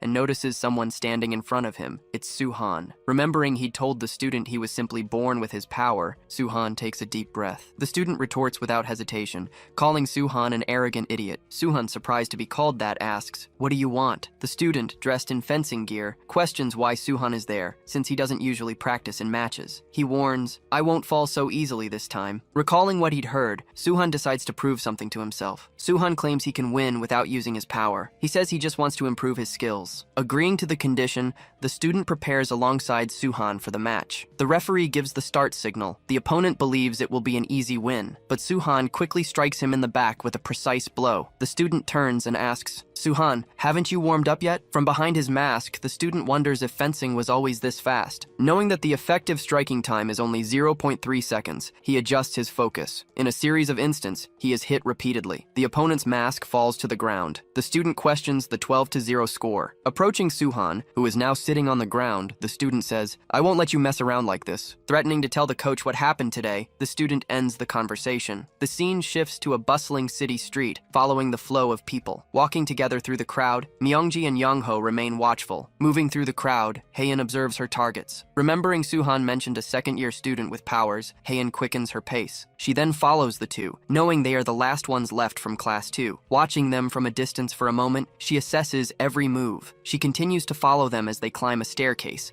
her gaze fixed. Realizing they're heading somewhere deserted, Hye-in speeds up. Running towards them, she tries to catch up. Entering a narrow alley, Hye-in finds no one. Looking around, she wonders what happened. Rushing through the alley, Hye-in exclaims, "They were just here!" A voice behind her says, "Looks like you don't like surprises." Calling her by name, Mongji says, "Hye-in Ju." She stops her advance, but Hye-in retorts, calling her rewind, as Mongji and Yongho corner her in the alley. Throwing the report card on the table, Hye-in Ju's mother questions her grades. Her mother scolds her for her behavior, reminding her she'll be in high school next year. Hye-in merely apologizes. Asking if that's enough, she slaps the girl across the face. It was at that instant Hye-in began to think about killing her mother. At another moment, the woman scolds her again, yelling non-stop. Looking away, Hye-in remains silent. One day, she noticed wounds appearing on her body whenever her mother confronted her. Broken nails and cuts on her fingers would suddenly appear, without warning. Observing the injuries, she felt calm return. Then, she'd apologize and promise to try harder. But this happened before she watched the video on the USB, which gave her a new idea. She strives to remember every detail of what happened, trying to organize everything in her mind. Seeing herself as a master of time, Hye-in is determined not to lose her chance. She will do whatever it takes. In an alley, Hae-in-ju observes two students and uses her ability to go back in time. A subtle smile appears on her face, making her intention clear. The scene repeats, but now the girl suddenly appears before them. With surprised looks, the two students stare at the unexpected apparition. Winking an eye, Hae-in says, "I'm happy to finally find another person with powers." She comments that she now understands why the girl acted that way the day before. Raising a wrench, Hae-in advances and declares, "I'm taking your powers!" Running towards the two, she intensifies her attack. Observing the scene, the young man tries to understand what triggers her power, but he remembers. The girl always held a fountain pen when she used her abilities. Advancing quickly, the other student rushes forward. Realizing which object she needs to grab, the student focuses on the target. Attacking with the wrench, Hae-in initiates the confrontation. Dodging the blow at the last second, the girl escapes unharmed. Then she charges towards Hae-in. With an outstretched hand,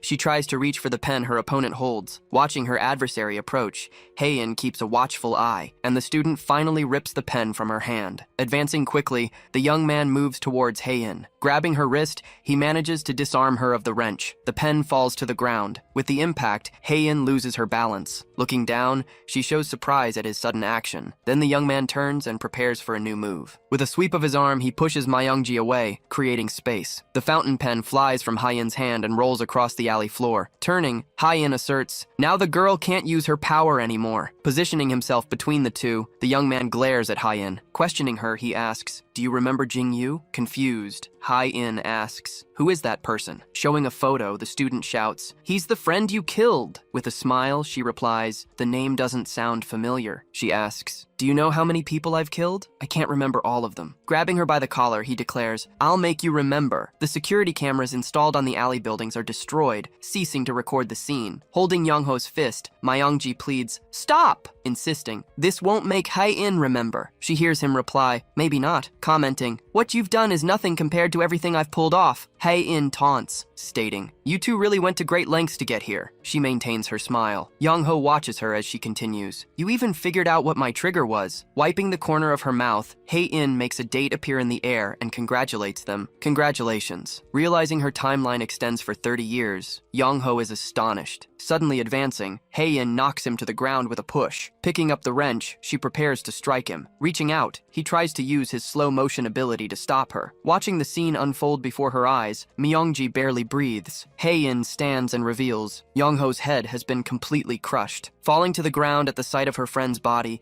Mongji loses her strength. Amidst several numbers floating around, a figure different from Hae-in takes shape. Widening her eyes, Hae-in absorbs the new ability. She realizes that was Yongho's power. A reset timer appears before her. With this, Hae-in concludes that it will now be much easier to obtain information. Crying beside Yongho's body, Mongji calls out for him. Approaching with a smile, Hae-in asks, "What is your power?" Trembling on the ground, Mongji realizes Hae-in didn't just kill Yongho, but also stole his power. Hae-in approaches. Mongji must be shocked. She admits she was surprised too. "I didn't expect you to know my trigger," Hae-in comments, keeping her tone light. Crying uncontrollably, Mongji whispers Yongho's name. Recalling his words, she remembers Yongho said they would only get hurt if they did nothing. He had declared he would keep fighting, no matter what, and seemed unwavering. Clenching her fist, Mongji agrees she would only get hurt by standing still. Determined, she lunges toward Hae-in, resolved to fight. Tauntingly, Hae-in asks, "Where do you think you're going?" Touching Hae-in's forehead, Mongji activates an ability. Using the power of slow motion on her opponent, she tries to gain an advantage, but Hae-in just smiles and asks, "Mongji, did you really think I'd let my guard down? Is your trigger taking a step forward?" She questions. "You can't do anything in slow motion." Something slams against the wall behind Hae-in, the impact making her turn to look. Lying on the ground and trembling, an unknown man tries to understand the situation. Staring at him, Hae-in complains, "This is so annoying." She picks up the fountain pen from the ground. "I'll leave a wound so I don't forget you," she says, preparing to use the pen and go back in time. Her intention is clear. Staring at her opponent, Mongji reacts with surprise at what she intends to do. Hae-in pierces her own hand with the tip of the pen,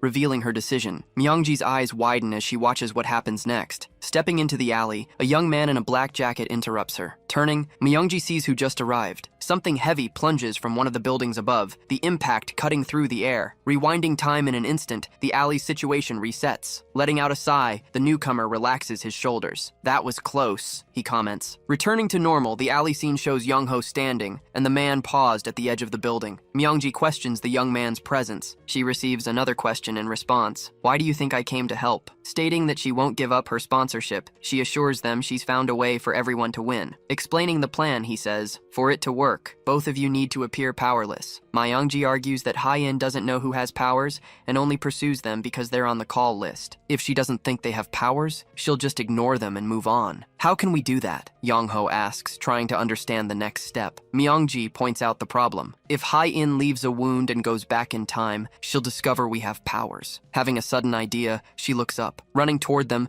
she takes the initiative. What are you doing? The young man questions, watching her rummage through his jacket, not understanding. Myeongji makes her reasoning clear. Hye-in has the will to go back in time. The young man finishes her thought. To use powers, there are always two conditions. The first is the will to use it. She shows the object she took and says, as long as you meet the trigger conditions. The second condition is a specific action, and we can go back in time before Hye-in leaves a wound. The plan might work, he agrees, taking a deep breath. Sensing something in the air, his expression changes. Tears stream down Myeongji's face as she gives in to the moment. Apologizing, the young man says, I didn't want that to happen. He looks away for a moment, remaining silent. Myeongji tries to ease the tension. I'm only telling you this because you won't remember any of it. He admits his fault. You were right. I only relied on my power without putting in any effort. But an unpleasant experience the day before made him rethink his actions, and the change finally came. Myeongji looks at him, responding, it's not cool if you can't do anything without your powers. Thanks to you, I finally came to my senses and understood the situation. Wiping her tears, Myeongji takes a deep breath. Turning to him, she says, what you said was really cool. A smile appears on her face. Capping the fountain pen, the two activate their time reversal ability. Then the young man releases the pause he had created. With that, they manage to escape Hye-in. Running alone through a city street,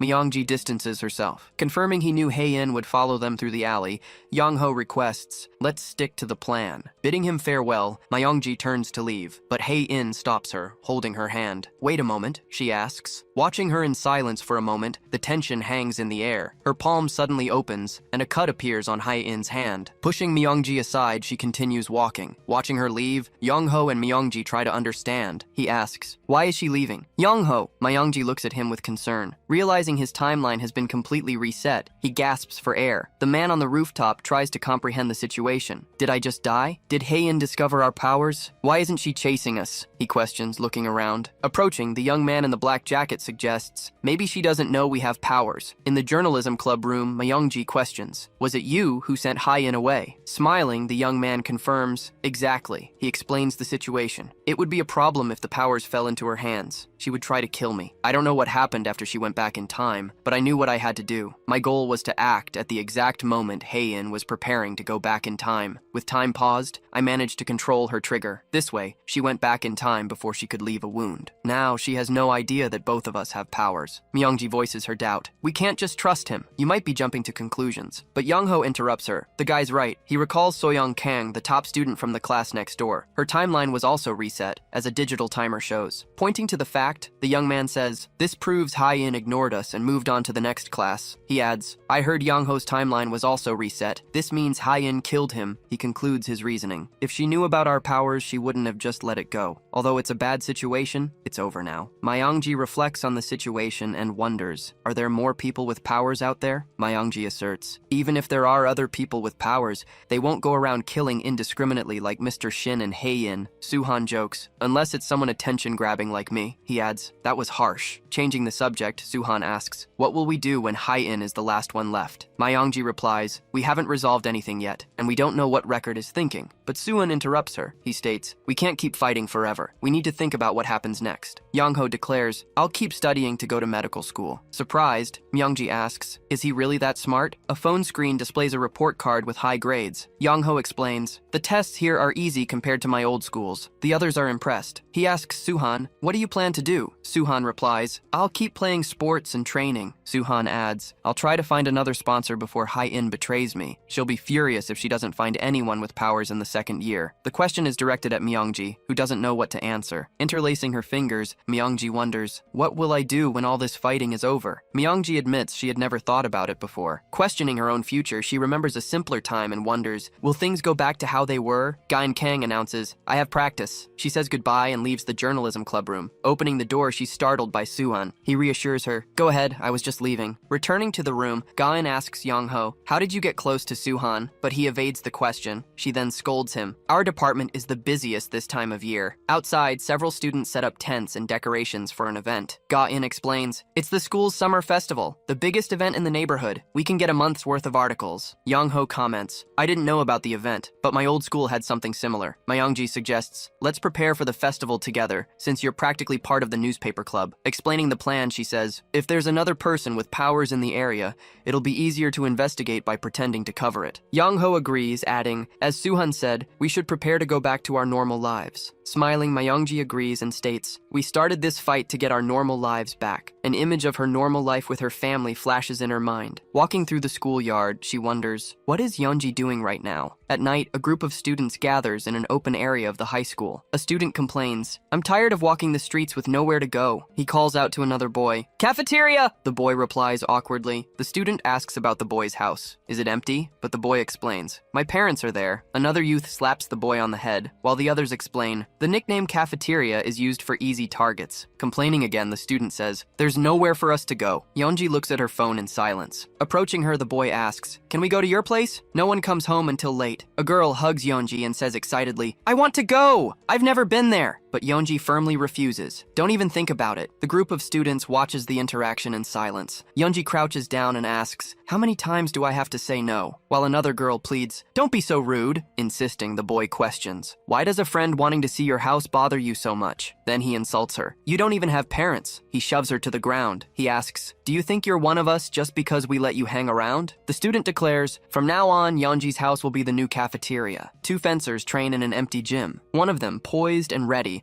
awaits the next move. He focuses entirely on his opponent, his gaze fixed. He lunges swiftly and delivers a direct strike. The other takes off his mask and praises the decisive strike, as well as his partner's counterattack. He comments that he'll restart with basic skills, and states that his partner will improve greatly at this pace. Later, people walk down a busy street. Suhan walks along the sidewalk holding his phone. He stops suddenly, noticing an acquaintance next to a girl. Suhan calls out his name, showing surprise at finding him there. Smiling, Jongsu says, "It's been a long time since we last saw each other." He informs Suhan that Seungtae is looking for him, and comments that Seungtae seems annoyed he can't get in touch. Suhan turns his back and walks away. The girl asks Jongsu if he knows the guy, since Suhan completely ignored her. Thinking out loud, she wonders, "Isn't that Suhan Park, the fencer?" Suhan stops walking when his name is called. With irony, Jongsu asks, "Are you ignoring me now that you've gotten a little successful?" Suhan responds to Seunggu, "I already warned you not to act like you know me." Seunggu, remembering how he used to follow him everywhere, hears Suhan say, "I never played dirty like your brother." Smiling, Seunggu comments, "I don't think people will care about that." Suhan admits that he used to hang out with Seunggu's brother, beating up other kids, and comments on how an athlete's past can quickly ruin everything. Seunggu suggests Suhan give an allowance to the freshman, mentioning he heard Suhan even got a sponsorship. He proposes Suhan stop by his brother's shop to buy some things, causing Suhan to clench his fist. Bidding farewell, Suhan warns, "I'll see you again very soon." A flashback shows the boy in the middle of a fight, with people fallen around him. He walks through the area, maintaining a serious expression. The scene changes to the school building's facade, now in daylight. Guan questions the need to decorate the club room. Myeongji enthusiastically states, "We're going to have our own event." She points to a mural summarizing the year's events, highlighting the 2021 Gunsong Festival. Guan tries to turn on the camera, but notices it's out of battery. Worried about having so much to photograph, she hears Myeongji offer to get the same type of battery she has at home. Myeongji says, "I'll be right back," and hurries out of the room. Watching her friend leave, Yongho maintains a discreet smile. Now settled on the bus, Myeongji fiddles with her phone. She asks Suhan about an interview for the festival. Suhan replies it could be tonight or tomorrow night. Myeongji considers the situation, thinking they'll be busy with decorations and still need to finish the paper cutouts. She decides it's best to consult Yongho before confirming a time. Surprised by the announcement of the next stop, Myeongji realizes she's arrived. Stepping off the bus, a thought makes her pause. As she walks down the street, she wonders, when was the last time I used my fast-forward power? A subtle smile appears on her face as she calmly adjusts her hair. Reaching the apartment door, she takes off her shoes to go inside. Opening the shoe cabinet, cabinet. Myungji looks for the battery she had promised to bring. Startled by a loud noise coming from inside the apartment, she recoils for a moment. Finding the sound strange, she remembers no one should be home at this hour. Pulling out a hammer, Myungji shouts, "Who's there?" A girl appears in the living room, reacting with a scream. Myungji recognizes Yonji and hears her ask, "What was that noise? And why do you have a hammer in your hand?" Myungji questions what Yonji is doing home at this hour and notices she's hiding an envelope. The envelope, stored in a drawer next to the bed in the bedroom, catches her attention. Pointing to the object, Myungji asks, "Is that our emergency fund?" Responding with irritation, Yonji tries to grab the money back. Myungji stops the movement, holding her sister's wrist, while Yonji insists, "We're not going to use that money." Myungji retorts, "Auntie gave us that money." Yonji pushes her forcefully to the floor, breaking free. Holding her arm, Myungji feels the impact of the fall. She stares at her sister in silence for a moment, not reacting. Calling Yonji's name, Myungji hears her accuse, "You're suddenly acting like an older sister." At another moment, Myungji's phone rings. The screen stays lit, showing that Yonji's call ended. Myungji remembers her sister's bruises and wonders if she's being bullied. She reflects that she went unnoticed the previous year, admitting to herself that she was afraid to do anything. Myungji hears two boys commenting on the money the new cafeteria brought in and understands they intend to give it to Seunggu. A girl comments, "I feel bad for Yonji. She became a target after saying something wrong to Seunggu's girlfriend." Other boys laugh, joking that one of them tried to go out with the girl before Myungji interrupts. Approaching the group, she demands, "Give back the money!" One of the boys asks, "Who are you?" while another recognizes her. He identifies her. "It's Yonji's loser sister," he provokes. The leader orders, "Go away! You might end up crying like your little sister." The boy's eyes widen in surprise, realizing what happened. Myungji hits him with a quick strike, knocking him to the ground. She repeats firmly, "I said give back the money." The boy turns his face, surprised by what just happened. Myungji squeezes his wrist, maintaining control. Grabbed by another guy, she hears him question her actions. "Do you know whose money that is?" he asks, shouting. He warns her about Seunggu Jeon and compares her to his own sister. The first boy tries to take control, ordering them to hold her tightly. He moves to attack her, raising his arm. Myungji faces his move with determination, ready to react. Suddenly, the guy holding her hits the one who was advancing, changing everything. The attacker turns around, confused, trying to understand what happened. He had punched his own friend in the face, losing control. Falling to the ground, the young man is questioned by the other boy. Rubbing his face, he tries to understand what just happened. Myungji stands over the fallen boy, asserting her presence. "Don't mess with Yonji again," she warns him. "Next time, it won't end well." Grabbing the envelope with the money, Myungji secures what she came for. She turns and walks away, leaving the boys behind. Myungji wonders if she truly won a fight against those bullies. She assesses her own courage. Even though she used her powers in public, she believes Yonji will be fine after this. Wondering what happened, the boy suspects she has superpowers. "We're screwed," he concludes. Worried about what they'll tell Seunggu, the boy feels the weight of the situation. Back in the club room, Myungji sits at a table with Guan. Guan asks her to fold a piece of paper. Myungji nods in agreement. A subtle smile appears on Myungji's face as she lightly holds the paper. Guan watches her silently for a moment. She seems intrigued. "You seem more cheerful," Guan comments. "Maybe it's because my worries are gone," Myungji replies. Guan hints that the reason is her handsome boyfriend, leaving Myungji confused. "Everyone at school saw you holding hands," Guan explains, shocking Myungji. Denying it, Myungji crumples the paper and announces, "I'm going to interview Suhan." A black car waits, parked in front of the school building. Walking down the street, Myungji remains bothered by Guan's comment. Myungji mutters to herself, believing Yongho is only walking with her because they're in the same situation. "He's not my boyfriend," Myungji grumbles, bumping into someone. She turns around and realizes it's her sister, Yonji. Myungji approaches and tries to question her, but Yonji starts to say she needed to talk to her. Myungji stares at her sister. Yonji's face shows bruises and a serious expression, revealing her state. "What happened to your face?" Myungji asks. Yonji grabs her sister's shirt collar and pulls her close. Gripping the fabric, she asks, "What did you do?" Questioning why Myungji got involved, Yonji shouts, "Did I ever ask for your help? Those idiots are going to bother me for the rest of my life because of you," she asserts, tears in her eyes. Myungji tries to explain that she only wanted to help, but she's interrupted by Yonji, who asks, "Did you think everything would end by just beating up a few of their goons?" Shoving her sister, Yonji yells, "Leave me alone! I don't need your help!" Wiping away her tears, Yonji notices the people around them watching. "Yonji!" Myungji tries to get closer, but her sister runs off. Standing on the sidewalk, Myungji remains frozen as her sister disappears into the crowd. At a cafe, Myungji finally meets Suhan. "We should have met 20 minutes ago," Suhan points out, questioning her lateness. "Sorry, I'll get ready quickly," Myungji says, apologizing. "I'm busy too, and I made time for you." Suhan says, reproaching her. Suddenly, Myeongji lowers her head onto the table and starts to cry. Surprised, Suhan turns to her, not understanding her reaction. With tears streaming down her face, Myeongji continues to sob. Suhan asks what's wrong. It's not your fault. Myeongji denies it. Myeongji explains that she's not crying because of him, but because of her sister. My sister hates me.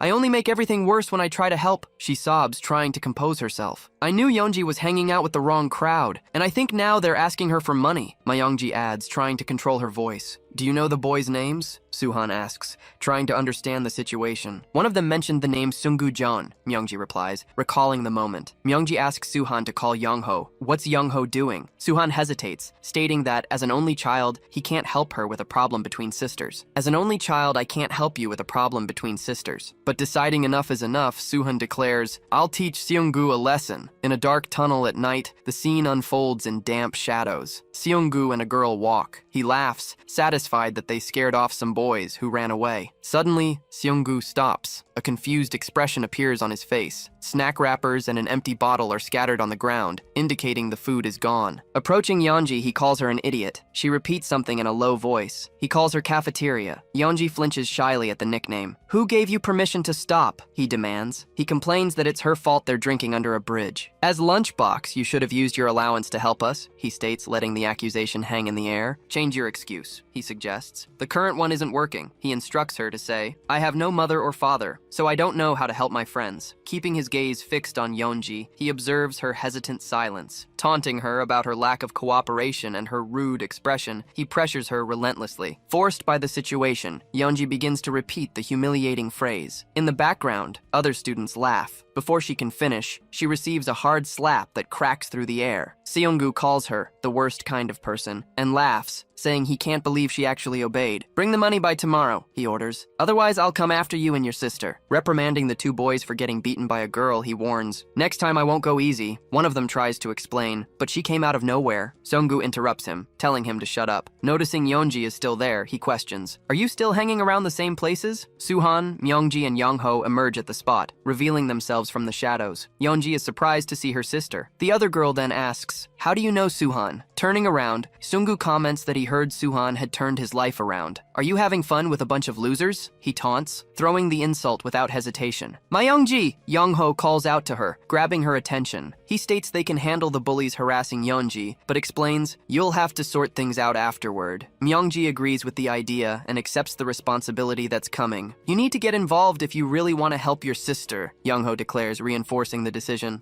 Laughing at the situation, Seunggu says, I can't believe Suhan brought people who can't even fight to this showdown. Suhan, do you know how many people are here with him? He asks, ending his taunt dismissively. With a smile, Suhan replies, not that many. Attack! Seunggu orders his companions without a moment's hesitation. The thugs rush forward, closing in fast. Suhan comments, it seems we need to have a word with the big guy over there. His voice firm. He gestures briefly, suggesting, take care of the others first. Yongho's gaze activates, and tension fills the air. Suddenly, the three advancing thugs fall to the ground, collapsing without warning. Moving past them, Yongho watches their bodies move in slow motion. Yonji and Seunggu watch the scene, uncomprehending, frozen in place. Why are you just standing there? Seunggu shouts at his companions, but one of them replies, I can't move. Suhan approaches Seunggu, closing the distance between them. Worry about yourself, Suhan says, the threat clear in his tone. The thug reacts with raw impulse, swinging a punch. Suhan, however, dodges and strikes him with a swift blow. Stunned by the attack, Seunggu stares at him, his expression unraveling. Aren't you tired of acting like a child? Suhan questions, his gaze firm. Suhan clenches his fist and tells Seunggu, apologize and end this. Lunging forward and shouting, Seunggu tries to regain his composure, but a silhouette appears behind him, hitting him again with a swift slap to the face.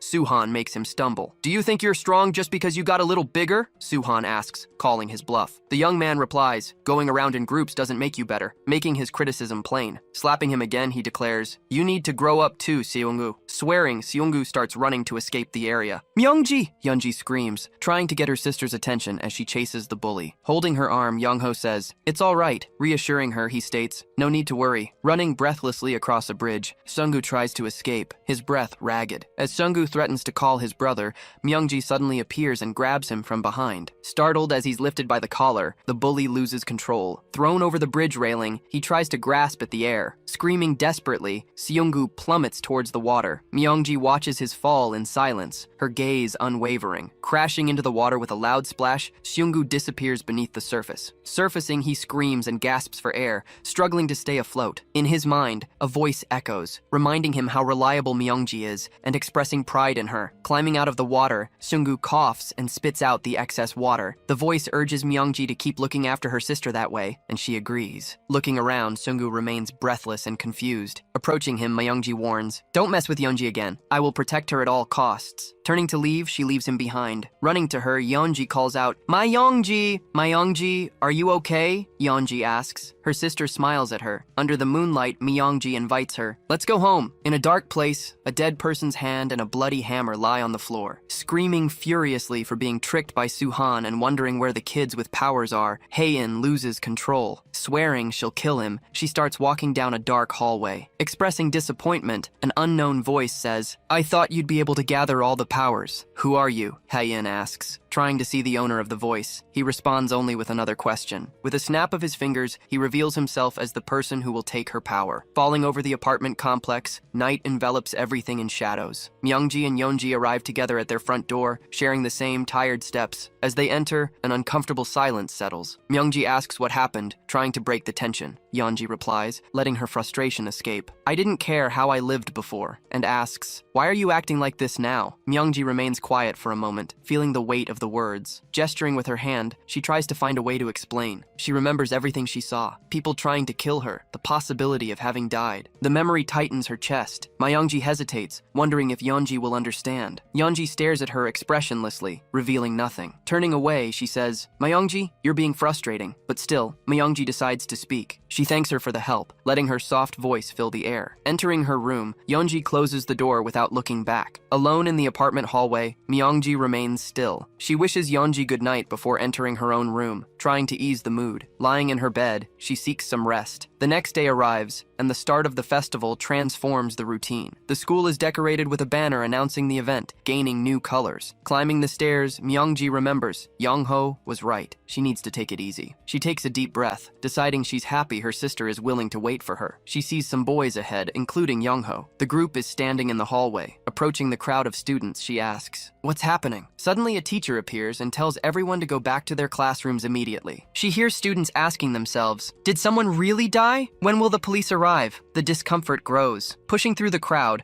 Myeongji forces her way through. She continues to move forward among the students, insisting on seeing what's ahead. Myeongji's eyes widen at what she sees. She loses her breath for an instant. Inside the classroom, a student is hanging from the ceiling. The image of the girl powerfully returns to her mind. A teacher tries to control the situation. He instructs the students from class 2 to go to the field and forbids photos. Myeongji turns. She remembers Hyunju's power to go back in time and realizes she's dead. Back in her apartment, daylight streams through the window. Upon entering her room, she throws her backpack onto the desk, relieving the weight on her shoulders. Then she sits down, trying to organize her thoughts. Myeongji questions, who could have done that? The doubt grows. Haein had limits to using her powers, but she could go back in time. She wasn't an easy opponent. Myeongji weighs the possibilities. She remembers 2 other people, letting her mind scroll through their faces, but she dismisses the idea, recalling she was with both of them the night before. Then her phone rings. Myeongji receives a call from Detective Do. She watches the name light up on the screen. Answering the phone, Myeongji waits for an explanation. The detective apologizes for not answering sooner. She says, "My phone had run out of battery." She asks, "What happened? You called many times." Myeongji says, "Haein is dead." The detective is surprised. The detective tries to understand, how did it happen? Was it them? Myeongji shakes her head. Myeongji explains that Haein intensified her search about 3 days ago. They used Suhan's power to make her forget they had powers. She continues, Haein was found hanged at school this morning. Who would do such a thing? On the other end of the line, the detective doesn't understand the mention of 3 days ago. She asks, "Wasn't it last night?" Confused by the question, Myeongji narrows her eyes. She insists on what she remembers. "I'm sure it was 3 days ago. How didn't you know?" Detective Do explains, "I felt time stop 3 days ago. However, the power to go back in time was used last night." She reveals that Yongho's timeline was reset. This would be impossible if time hadn't been reversed. The detective explains her shuffle power. It allows her to feel the flow of time when others use their abilities. She would have felt time reverse. Myeongji recalls, "It was around 10 last night. She didn't feel anything 3 days ago." She tries to sort out the facts. She remembers that Haein can't retain her memories when going back in time.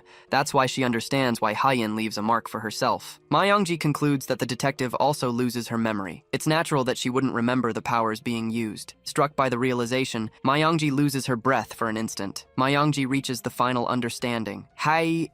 Ju was not the true power holder. She was killed by someone who can go back in time and remember everything. A meeting takes place at the police station. 4 people are seated around a large table in the conference room. A man in a suit slides a file across the table, presenting the requests regarding Detective Mayando. The superior officer questions the additional disciplinary action, but the man states that the situation is different. He asks why they're bringing this up after so long. The man replies that it's because someone was injured. The officer considers it an exaggeration, but the man insists, saying it's standard procedure. Detective Du observes in silence. An older woman also presents her testimony about the case. Outside, the officer comments on their rude attitude. He wonders why they're digging into something already in the past. Mayondu remains silent. Don't worry, she tells him. I'll try to talk to them again. She takes the blame and thanks him for the help. The officer asks how work is over there. She replies that it's the same as always. The detective says goodbye. I have a few things to do before I go back. It was good to see you. I know it wasn't out of obsession with the case, as everyone says, he states, watching her. The officer then advises her, take care. Mayondu replies affirmatively to her superior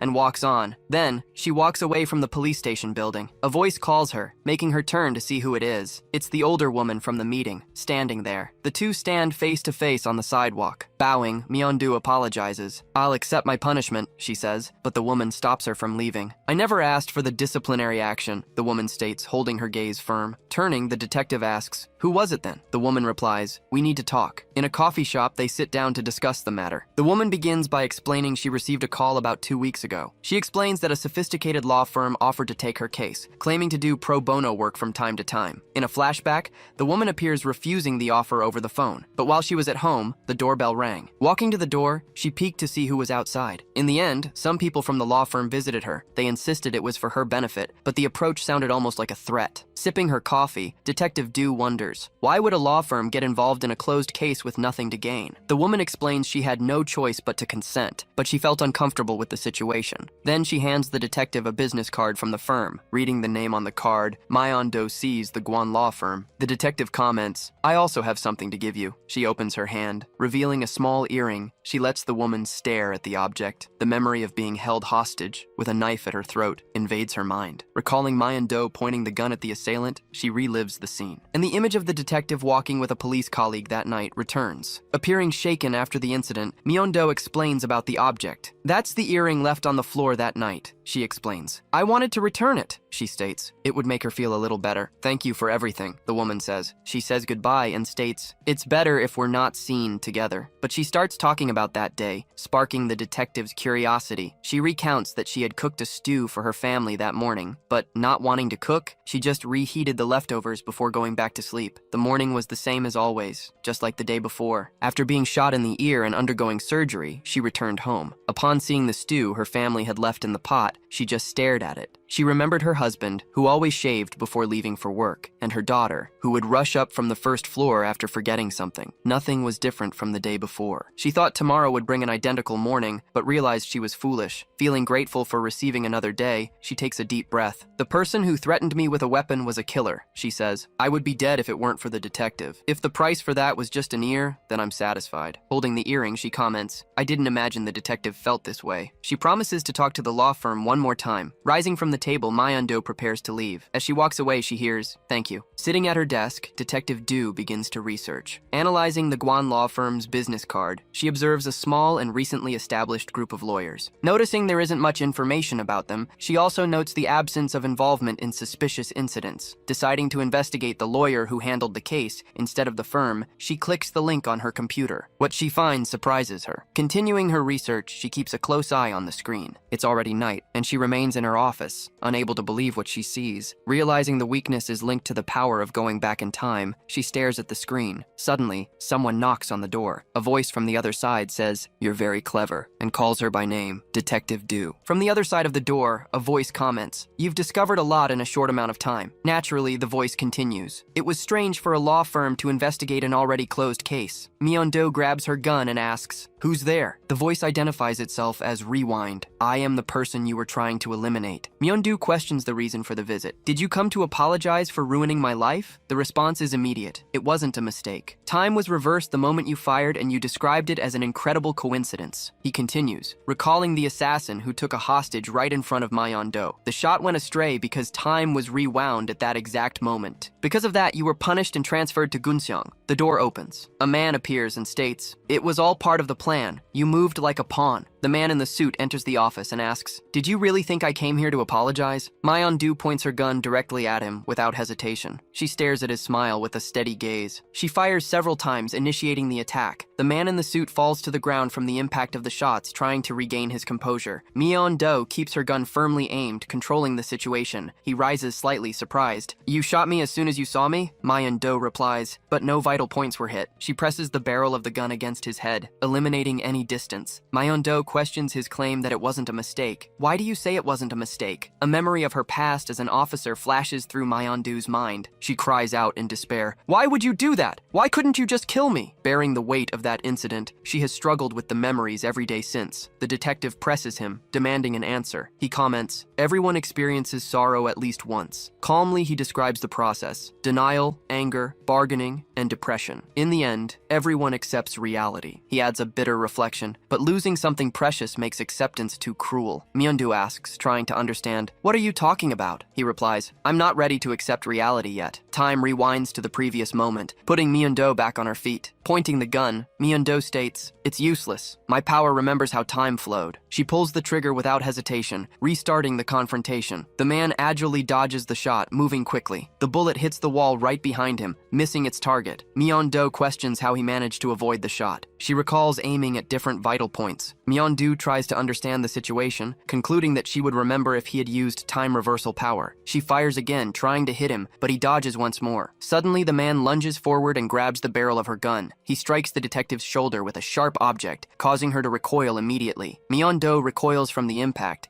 feeling the pain throb. He reveals the object is a pen, observing her reaction. "Your power is complicated, Myeondu. You move during the pause and remember everything when time returns." He details Hae-in's ability. It wasn't about reversing time, but creating an infinite loop of a period. Memory was lost with each repetition. A single mark left behind was enough to nullify her power. He lands a kick against Myeondu's fallen body, maintaining control of the situation. He watches Myeondu fall to the ground, revealing, "Your trip to Seoul allowed me to take Hae-in's ability." Myeondu's belongings spill from her bag, scattering across the floor. Standing still, he watches the detective lying on the ground. Myeondu tries to process the revelation. If he took Hae-in's ability, then they were wrong. She remembers needing to tell them about the weakness she saw in the power, gasping for breath. Gasping on the floor, Myeondu tries to regain some control. Time passes slowly, seemingly weighing down her body. The man continues to watch, maintaining his silence. He states simply, "You are dead." With that, any hope there vanishes. Beside Myeondu's bloodied hand, the earring lies motionless. Elsewhere, the victim's mother is in the kitchen. Her daughter approaches and calls out to her mother. She asks, trying to understand the object on the table, "What is this? Did you buy it?" The mother explains it's the earring her daughter lost and that the detective returned it. She suspects nothing. The daughter says, "That's not an earring. I'm going to wash up." She walks away, leaving her mother confused. The woman turns her gaze to the object on the table,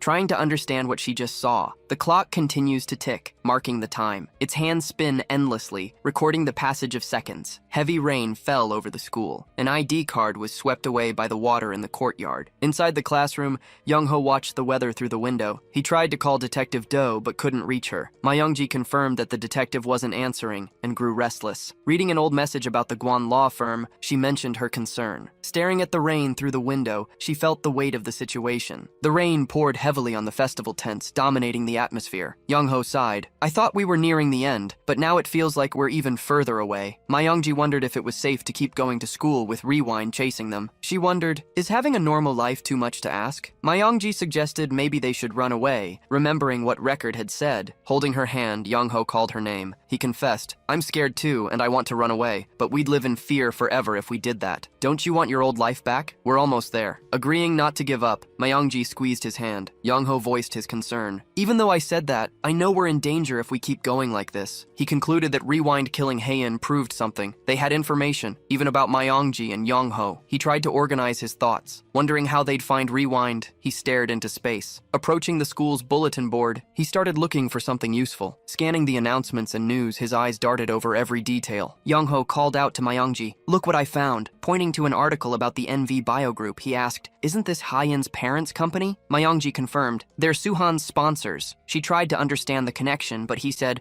"There's more." The school and NV Bio were connected in more areas than it seemed, forming a troubling pattern. Circling the company's mention on a festival flyer, Yongho highlighted the connections. He also pointed out a note about a student sponsored by Company N, reinforcing the suspicion. "They're involved in a lot of things," Mongji commented, seeing the bigger picture emerge. Yongho suggested a connection. Having a sudden realization, she unlocked her phone. The news confirmed her unease, showing that NV Bio had hired the Guan law firm. Yongho felt the impact of the revelation. If the Guan firm is also affiliated with NV Bio, then the situation is more complex. Standing in the room, the two pondered the discovery. Yongho agreed with the theory and took a deep breath. If it's true, everything makes sense. Looking at the board, they realized. All the clues led to the Guan law firm. They concluded that Detective Do was in danger. This alone explained why she wasn't answering her phone. The thought weighed heavily on both of them. Over the school's loudspeakers, an announcement summoned all students and teachers to the memorial service for Haiyan-ju and Seonju Lee. The voice requested everyone gather in the auditorium, maintaining a solemn tone. On stage, the school principal faced an audience of students and staff. Sitting down and bowing their heads in respect, Mongji and Yongho attended the ceremony. Displayed on stage, photos of Haiyan-ju and Seonju Lee hovered over the silence. Mongji tried to understand the timing, asking herself, why would Rewind show up right now? She grew uneasy, wondering, why are they showing off instead of hiding their crimes? The principal continued his speech, expressing regret for the tragedy that befell the two students. Announcing his resignation and taking full responsibility for failing to keep them safe, he concluded his tenure. Can they do that? Mongji questioned. Yongho replied, the school must be taking full responsibility. Someone tapped Yongho on the shoulder, making him turn around. He stared at the person's face and his eyes widened. The principal was preparing to introduce his replacement. He watched as someone pulled Yongho forward. The voice on stage revealed that the man had founded the school 14 years ago, creating a palpable tension. Holding Yongho's hand, Mongji asked, what's wrong? She had just heard that the man was the chief director of the school's foundation. The man was also the chairman of the NV group. The revelation stunned Mongji. Ascending the stage steps, the new principal advanced slowly. Yongho was shaken to hear that he was the representative of the Guan law firm. He barely reacted. Finally introduced as the chief principal, Nongdae Guan commanded absolute attention. Reacting to the number 300, Mongji held her breath. Addressing the students, Nongdae Guan said, it's a pleasure to meet you all. Nongdae Guan introduced himself to the students and remarked that the former principal had given an excellent introduction. He stated he felt an immense responsibility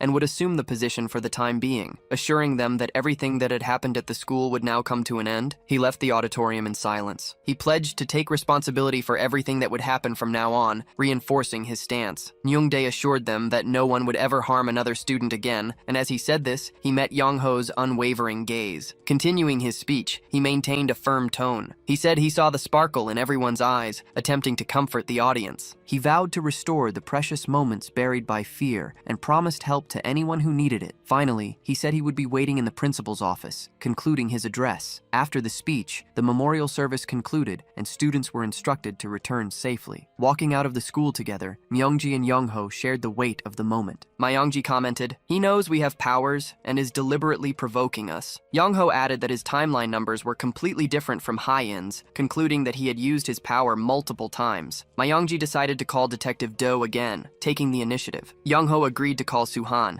as they couldn't solve this on their own. Called by a voice, Yongho turned. Standing nearby, a young man with short light hair watched them. Mongji recognized him as Detective Do's colleague and noted that he looked different. The young man asked Yongho to accompany him for a moment, maintaining a serious demeanor. Mongji intervened. We have nothing to do with Heian and we have an alibi for that day. He clarified, this isn't about that. He then mentioned the incident that occurred in Bundang a year ago, the disappearance of Jingu Bay. Hearing Jing Yu's name, Yongho reacted, losing his breath for an instant. The scene shifts to the Gangdong police station. In an interrogation room, the The officer explained that they had found new leads and that this was an additional investigation. Were you investigated last summer for Jingu Bay's disappearance? He asked, requesting his testimony again. Images of past events flooded Yongho's mind as he tried to compose himself. I was supposed to play basketball with Jing Yu that day, but he didn't show up or answer his phone. I just went home, he recounted. Wasn't that why he was reported missing? The officer questioned, following protocol. The officer delivered the final blow. We believe we found Jingu Bay's body at the river pier. Visibly shaken by the news, Yongho felt the ground drop beneath him. The time of death coincides with the time of his disappearance, the officer estimated. Was Jing Yu drinking or depressed? Yongho denied it. Did anyone hold a grudge against Jing Yu? He asked, receiving another negative response. Concluding the questionnaire, the young officer took a deep breath. He stood up, lamenting the loss of a close friend. Yongho, you can leave once you've composed yourself. Remaining seated in silence, Yongho stared at the table. Exiting the room, the officer found Mongji calling out to him in the hallway. She hurried toward him, trying to understand the situation. He reassured her. Don't worry, we're just taking Yongho's statement. But I also have something to ask you, he said, his tone shifting. Hesitating for a moment before speaking, he seems to weigh his words. He reveals, Detective Du was murdered. The news completely stuns Mongji. He continues, she was killed in Seoul last night. We haven't found the culprit yet. Mongji reacts firmly. It was Guan. The detective was killed while investigating him. Touching his own arm, the officer tries to collect his thoughts. Was there something going on between you and Sergeant Doe? He asks, seeking clarity. A memory surfaces. He comments, it was strange for her to keep in touch with you since the case was closed. He remembers, you were the student nearly killed by the serial killer Seol Shin. I believe the detective was just following up on the case. He takes a deep breath. Now I need to know the truth. Pulling a plastic bag with a watch inside from his pocket, he displays the evidence. Mongji recognizes the object as the watch the sergeant wore all the time, and the impact hits her. The officer declares, my personal feelings might be involved, but I want to catch the killer more than anyone. He explains, the victim's mother came to me to give me the watch. She didn't know how her daughter had it. Do you know what the watch means? He asked Mongji, awaiting a response. Understanding that this was the last item Detective Doe left behind, Mongji clenches her hand tightly. She realizes the detective was killed for investigating Guan and used her power to leave that clue. The truth clicks into place. Having a sudden realization, she holds her breath. Still sitting at the interrogation room table, Yongho stares into space. He pieces things together, concluding that Rewind found the body on purpose to pressure and shake him. Recognizing that he was responsible for Jing Yu's death, Yongho's stomach churns. He decides he can't let it affect him and shouldn't stop to think, forcing himself to stay focused. The weight increases as he knows Rewind is the CEO of NV Group, the Guan law firm, and the chief director of his school's foundation. Over Guan's image, the number 300 stands out and occupies his mind. Suddenly, he questions if someone's timeline can stop perfectly at a number, trying to understand. He realizes it's almost as if it can't go past 300 and feels a chill. Mongji shares the strangeness, noting that the watch is broken and keeps ticking at the same point. Together, they wonder what it means. In the school changing room, Suhan tidies his things in his locker. A classmate approaches from behind, calling his name. He asks if Suhan has time before practice to eat and play video games. Suhan politely declines, explaining he already has other plans. The classmate asks if it's a date. Something like that, Suhan replies. He promises to go next time. Later, Suhan walks alone down a busy market street. He moves through the crowd, passing between stalls and following the narrow vendor aisle. An older vendor greets him. Suhan approaches the stall. She asks if he came from practice. Take it easy, she says. Suhan, holding a box of goods, asks, Mom, rest. I promise I'll get you out of this neighborhood when I win a gold medal. His mother smiles lightly and replies, I like living here. She explains, I raised you this way, and I've kept the shop since your father was alive. We don't need anything bigger. Suhan asks, why did you mention Dad? We can take him with us when I earn a lot of money. His mother asks, don't get into fights and keep practicing. I'll support you until you win that medal. I don't fight anymore, Suhan assures her. The scene moves on. As he prepares to leave, Suhan hears a voice calling his name. He turns sharply, facing the direction of the call. Across the street, a sturdy young man watches him in silence. Recognizing the face, Suhan asks, is that Seung Tai? Suhan's mother greets him joyfully. The visitor smiles, but Suhan interrupts her. Suhan states, Seung Tai should leave. He tries to get him away from there. Suhan steps back a few paces. He reminds him of their agreement to live separate lives and asks, did you come because of Seunggu? Seungtae takes a deep breath, confirming he heard what happened. Suhan questions him, did you come to avenge your younger brother? He challenges him to a fight. In response, Seungtae lets out a loud laugh. Suhan is confused, surprised by the reaction. Seungtae shakes his head, saying, I didn't come for that, he explains. I knew my brother was acting out of control. I was too busy to interfere. Not understanding, Suhan asks, what are you talking about? Seungtae shows sincerity, thanking him simply. He recounts, in that neighborhood, everyone was beneath me. When I came to Seoul, nothing went my way. Seungtae thanks Suhan. I wanted my brother to finally come to his senses. I thank you for making that happen. He concludes the explanation, saying, the fight with Seunggu started because Suhan tried to stop him from stealing money from a schoolmate. Seungtae concludes the matter, advising his brother,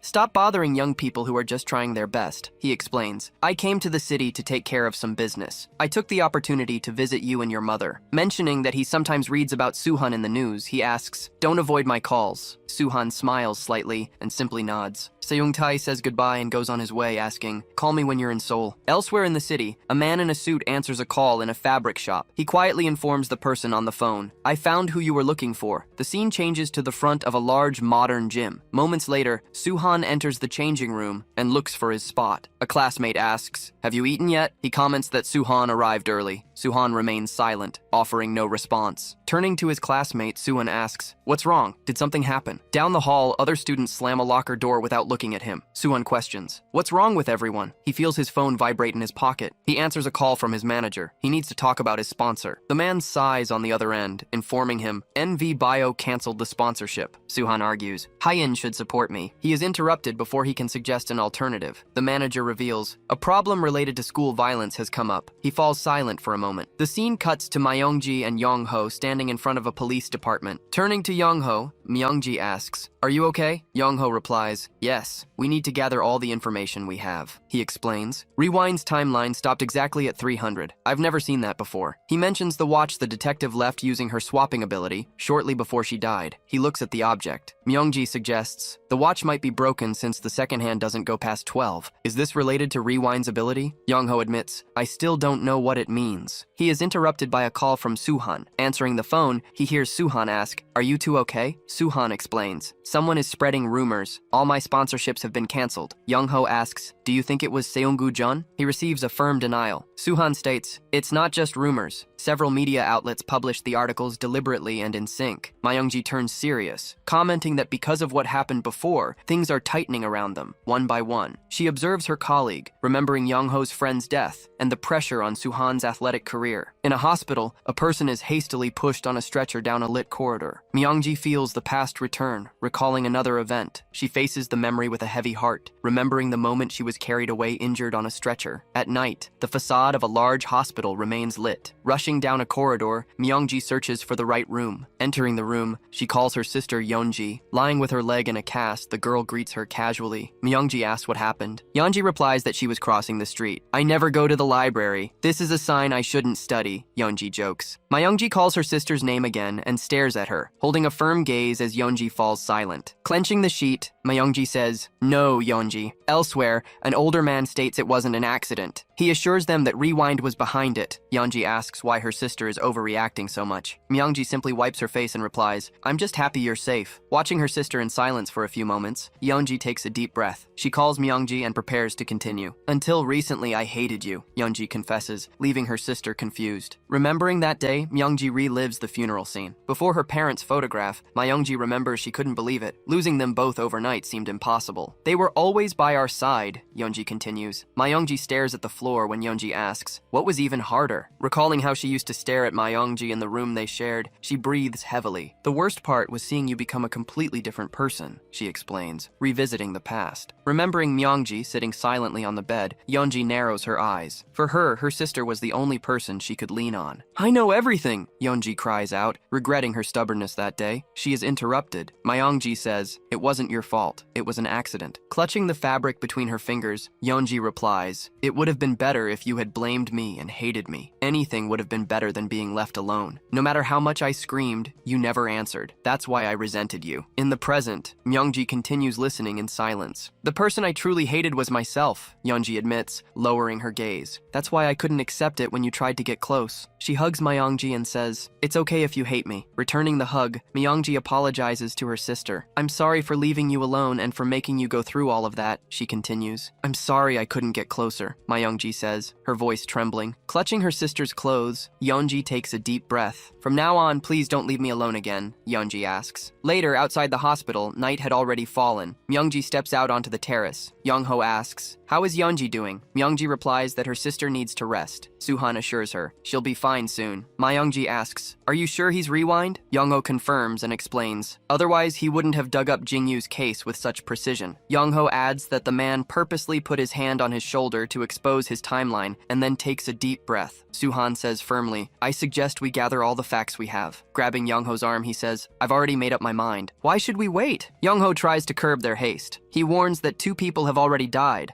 and that means Rewind possesses at least 3 powers. Suhan, however, interrupts him. Rewind declared war on us. He threatened your career and even tried to mess with Myungji's sister, Suhan asserts, taking a step forward. Yongho, can you guarantee he won't do anything worse? Suhan asks. Myungji agrees. He's right. Myungji realizes that at this rate, Yonji will be in danger. She remembers that Rewind knows her sister is all she has left. Yongho asks where they're going to look for Rewind, leaving Myungji silent for a moment. Myungji inhales slowly, remembering the principal. He told them to find him in his office if they were going through a difficult time. He already told us where to find him, she states, lifting her gaze. The scene cuts to the principal's office door plaque, where the name Nungdae Guan is prominently displayed. Entering the room moments later, Myungji finds the man with his back to her, looking out the window. He turns partially and says, you understood what I meant. The man turns completely and states, I wanted to meet you. Advancing in time, the scene shows Myungji standing in a silent corridor. Remembering her sister's promise in the hospital, she recalls the request to never be left alone again. Myungji admits to herself that she doesn't know if she can keep that promise, as the shadows of the corridor envelop her. Guan knew Myungji would come, but didn't expect her to arrive alone. Myungji responds with a firm gaze. She states that he doesn't want to fight there, but to take everyone's powers all at once. Smiling, Guan calmly confirms her suspicion. He slides a small map across the table, pushing the paper toward Myungji. Guan explains it's a private property, a secluded place 30 minutes away by car. He asks if Myungji understands what he's saying. Myungji narrows her eyes. She asks why he's going so far with his plans. You're a billionaire president, capable of traveling back in time. Do you really need more powers, even if it ruins other people's lives? Myungji questions. Guan tilts his head. Are you telling me to be content with the life I have? He takes a deep breath. It may seem like I lack nothing, but even those who have everything always hold on to something they wish to recover. Stepping away from the table, he states, you and your friends are just in my way. He pours a cup of tea. You have one day to resolve everything. There will be things left behind. Guan calmly raises his cup. Since you came all this way, you surely already know this. I know what's important to all of you. If you decide to flee, I'll destroy that first, Guan threatens. Myungji exits the principal's office and carefully closes the door. Back at the hospital, Yonji is sitting on the bed, writing in a notebook. I don't understand this subject, she sighs. The room door opens and Myungji enters silently. You arrived early, Yonji comments. She asks if her sister can help her with math, but Myungji states she's not very good at it. Laughing, Yonji says, I thought you were smart, but she is interrupted by her sister's seriousness. Myungji wrings her hands. I need to go somewhere. It might take me a while to return, she adds, staring at her sister with hesitation. Yonji frowns. What are you talking about? You're scaring me. Myungji lowers her voice. What happened yesterday was not an accident. Someone did that on purpose. With a clenched fist, she tries to control her breathing. They did that to provoke me. They might do something worse if I don't get involved. Yonji remains motionless, staring at her sister without understanding. After our parents' accident, I lived without any motivation, Myungji confesses. The weight of the words spreads through the room. I ran away. I didn't try to solve anything on my own, believing that all that time meant nothing. But now, things no longer work that way. If I want to change something and protect what is important,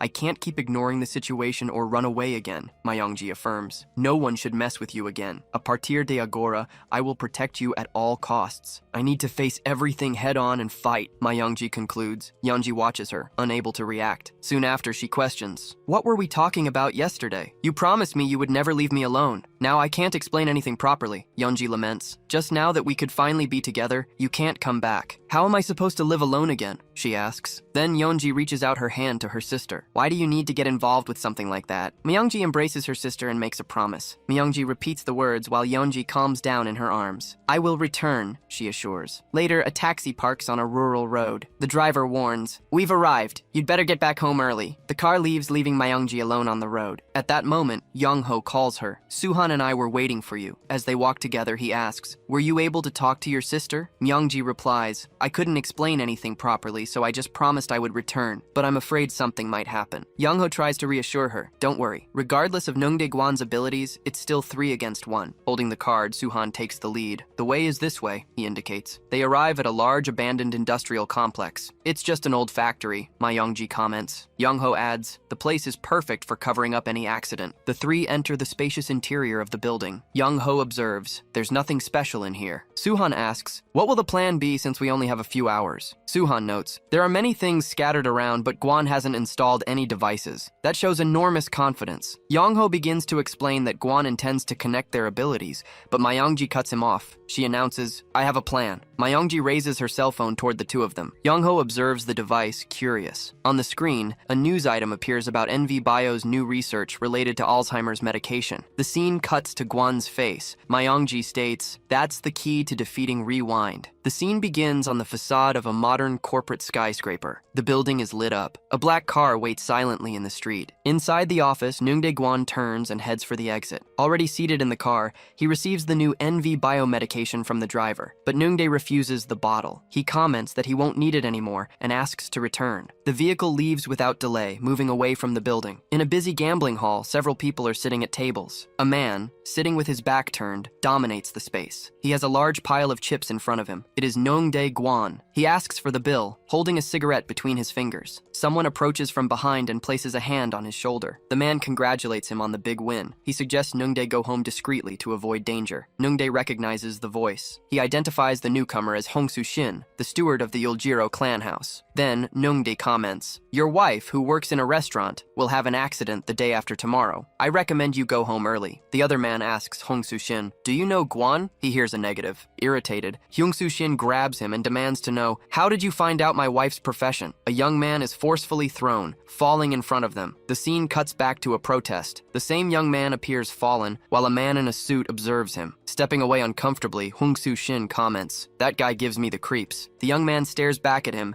maintaining a serious expression. Recalling the past, Nungdae remembers. He discovered his abilities by chance, like rewinding a cassette tape. Walking down the street with headphones on, he snapped his fingers to the rhythm of the music. Suddenly, a speeding car rushes toward him. He sharply turns his body, realizing the imminent danger. In an instant, Nungdae snaps his fingers again. He is thrown backward, falling to sit on the asphalt. The car zips past the spot where he was and drives on. Nungdae remains unharmed on the ground. After that day, his life completely changed. The ability began to consume him. He could get anything he wanted with ease. He even enjoyed winning hands in poker. But although he achieved everything he desired, he found no happiness at all. Life became monotonous. This leads him back to the image of him fallen on the ground during the protest. Still on the ground, he asks himself, should I go back in time? A voice calls him as he slowly gets up. A young woman holding a small flag observes him closely. She leans in a little and asks, you are okay? He stares at her for a suspended instant. He feels time stop around him. For the first time, he looks toward the future instead of the past. He calls out to Sangmi. She greets him with a smile, saying hello. Nungdae! Running up to him, she apologizes for being late and asks, where will we go? He takes her by the arm. He leads the young woman to a busy amusement park with a large carousel. She says she always wanted to visit that place. Nungdae replies, it's still too early for surprises. Later that night, they arrive in front of an elegant restaurant. Inside the venue, he hears the young woman comment, I had only seen an environment like this on television. Sitting at the table, Nungdae announces, I made the reservation a month ago. I have something to give you. He offers a box with a set of necklace and earrings. Happy birthday, he wishes. Surprised by the gift, she asks, how did you know? She whispers his name, ensuring he knows everything she likes. Nungdae states this with conviction and adds, I can give you anything you want. Sangmi closes the box slowly and takes a deep breath. He asks, didn't you like it? She replies that she loved it. The young woman says she loved everything that day. It's as if you had prepared everything, knowing exactly what I wanted, she comments. Gently accusing him, she comments, you went back in time again. She states that she knows. She thanks him and explains that she understands his intention to give her what she wanted. Continuing in a low voice, she says, you don't need to be perfect. I want to love you as you really are. Nungdae is speechless and stares at her expression. Apologizing, she asks, asks, "What was the gift you would have bought before changing time?" She asks what he had chosen before going back. She warns him, "You're going to be disappointed." The scene changes. He gives a striped scarf to the young woman. In a snowy street at night, he asks, "Was it this?" She confirms, "Yes, it's cold." Admitting the scarf is a little tacky, he lets out a smile. He apologizes for not understanding fashion. He watches the young woman take the scarf and affirm, "It's warm." With a gentle smile, Sangmi says, "I loved the gift, Nungdae. Thank you." In that instant, he makes up his mind and whispers her name, Sangmi. Under the lamplight on the snowy street, he proposes marriage to the young woman. Decided to spend the rest of his life by her side, he begins to strive. He wants to live properly. He quits gambling. He transforms into an honest and hardworking businessman for his wife. They live a long life together. He uses his abilities less and less. On an ordinary afternoon, Nungdae remains in his office on the phone. Suddenly, the cup slips from the desk and shatters on the floor. He receives a call from the hospital. The voice asks about his wife, Sangmi. Walking down the corridor with a bouquet of flowers in his hands,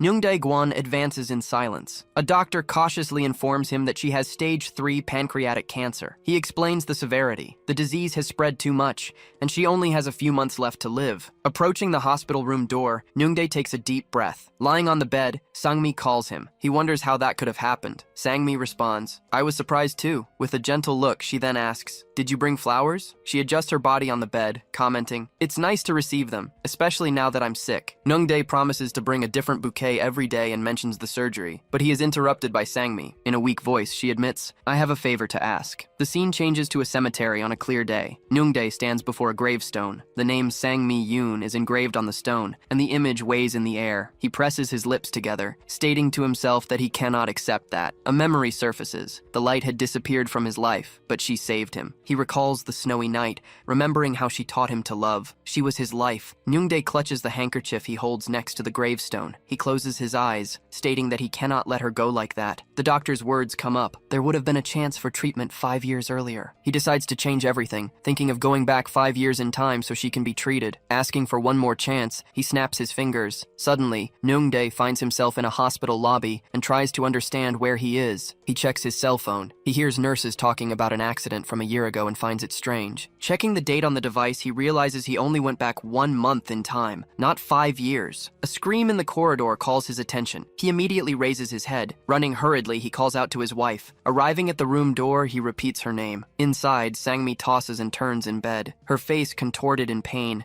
She struggles to breathe. Nungdae rushes into the room. "Get out of the way," he demands of the nurse. "Is my wife okay?" He realizes his ability has failed. He understands that no matter how hard he tries, he can never go back more than a month before Sangmi's death. Forced to witness her final moments, he watches Sangmi die over and over again. Back in the hospital room, Sangmi asks, "Are you okay?" Nungdae simply apologizes. She suggests he go home and rest. "You look tired." He denies being tired. "You brought the same flowers as yesterday," she observes. Confused, he asks, "What do you mean by that?" On the bedside table, a vase of white lilies catches his eye. "You must really like these flowers," she smiles. Nungdae suddenly asks, "What day is it today?" Realizing he can't remember, he puts his hand to his forehead. At home, he knocks over photo frames and doesn't recognize when or where the pictures were taken. Turning to the bookshelf, he stares at several empty photo frames. Holding one of the frames, he realizes he's losing his memories. Understanding the truth, he realizes the more he uses his power to try and save her, the more memories of her he loses. A voice states, "Your brain has begun to exceed its limits." He spins around suddenly and asks, "Who are you and what are you doing in my house?" Another voice calls him Rewind because of his power to go back in time. The young man nods and invites him to talk. The scene shifts to an industrial complex at night. Nungdae appears before the building. Opening a metal door, he steps into the dark interior. Finding 3 young people, he thanks them. "Thank you for not running away. How could we not have come?" One of them questions, mentioning all the commotion Nungdae caused. Assuming they have a lot to say, Nungdae comments, "There's one more person I want to introduce." The girl in the group crosses her arms and asks, "Who would that other person be?" In a flashback, Nungdae tells the young man, "I used too much of my power when I was younger." Reacting to the revelation, the young man in the group raises his eyebrows. Emerging from the shadows, a female voice comments, "It's been a long time." Greeting her powerful friends, the woman observes each of them. Tossing a photo onto the table, the mysterious figure asks, "Nungdae, do you want to save your wife?" Then, she proposes a deal. Staring at the newcomer, the young woman asks, "Who are you?" Revealing her face, the woman is identified as Record. Nungdae, Guan, and Record appear together at the entrance. Yonji stares at them, asking wondering what they were doing there. His friend then questions who the woman is. Yongho asks if the two of them planned all of this together. Without hesitation, Record confirms. Calmly, Record reveals that people with powers didn't come together by fate. She was the one who gathered them all. She also reveals that she gave them nicknames so they would believe there were others with abilities. Calling Record a wretch, Yongho questions, "Was everything we went through your doing?" Running towards Record, he charges, but Myeongji shouts his name. Activating her eye, Record unleashes her power. Coldly, she warns him, "Don't do anything foolish. Even if you kill me, my ego will steal your body." The young man then collapses to the ground. Record states that she won't interfere directly in the fight. She merely put the pieces together to make this encounter possible. She explains that her objective is to gather all abilities into one to protect the time dimension. She declares that it doesn't matter who wins the fight. Myeongji observes the scene. Record prepares to initiate the confrontation, but Nungdae grabs her from behind. Questioning the gesture, Record demands, "What are you doing?" Nungdae states he was expecting this and decided to eliminate any variables. Turning to face him, she tries to react. Closing his eyes, he surprises her. He reveals that he discovered how her ability worked and prepared a female body for a situation like this. Attempting to warn him, "My ego will possess you." Record is interrupted. He injects a syringe into her neck. Nungdae explains that it's an ultra-secret sedative that won't kill her. He stares at Record and says, "Just as you said, after I collect all the abilities, I will take your power last to become the master of time." Her body goes limp. Confident, Nungdae states, "Now I am ready. You can begin," he declares. Without hesitation, Myeongji and Suhan agree. Suhan Park asks firmly, "Was it you, Nungdae, who told the press about my past?" Confirming, Nungdae replies, "Don't worry, you will go back to living your life without powers." He promises that Suhan and his mother will have a comfortable life, but the young man retorts, "I'll take care of that myself." Suhan adds, "If that were to happen, the life I live now would disappear. And these days, I like myself more." "Fool," says Nungdae Guan, showing contempt. Retorting firmly, Suhan Park states, "We'll see." The word Alzheimer flashes in his mind. A cell phone screen reveals something important. News about new research by NV Bio for the treatment of Alzheimer's. Showing the cell phone to the others, Myeongji exposes Nungdae Guan's condition. A technical analysis states, Nungdae's timeline does not exceed 300 years. Concluding logically, the girl with her hair tied back explains, because he collects more memories than an ordinary person, he cannot exceed this limit. Understanding the meaning, Yongho realizes that the watch sent by the detective was a message about his time limit. With conviction, Myeongji declares, "The only key to winning this fight is the fact that Rewind loses his memory when using his ability. They realize they need to make him use his power to have a chance, even if their attacks don't work." Snapping his fingers, Nungdae dodges Suhan's blow aimed at his head. Snapping his fingers once again, he evades another attack directed at his left shoulder. Coldly, Nungdae explains, "I can simply go back in time to avoid your movements." Suhan realizes that won't work. Deciding to change strategy, Suhan pauses time with his own attack to impede Nungdae's reaction. Arrogantly, Nungdae comments, "You only knew a world where victory was instant because you fought against people without powers." Activating his ability, Suhan says, "Even if it's difficult for both of us to move, your power won't work." Nungdae hesitates for an instant. Completing his sentence, he states, "The ability doesn't work on her." Myeongji appears behind him. Raising his hand, he realizes he needs to go back in time. Several fragmented memories flash through his mind. Dazed, he stumbles forward as Myeongji charges at him. Taking him down with a powerful body blow, she completes her move. Falling hard, Nungdae hits the ground. Then, Suhan yells, "Yongho! Now!" Preparing his attack, Yongho focuses to charge. Still down, Nungdae looks up. Plummeting from the ceiling, a large metal structure descends towards him. Trying to escape the impact, he attempts to snap his fingers. Colliding violently with the ground, the structure shakes as it hits the floor. Turning to his friends, Suhan asks, "Did it work?" Then he comments, "Nungdae seemed to struggle after using his power. Exactly as we planned." Warning cautiously, Yongho says, "It's too soon. We need to be careful." The next instant, he's hit by a blow. Yongho collapses to the ground, surprising Myeongji. Yelling in despair, Suhan calls out, "Yongho!" Emerging from the dust, Nungdae Guan attacks Suhan, shouting, "Suhan! Yongho!" Myeongji tries to react, but suddenly stops. In a memory, Suhan questions the plan's validity. Asking insecurely, he says, "Is this all we have to fight with? What will we do if it doesn't work?" Back in the present, Myeongji lunges forward and challenges him. "How dare you?" Stumbling and screaming in pain,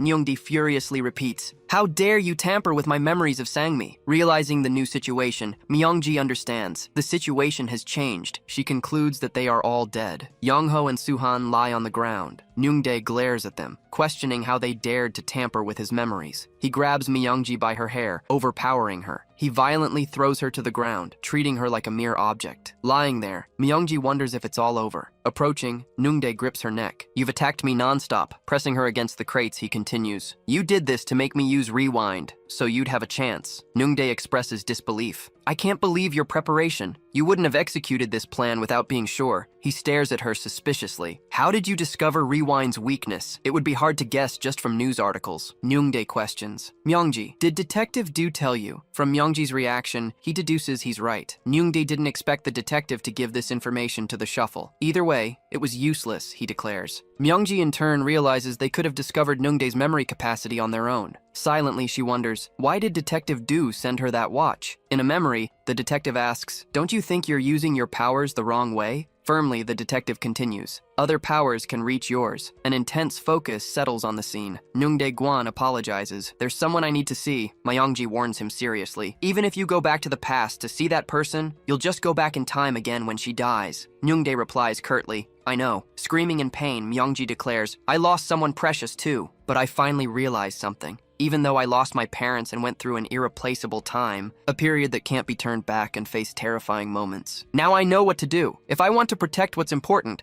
I can't ignore it and run away. I need to face the situation head on and fight, because I promised Yonji I'd return." Nungdae tells her to stop with the nonsense. "It's all over." Firmly, Myeongji asks, "Did you kill Detective Do and steal her ability?" Myeongji remembers the detective's words, "Your power can be reached by others." Myeongji activates the ability to use her power in conjunction with other abilities. She transforms instantly. Nungdae notices the change. He understands that although the rapid advance doesn't affect those around it, he can be caught by the shuffle. Firmly, Myeongji asks, "What would happen if the power were used on someone with deteriorating memory, like you?" Myeongji understands the message. The watch was meant to use the rapid advance on rewind. Trying to reverse the situation, Nungdae forces his fingers to press the time trigger, but Myeongji snaps her fingers in response. The two powers clash, colliding in a massive explosion of energy. Deciding she needs to advance as much as she can to defeat him, Myeongji maintains the advance. Nungdae is caught by the accelerated time flow and loses control. Time begins to fracture, rapidly distorting around them. Observing the scene, Myeongji notices that space-time is being distorted. Trying to resist the distortion, he screams, "Stop!" Hearing a voice call out to him, Nungdae looks to the side. Dragged by the distortion, Nungdae is transported to a memory, beside Sangmi's hospital bed. In the memory, Sangmi says, "I have a favor to ask you." Nungdae asks, "When did this happen? What favor would that be?" Starting cautiously, Sangmi says, "Even if I die, I don't want you to go back in time." Confused, Nungdae asks, "What are you saying?" Explaining sincerely, Sangmi states, "Even though we didn't do everything we wanted, and we made mistakes, we were slow and clumsy, but we did the best we could in every moment.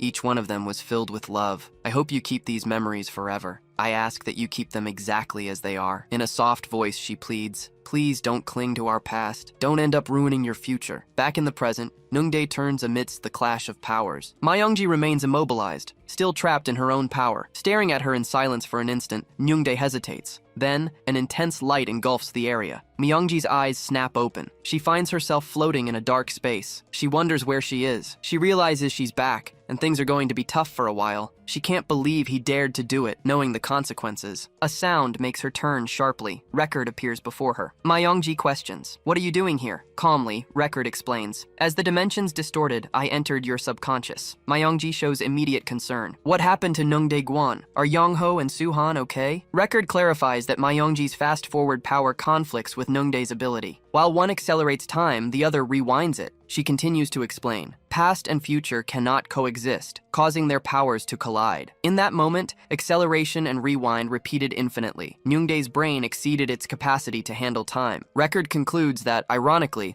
the strongest power to stop him was the one Myeongji considered useless. Myeongji then asks, "Where is Nungdae now?" Record reveals that after the collision, his mind collapsed. Trapped in the last memory he had, he remains locked away. Record explains that he left to be with someone. She shows him kneeling in front of a gravestone. Myeongji then realizes that Record had been helping him all along. Revealing the truth, Record explains, "In every outcome I showed, Nungdae Guan was always the winner." Suspicions grew among the young people. Without the courage to face the truth, they couldn't unite their powers. If that happened, Nungdae would gain all abilities. He would repeat time with his wife infinitely. Record continues, explaining that the only way for them to win wasn't through a superficial alliance, but with complete mutual trust. Record emphasizes Myeongji's inner strength. "You learn to never give up." You fought to protect the people important to you. That was the only way for the future to exist. Record then declares, Myongji, you won the battle. Record's hand begins to flicker. She warns, we don't have much time. She asks, are you okay? With a steady gaze, Record warns, just like before, you might end up alone, and Yonji will get hurt because of you again. Reminding Myongji that she was just starting to enjoy school, Record creates a heavy silence. With a final warning, she adds, the people around you will have changed. Myongji remains silent for a moment. Then she says, it's okay. Myongji explains sincerely, the reason Yonji hated me and I had no friends was because I had given up and done nothing about it. I won't run away anymore. No time is without meaning. Record watches her. Slowly nodding, she accepts Myongji's decision. The scene shifts to the facade of a flower shop on a sunny day. A news report on TV announces that Mr. Guan has been found guilty of terrorizing the citizens of Gunseong. The news reveals the details. He was responsible for the serial murders. He was arrested in front of his wife's grave. Officer Tai-Soo Ham, who contributed to the investigation, will receive a promotion. Sergeant Myeon-do, who died during the case, was also posthumously promoted. Sitting at a table, Myongji says, I can't solve this question. The shop door's bell chimes. She turns to greet the customer, but is surprised by who it is. Myongji greets him. Suhan says, I was just passing by. Complaining about how difficult math is, Myongji listens to Suhan. He encourages her. You've been doing great. Myongji then congratulates him for winning a medal. He downplays the achievement, trying to change the subject, but Myongji insists, that's amazing. Suhan changes the subject. Have you heard from Yongho? Myongji replies, no, imagining he's busy. Suhan comments, I thought you two were dating. Myongji asks, are the flowers you're holding for Gian? Suhan looks surprised by the question. Lightly, Myongji explains, all of Gian's friends know she has a boyfriend. Handing him the bouquet, Myongji advises him, be nice to Gian. Myongji says, say hi to Gian for me. Suhan asks, where are you going? Myongji smiles and says, I have important plans. The scene shifts to a sunny beach. Sitting on the grass, Myongji and Yonji rest. Her sister comments, what a beautiful place. Yonji says sadly, our parents aren't here to see this. Everything would be different if I hadn't been so stubborn. Myongji tells her sister, don't act that way. But Yonji replies, I know, I just can't help it. Yonji suggests, we can come back here with Auntie next year. Myongji jokes, we could even go to the same college. Yonji calls out to her sister, who responds promptly. Myongji thanks her. Thank you for waiting. Yonji apologizes. I'm so sorry for making you go through that time alone. But Myongji says, forget about it. Suhan told me everything. Admitting she can't say she wasn't upset, the older sister vents. I needed to understand the whole story about the power of time. Continuing sincerely, she says, the important thing is that you're back, Myongji, and you're not avoiding me like before. Myongji smiles. That's enough for me. Yonji then asks, are you really okay? Myongji looks confused. Clarifying, Yonji comments, I'm asking about Yongho since he hasn't called. Myongji says, I just wanted to thank him. Calmly, she states, I was able to overcome all the difficulties thanks to him. Myongji confirms, it's okay. Yongho has his own path to follow, and I'll root for him from afar. Yonji smiles fondly. She comments, Yongho's lesson of never giving up will stay with you. Joking, Yonji says, enough of this talk. I'm so sentimental, it's making me sick. Yonji calls Myongji's name and Myongji responds. Yonji then comments, it's summer vacation. In American series, students always seem so busy. Myongji asks Yonji, do you know why I'm telling you this? A voice asks, what took you so long? Both turn around. Yonji tells him, you should have heard what Myongji just said. She finds the situation embarrassing. He calls out Myongji's name, grabbing their attention. The scene pulls back, briefly showing the beach. Approaching, Yongho says, it's been a while. She simply greets him in return. This story is just different. I can't even decide on a score. What would you give it from 0 to 10? Make sure to hit the like button and leave your rating in the comments. Consider this in order.